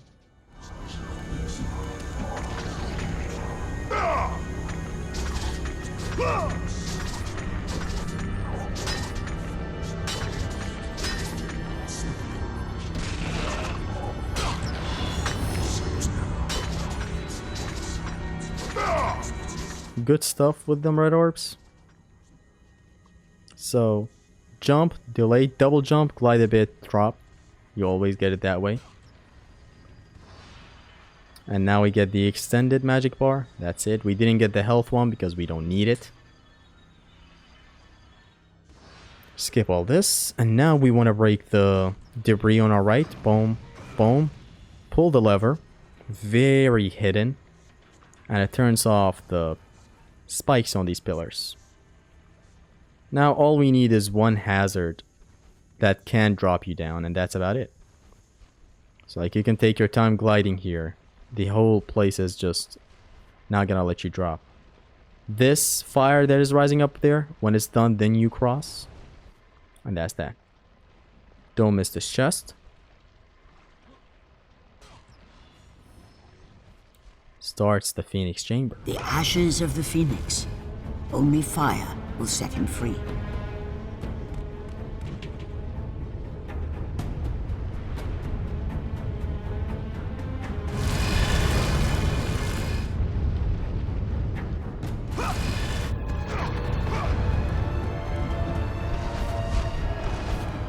I was already getting tired here when recording because this is still a single sitting. It was getting late in here. I think it was around 3 a.m.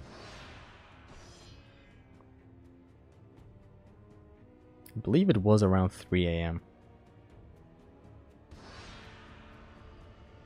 I was contemplating ending it here, but I continued.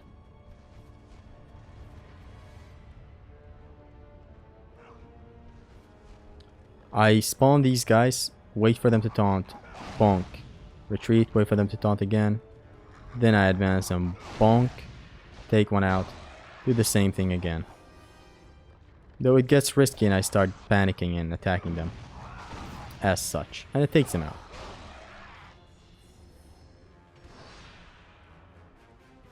Here's the next guy, boom, bam,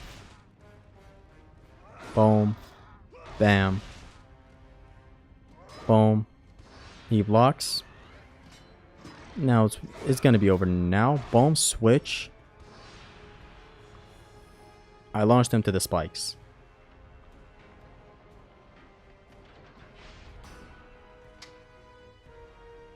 We take Barry's wedding ring. Wedding gem, I mean, sorry. Don't do anything besides breaking this wall. Which still surprisingly goes wrong. But I do some quick improv and easy solution by pausing and thinking about the whole situation. Because they remained and they kept approaching. As you can see, they both made it. So I paused to think it's not worth fighting them. Just petrify them. Not a huge waste of magic. We're good.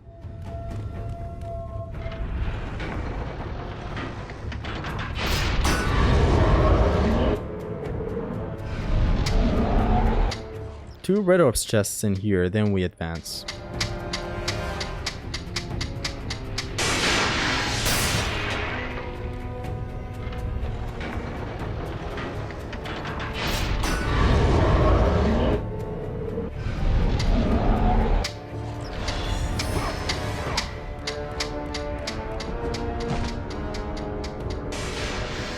Now we approach towards the encounter with the fires in the urn chamber playing. A very nice encounter. Very unique.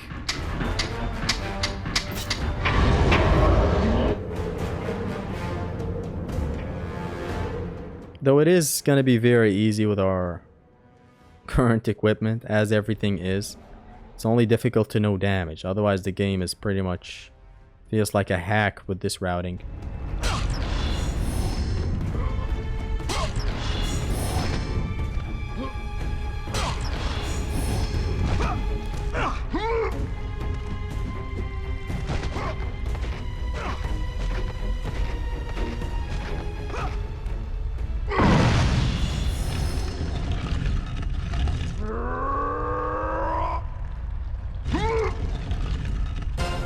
You want to push the block and then run towards the encounter. Do not roll. Because some enemies are going to be spawning earlier if you roll. So I'm going to be able to take this behind cover safely. and then I'm gonna be camping with Urali's head as usual. Come back here where you're safe. Take out the harpies. Take out the captain. Boom. Camp here. You want to camp here. Whenever a harpy spawns, you take it out.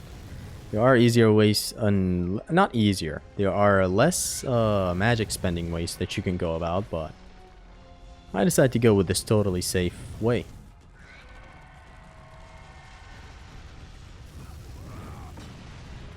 This fire is so lovely to take out statues, as always.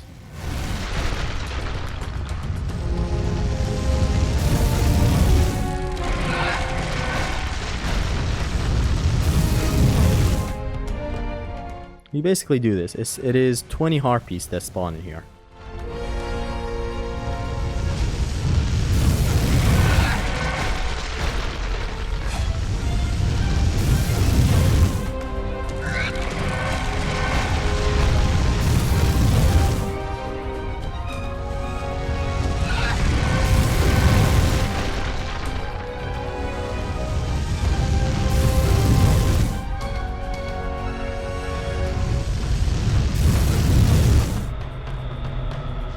We do have to mind our magic, so I backtrack to take this magic chest right here. It is not gonna fill up my meter, but we'd have to take it anyways later on, so might as well take it here. The harpies are done. What's left is only 2 legionnaire captains that are gonna spawn after I pull the lever to advance.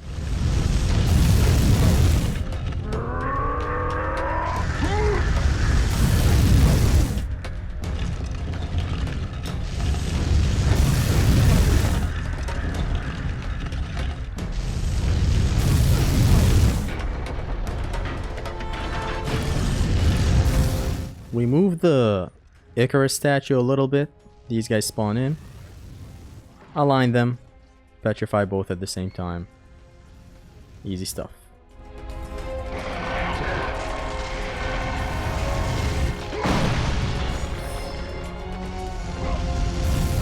And that's the encounter. Now, regarding the chests on the side, I am not going to be taking any chests right now. The backtrack is going to happen after this encounter is done. And after the one after this one is done. I put this up ahead, grapple, the fire pushes it on the button, and opens this gate, and we proceed. Very, very sweet encounter. We got the urn from the urn chamber. What a nice painting on it as well. So what we do for this encounter, roll forward towards the lever. Gorgon's Rage. Equip Typhon's Bane. Align them. Triangle. Another Gorgon's Rage. 1. Quick swap. 1, 2. It's done.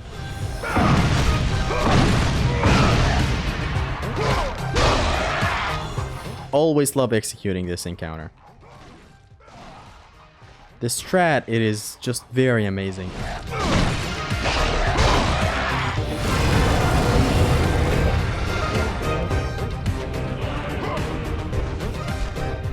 The lethal vortex with the Typhon's Bane, which is L2 and triangle, destroys every statue in its way. Doesn't matter the HP of the statue.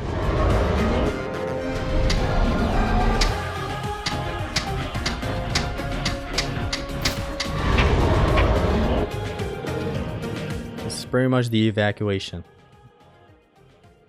which is very hype because we're approaching the Kraken fight, and the Kraken is going to be very, very easy to crack.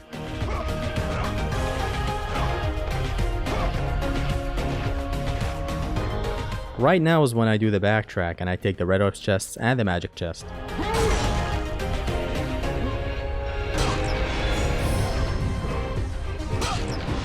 That encounter with the Minotaurs, it has the Hades Minotaurs, which these guys are infamous for having the most statue HP out of any other creature in God of War.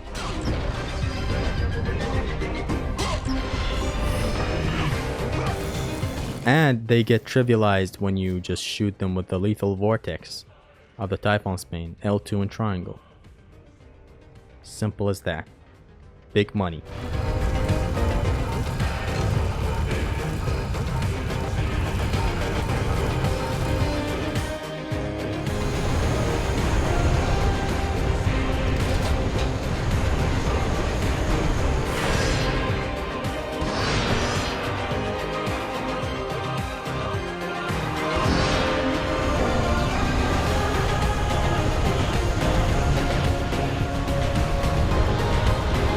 Right here what we got is some undeads approaching. I check them with my blades. Plume them when they arrive. The undead toss. Not the 360 toss, just the toss with X. Which is a brand new animation for God of War 2. And again. Very nice and quick toss. The only flaw about the 360 toss is that it sometimes does not kill the enemy with a full collision. Like it bugs out.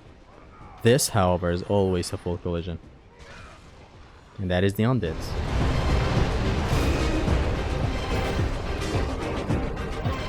What we're gonna have right now is the level 3 hammer, which is just so broken.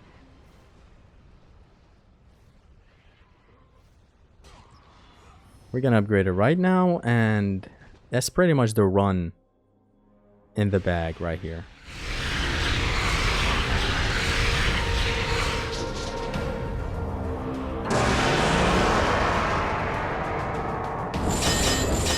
Next target is the Blaze to get to level 3 before Lachesis, and at level 4 before Zeus.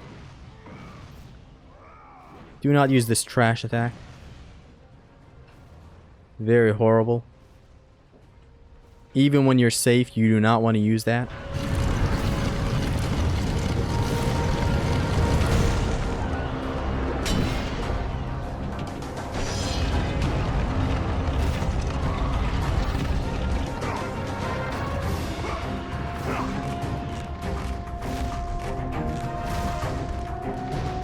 Here's where I took my break with this save right here.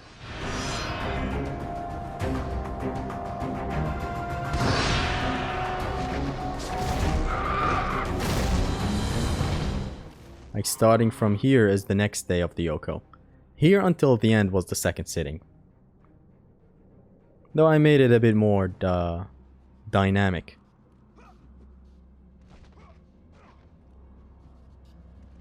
Like you didn't even realize that I took a break. It is my job to, you know, make the commentary as perfect as possible, because I want this to get a lot of views. This OHKO took 9 months. That's a whole childbirth. And it was as hard as childbirth. You know? I say this because childbirth gets compared to getting kicked in the balls. And this was harder than getting kicked in the balls. I'm saying this from the heart.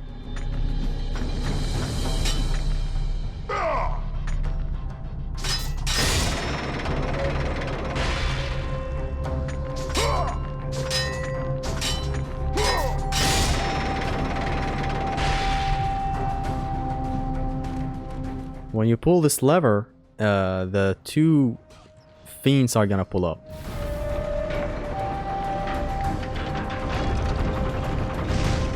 What you do is, one Might of the King Shockwave, you get 2 hits.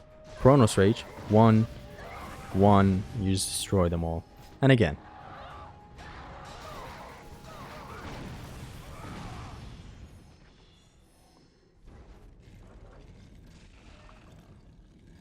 Some truly lovely strats, I tell you.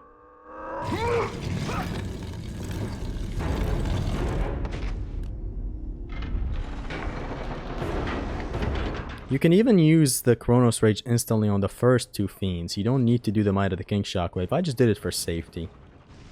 To confirm that they're on the ground.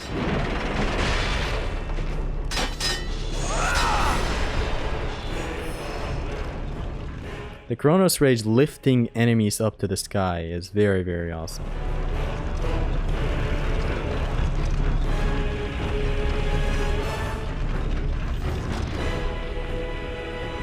Chronos Rage and the Barbarian Hammer are 2 very iconic duo. Not easy to replace. Like, they just go hand in hand. You know, you cast a Chronos Rage, go ham with the hammer, cast another Chronos Rage, and when it's maxed out, it just destroys. I have come too far to fail!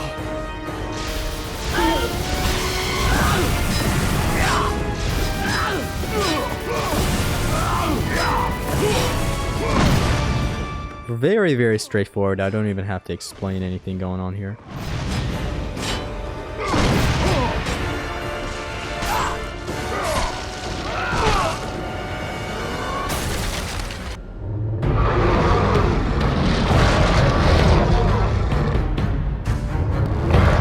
As a bonus, I try to not take damage here. Not that you can take damage, you never take damage.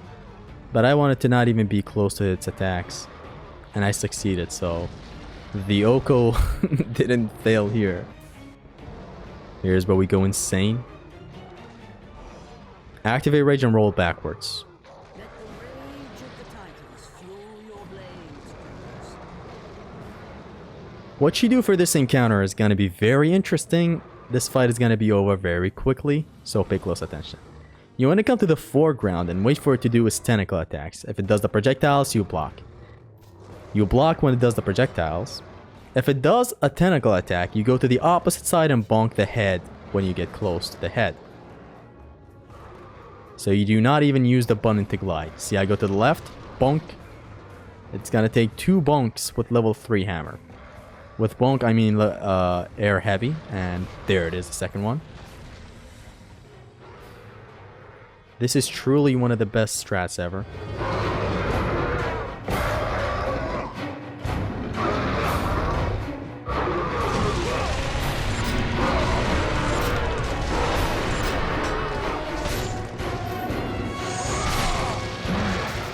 So hold both analogs to the left here.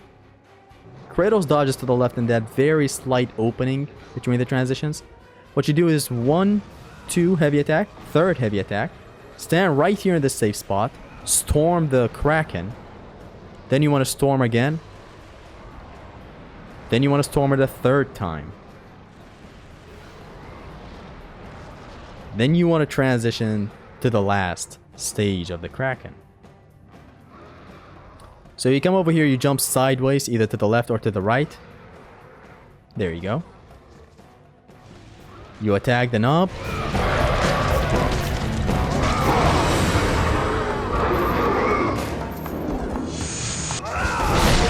Hold both analogs forward. Kratos dodges forward in between the 2 transitions. Then you want to run towards his chest.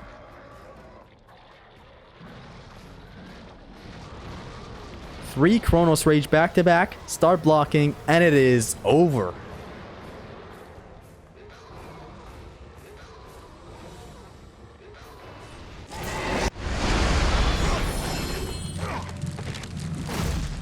I have never seen anyone beat the Kraken this beautifully. And now we're up for the ending stretch. This is where I truly was just... I did not want to fail this again. I've already failed past this section 2 times, 3 times, whatever it was. I think it was 3? I don't know. I don't remember. These last tricky analog QTEs, man. Why are they here? And this thing damages you if you fail the QTE. It would be amazing if I failed here. Anyways, enjoy.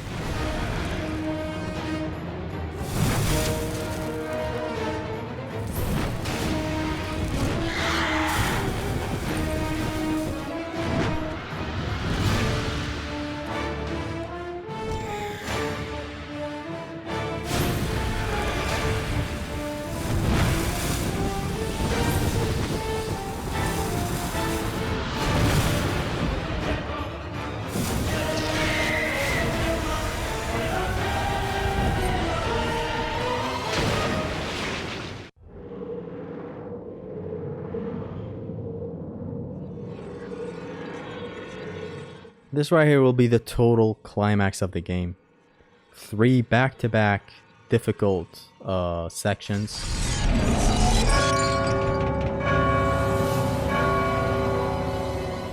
Then we'll have Zeus.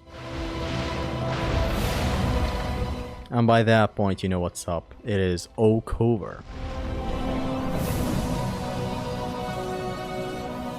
But first, I have to take some chests here. What we're gonna get after getting all these red orbs right now is the level 3 blades.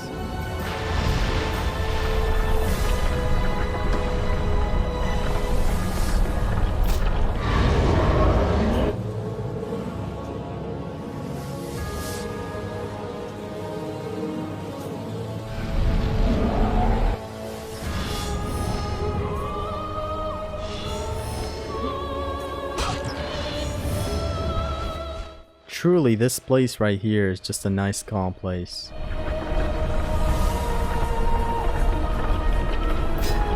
Like, it all led to this moment where he can change his fate. He finally made it to the spire.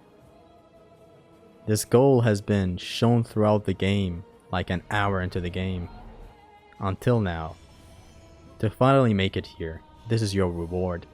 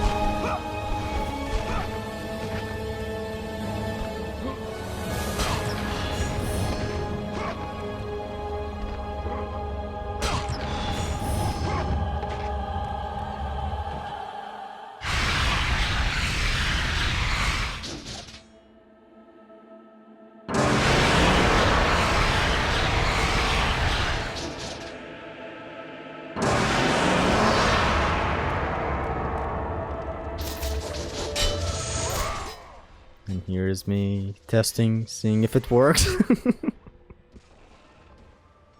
See if the blades level 3 work.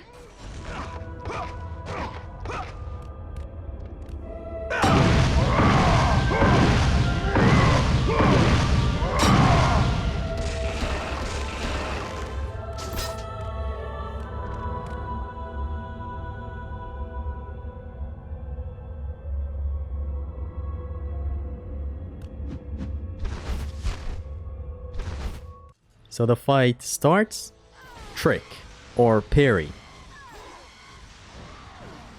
Get up close, 1, 2. Here's the strat. You want to block her 3-hit combo.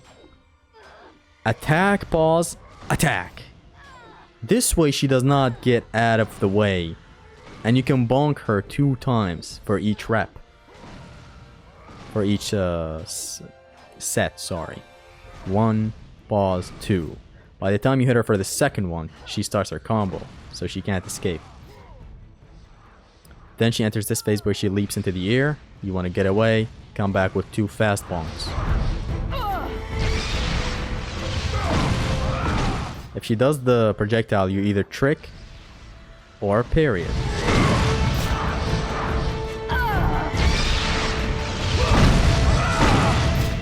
Block. Bonk. Bonk, and then we move on to the next stage. So what she has an attack that she can do. This one, of course, we grapple up. We cannot touch the ground when she does this. The floor is lava. We jump off of the grapple points and heavy attack with the hammer. If she does an attack where she spins the staff a bunch of times, boom, boom.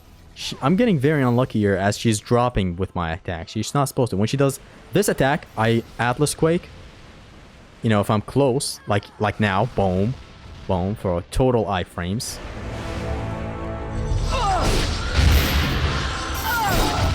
And bonk, it's over.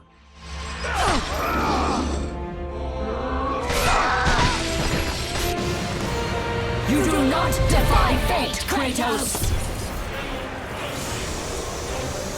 For we have woven the events of your life. This is still me getting prepared for the other fight because this next phase is not hard particularly. It's just that it's all so easy to mess up, if that makes sense. And now, that life is at an end. We control your destiny, foolish mortal! With a win, we can end your life! Or allow you to live.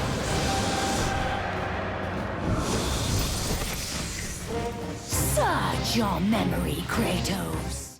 What we're gonna do is skip the cutscene and instantly get a hit in with the Barbarian Hammer right now. Ares. Without it, you will be the one who dies this day, not Ares. We can... Boom, and then move away to the lower right corner. She yapped too much and I had to skip the cutscene. Chronos Rage when crowded up in there, and you want to block here. The projectiles drop on the ground. You can parry when you have an opening. When she gets close, you do a Chronos Rage, then close the distance with her and start attacking. Don't get too close. If one of the sentries arrives, just Chronos Rage for safety. Move back to the safe spot.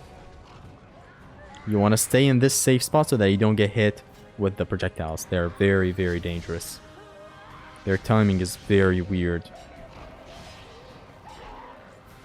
Chronos Rage every now and then. You gain back all the magic because these are special sentries. They give back a lot of magic orbs.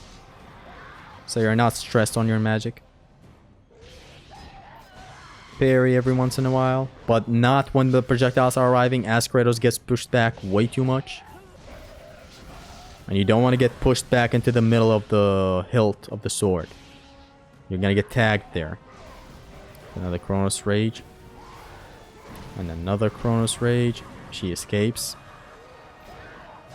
Very Atropos. Very Scorpius of you, Atropos. Notice how I'm not parrying when she's sending projectiles my way? I only parry when there are no projectiles. To save on magic for a bit. See, like right now it's fine. I get pushed back, then I can come back to the corner. See, even here. The projectile is about to be over. It's fine, I have iframes. But now I would never do it. So, Chronos Rage. Close the distance. That is the end for Atropos. She does this, Chronos Rage, Chronos Rage. You have total iframes. You're only vulnerable for very little frames when spamming 3 Chronos Rages. On the ground.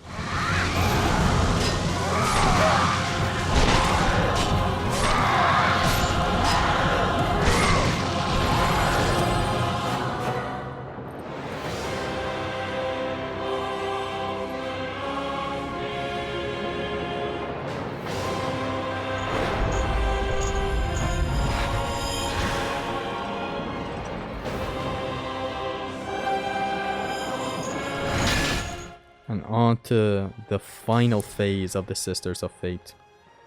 It goes by, thankfully, very nicely. It goes just as planned.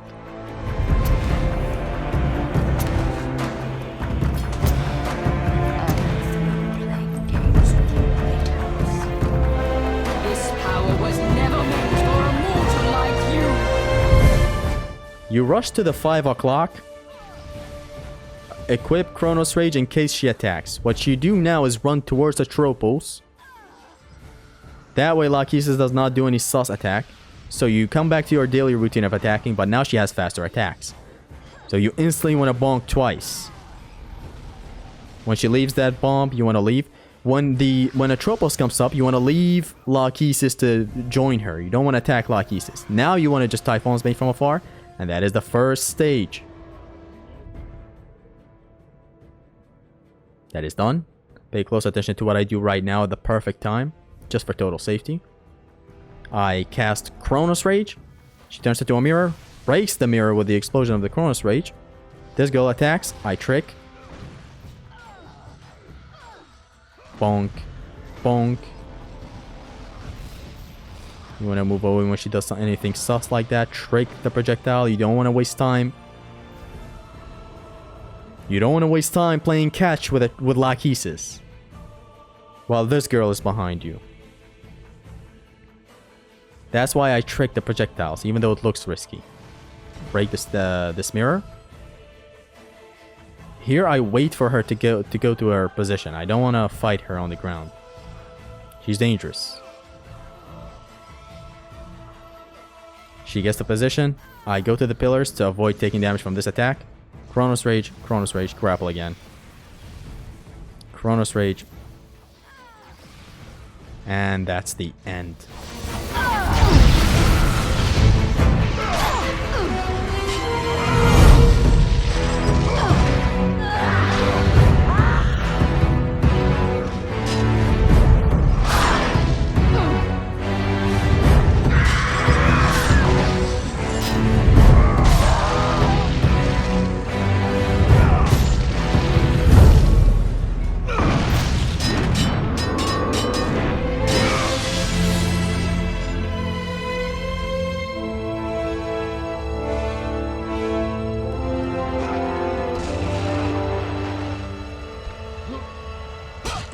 beautifully done, man. The fight went just as planned. Especially that last phase. Waiting for her to join Atropos when Atropos comes out of the mirror in the middle of the fight is a good idea.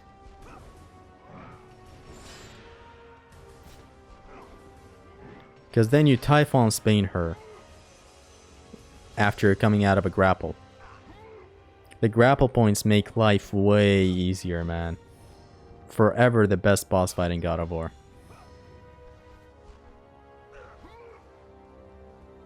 Hades gets close for how many things he tests while you're playing. But man, the Sisters of Fate, that's the best boss. I've always said that ever since I was a kid. It's just very fun. It is through my friends that all life is born.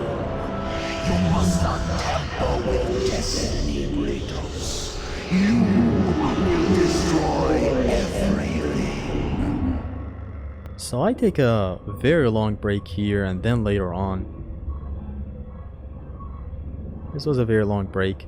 Even after, in the middle of the encounter, I take a break because I get a phone call from work. The stages in the Loom Chamber, which is my favorite encounter, tied with God of War 3's Labyrinth encounter. The stages are difficult, to say the least. A lot of skill involved, a lot of execution involved. We're gonna start with the first stage that is gonna go well.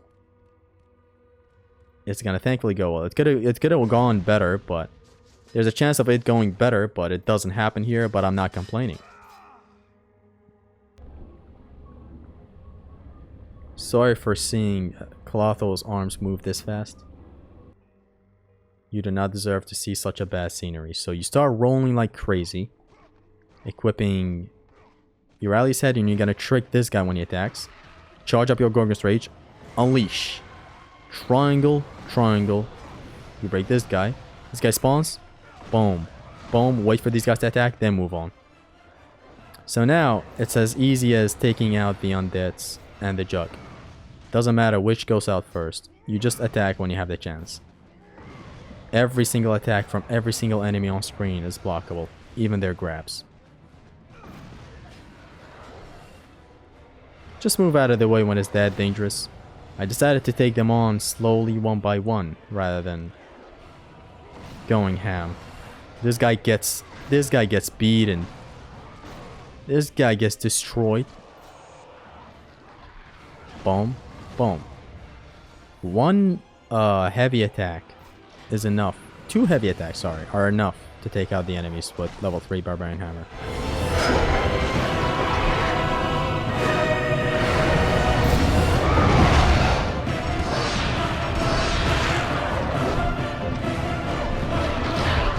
I switched sides because it was getting way too frisky up there.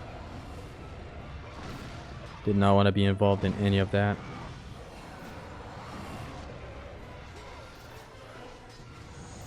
Here's the first time you see me drop this attack on someone. The blades get to shine at the very far end of the run. Otherwise, the entire time the game was being played with level 1 blades. Though still useful, you know, to set up some enemies and whatnot. Or to do some plumes every now and then. In comes the second stage, which is gonna be a breather. So what I do is this Zimna strat. Square for knockbacks. That did not work because God of War 2 is jank. So when I get cornered, I Atlas Quake. A very nice response. Take out every enemy you can take out as quick as you can. In this case, the sentries. Because they die with one bonk of the heavy attack of the hammer. This next phase, third stage, spawn everybody, flash the siren, kill her. Now you want to manage with Atlas Quake and with the hammer. When you see a lot of pressure on you, you want to Atlas Quake. Like right now, the Gorgons were taunting, that's why I decided to attack. Boom. This amazing bug happened where the Gorgons themselves, who were behind the siren, got petrified. The siren did not. This happens likely due to uneven surface. It's not due to uneven surface. It's just because God of War 2 is jank. So do not rely on your this landing every time. See how it missed that one Gorgon back there? But when it gets a Gorgon, I do the Might of the King shockwave since it like one-shots the statue of a Gorgon. Here's where I get scared. But thankfully this comes my way. Take both of them out. Just a bunch of parries and Atlas Quake if pressured. We wait for them to attack with their beaming business. Boom. Both of them out. We get prepared for the 4th stage, which is another breather. Same approach. Boom, but this time it works. Although not to the extent I would have wanted it to work. Atlas Quake. It's not worth it. Oh, I get grabbed. Thankfully, it doesn't have activation damage, or they don't pile up on you like God of War 3.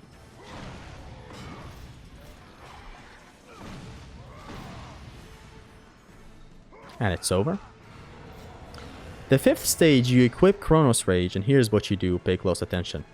The Satyr approaches you, and this next, not this pillar, this next pillar. Block, block. Uppercut punish. One bonk with the hammer, L2. Bonk, bonk. I bonk this guy as quick as I can, but he blocks it. Here's where I take a gamble. Gorgon's Rage, Lethal Vortex. Whether it works or not, I have to do this. If I don't do this, it's a bunch of panic magicking, and it's not going to be that good. My resource would all be wasted by then.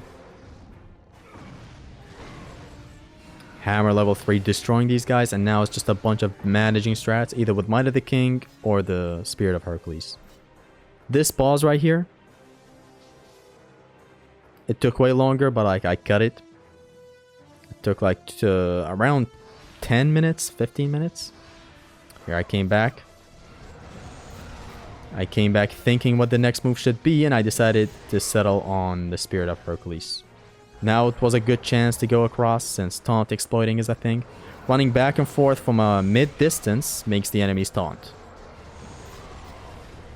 This guy keeps on blocking my attacks, and a third time, as you saw back there. I keep this up because it is the safest way right now to take these guys out. Boom. Eventually, these satyrs are gonna go out. Very disrespectful attack right there before the barrier closed. And boom, they keep on taunting since I'm running towards the boundary. And backwards sometimes. Boom. Here's where the Minotaur dies. Boom. I found doing that to be way better than Might of the King Shockwave. It obviously deals more damage, and there's the satyr getting viscerated. Backtrack to this magic chest, and we are perfectly set up for the final stage. Except we have one more stage, which is the 5th stage. It starts right as we're able to see the final bit. It starts right here. So again, square, triangle, triangle, square. And it worked nicely. I rushed to take out the Olympian Sentry because they died with one bonk. And they are unneeded pressure, so make sure to take them out. They are a priority over these undeads.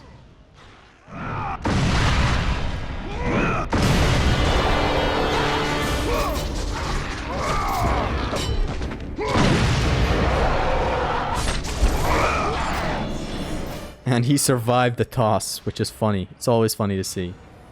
Notice how the subtle equipping of the spear there, just to get that one magic orb. I am that greedy. Whew, what you do here is simple. Charge up a Gorgon's Rage. Boom. Bonk all the Cyclopses and the enemies around you. Then you cook up another Gorgon's Rage for this guy and all these guys. Boom. Easy peasy. Japanesey. Boom. Listen to my reaction. Yes!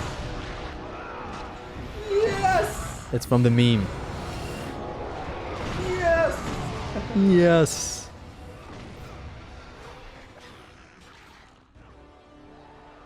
Bonk. Out of my way. bonk. This thing is broken. I can't say that enough. I love how broken it is. It is unfair, but God, I love it. It's pretty much over right now. And that is the first time I finished this encounter. Instantly went on to the dub. Did not waste time dying anywhere else. Yes!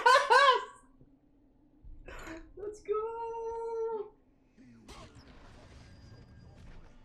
Man, I forget the time here. I believe it was around 8 to 9 p.m. I believe it was 8. I don't really know. It was around 8 p.m. So, in a way, this was better than doing it on stream since I could scream as hype as I could. And you know how amazing that is. You know how amazing that is at the end of an OHKO. Even if it dragged, even if it was tedious. What mattered is the W. And the journey, of course. A lot of funny memes and interactions with a lot of viewers happened due to this OHKO. Here starts the actual loom chamber that we never called the loom chamber. Here's me mentally preparing. Weaves the thread of life for every mortal, god and titan. Find your thread, and you will be able to control the mirrors of the fates, the source of their power, and use them as a gateway to return to the time when Zeus betrayed you. The goon chamber starts with us hitting this arm. We don't even go to the left arm. We do a high jump. Chronos Rage. What I do against Clotho, the boss fight is very, very simple. I'm going to be skipping the next bit by doing a high jump. Then we're going to get to the Clotho boss, and it's going to be very straightforward. I don't want to commentate over it. It's very straightforward. Just freeze time, hit the boss with like the hammer. I'm going to see you guys whenever we get to Zeus. This is enough commentary for now. See you guys whenever we get to the Zeus fight. Then I'm going to explain some of the stuff there. So it's going to be a bunch of me slowing down time, doing the fight normally. Just know that I only attack while slowing down the time with the Amulet of the Fates. I never, ever fight her without that. All the attacks are blockable. Very easy fight. Very easy to do. Never hard to mess up. Enjoy the next bit. It's a spectacle. This power was never meant for mortal hands.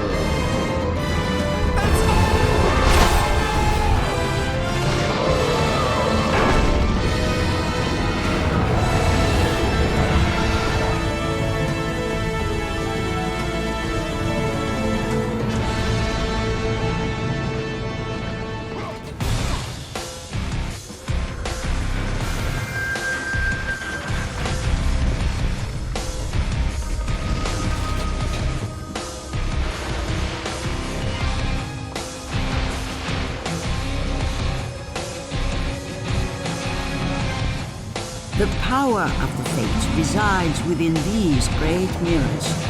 Find your thread. You will be able to control the mirrors and use them as a gateway to return to the time when Zeus betrayed you.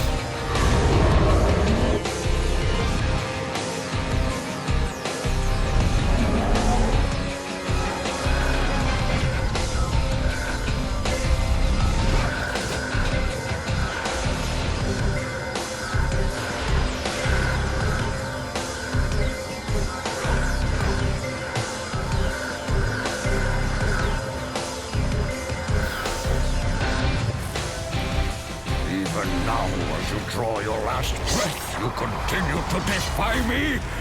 No matter.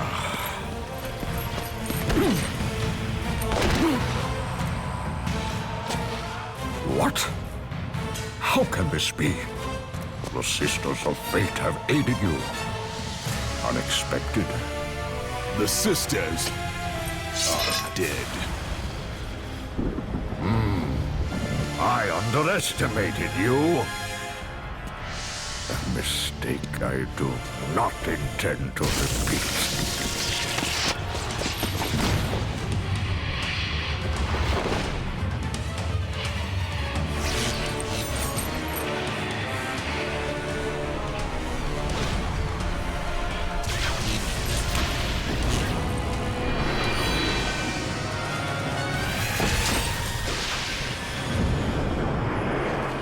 Now I will show you the true power of a god.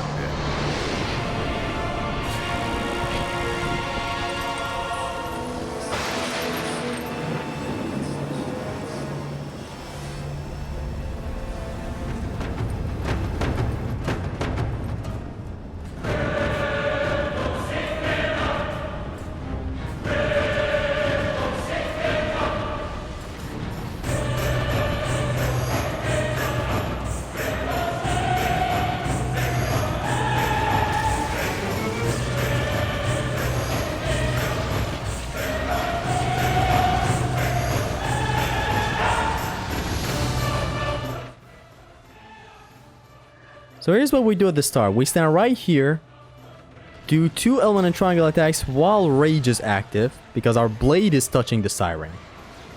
A deep hit, Blade of Olympus, Divine Retribution. Then we position ourselves here, an Atlas Quake. Boom. And then one of these attacks. Usually 1 Atlas Quake is enough. So Chronos Rage to manage the Sirens, and another to not take damage from that attack of Zeus. Grab, get to the middle, Atlas Quake. 1 Atlas Quake is enough. Boom. Boom. And another Siren grabbed, and another Atlas Quake. Only the first Atlas Quake failed to get his hand down because only the second hit connected.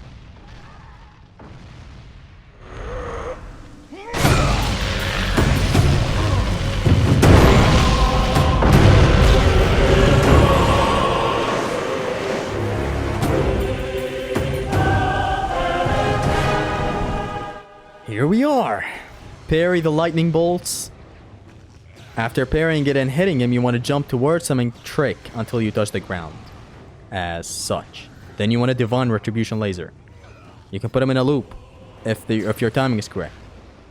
Move away from these attacks, please. Parry every lightning bolt you see. This is the punish right after you parry a lightning bolt. You do not want to attack Zeus. You only want to be the repercussion of the fight. You only want to respond to his attacks. Don't attack him when he's running wide in the open, even though he looks very vulnerable. He tricks you and instantly starts the bolts. The only attack you want to use is this.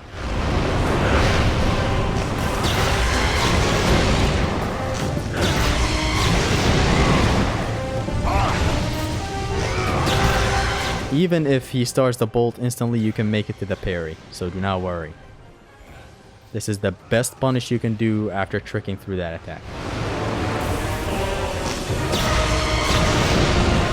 You need to keep holding L2 until you touch the ground with that tricking. See, like how I keep on holding it until I touch the ground and then I let go and do my Divine Retribution laser? See? If you don't, there's a janky thing that can happen where Kratos keeps on falling even though he's on the ground. And you're very, very open to get attacked then. This is the loop I was talking about, but since I was very, very nervous, I couldn't keep it together. Otherwise, if your timing is correct, you can loop them infinitely. This was very stressful to do.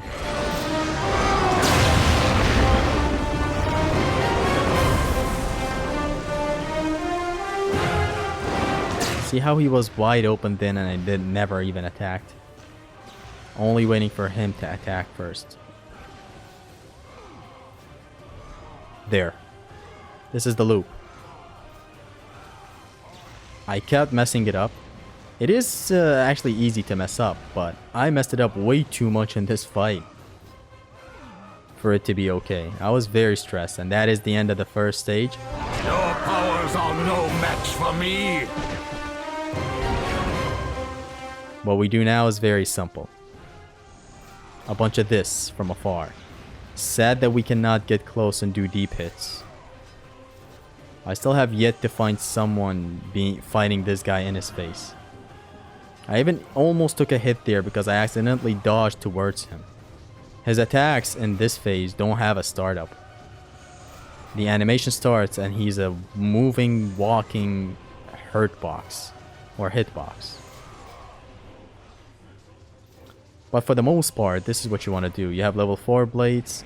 You do not want your rage to amplify the damage to level 5. The damage you have is enough. Of course, level 5 blades deal more damage than 4, but you don't want to activate the rage because you need it for the last phase. The last phase has a tricky thing to it where you have to attack Zeus with the rage while he's in recovery or while he is attacking in the attacking animation. Here's where I attack away because I knew an attack was coming. You want to really keep your distance. The place you're fighting at right now is the same place Kronos was destined to eat Zeus at.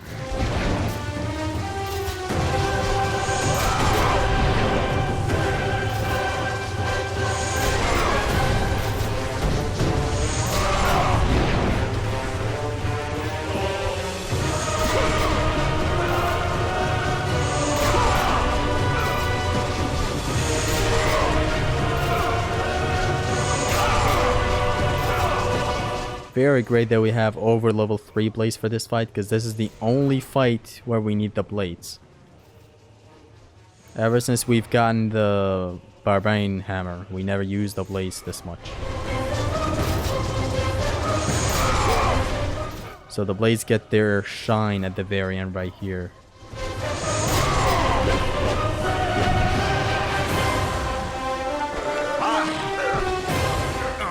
Do not attack him with magic or anything when he's, you know, acting like a drunkard and swinging. Please don't.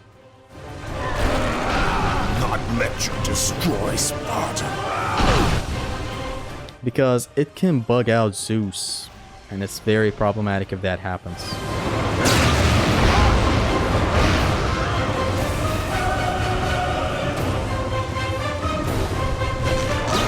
Again, it's the same fight as the first stage. This is right here, the third stage, where we have the Blade of Olympus again. It's usually the harder stage between you having the blades. You having the blade is harder than, you know, when you have the Blades of Chaos. Here's the loop, but I keep messing it up. My god, I was sweating here. In the back of my head, I had the idea of fighting him up close. Here's where my mind kicked in and was like, why am I not using magic? And I started using a bit more magic.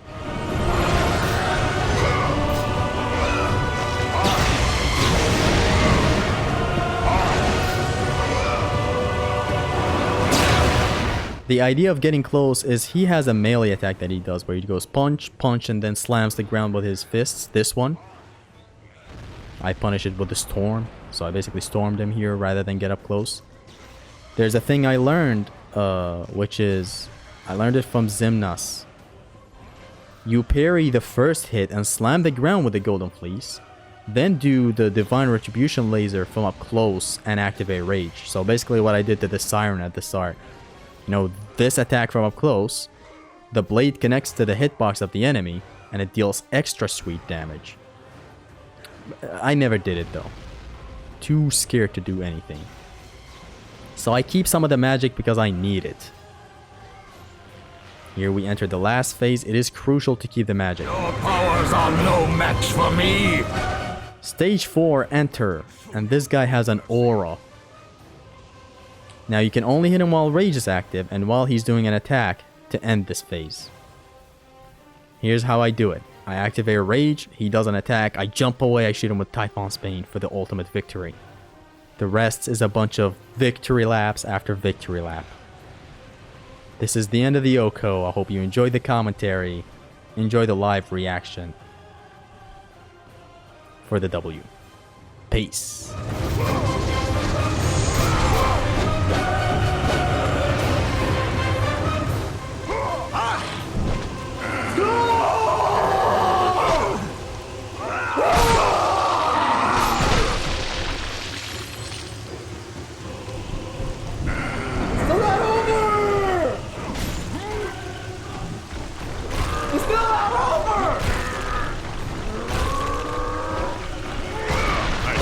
I would make you pay for what you did!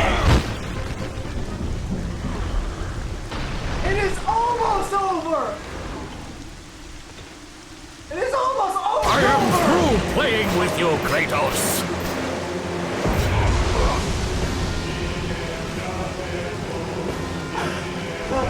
I lay down my arms, Zeus!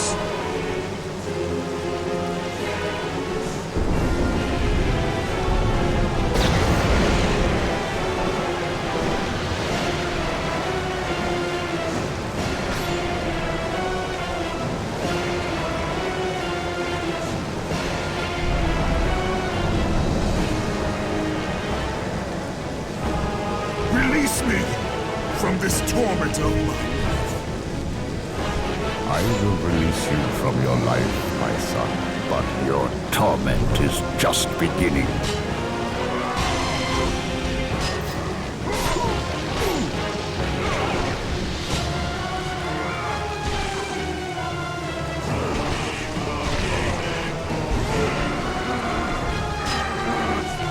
Oh no, you don't!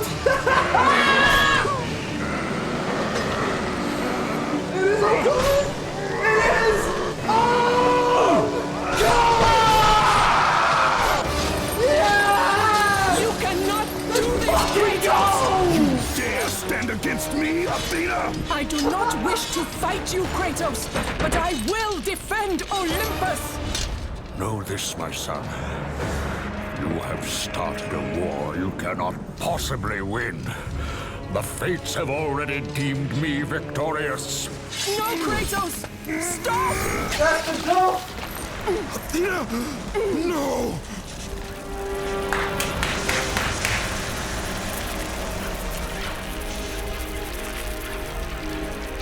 Why do you sacrifice yourself? To save Olympus. I do not seek to destroy Olympus, only Zeus. Zeus is Olympus. He brought this to himself. Because of fear, Kratos. A fear felt by his father, Kronos. A fear that wrought the Great War. A fear that drove Zeus to kill you. His own son. His son?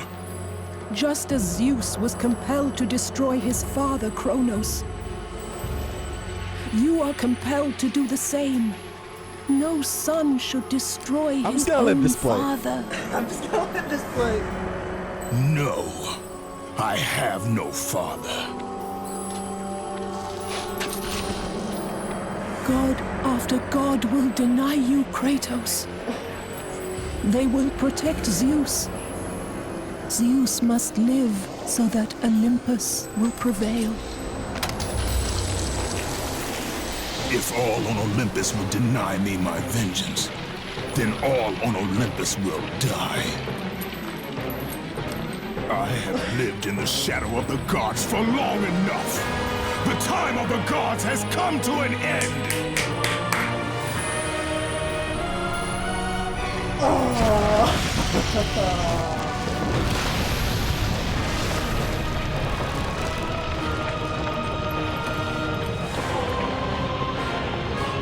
Remember, Kratos, you have the power to control time itself.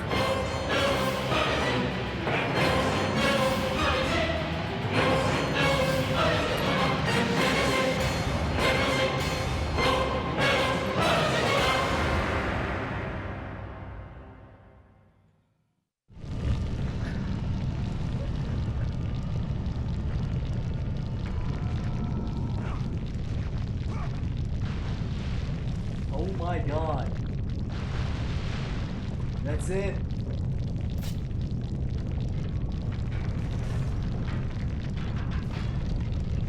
No. Oh my god, I lost my voice.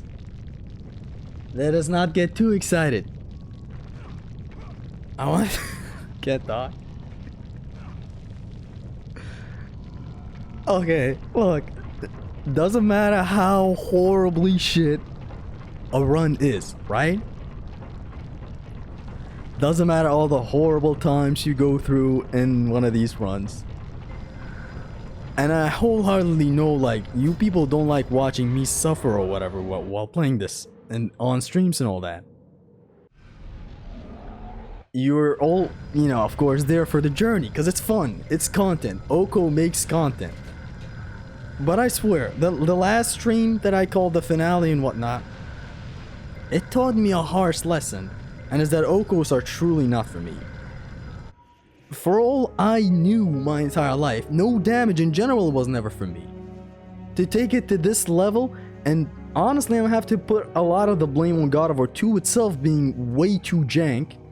Like you saw what happened back there in that Spike's room after the translator. This is truthfully the last ever OHKO I'll ever approach.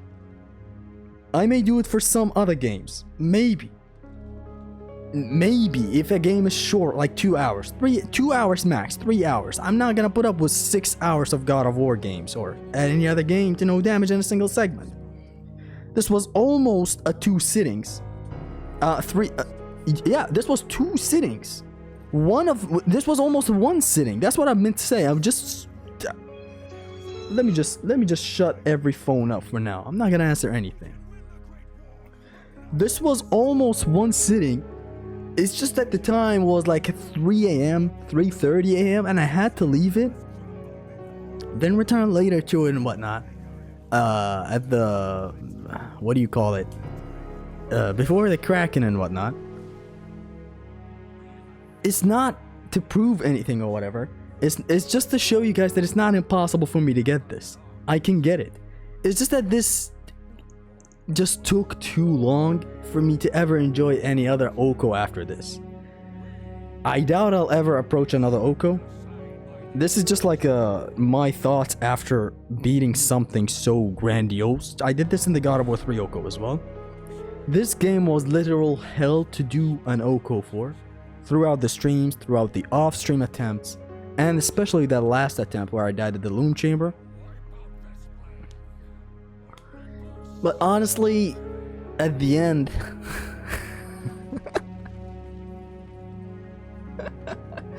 now I've always appreciated this thing giving you mastery, and it did.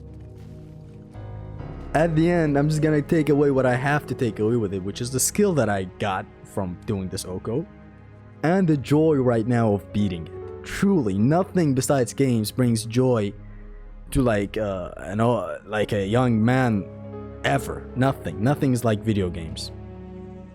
Thank you. Just watch this last thing, man. Thank you. I'm not gonna talk over this. Zeus, your son has returned! I bring the destruction of Olympus!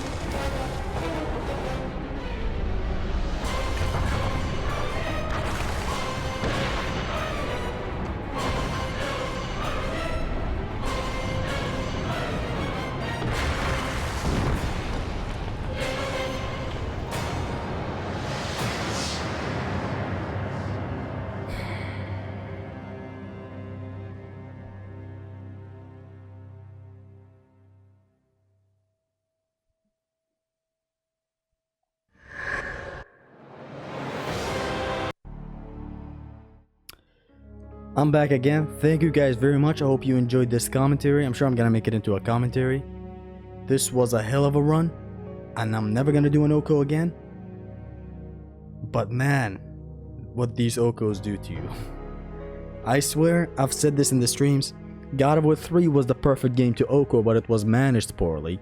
God of War 2 was the horrible game to OHKO, but it was managed a little better than God of War 3. You know, it's like God of War 3 was the perfect game to OHKO. It's just that I didn't do the sufficient practice. Whereas God of War 2 in itself had a lot of janky sections, or out of core combat sections that weren't designed for no damage. But honestly, the last notes I could ever take away from this is that I'm never gonna do an OHKO ever again. It may be God of War 2's fault that it put a sour thing on my sour taste in my mouth or whatever. Like right now I'm seeing the credits of the remastered. It's God of War 1. It's literally the game telling me to OHKO God of War 1, which was the plan. It was the plan to OHKO God of War 1 after 2, but had I known that 2 would drag this long, I swear to God, had I known that it would drag this long, I would have stopped and not started this whole thing ever. All the consistency talk I would have about God of War 2 got flung out of the window when I started this OHKO. A lot of things just... I don't know how to describe it. This game is still a masterpiece. That's the only redeeming thing, which is a huge thing. It's just that the great outweighs the bad, but the bad is there, and the bad made this OHKO horrible to do. This was totally luck. It was a lot of skills, it was a lot of dedication, but a lot of luck as well. So, thank you guys for tuning in. I hope you enjoyed the OHKO, I hope you enjoyed the strats, I hope you enjoyed my commentary. This has been your Extreme Gamer, Zestus. Peace. Be sure to like and subscribe if you enjoyed the commentary. I make a lot of runs and combat guides and guides in general for God of War and other action games, including some live streams of challenge runs and some other fun stuff with chill streams. I hope you guys enjoyed the commentary. Peace.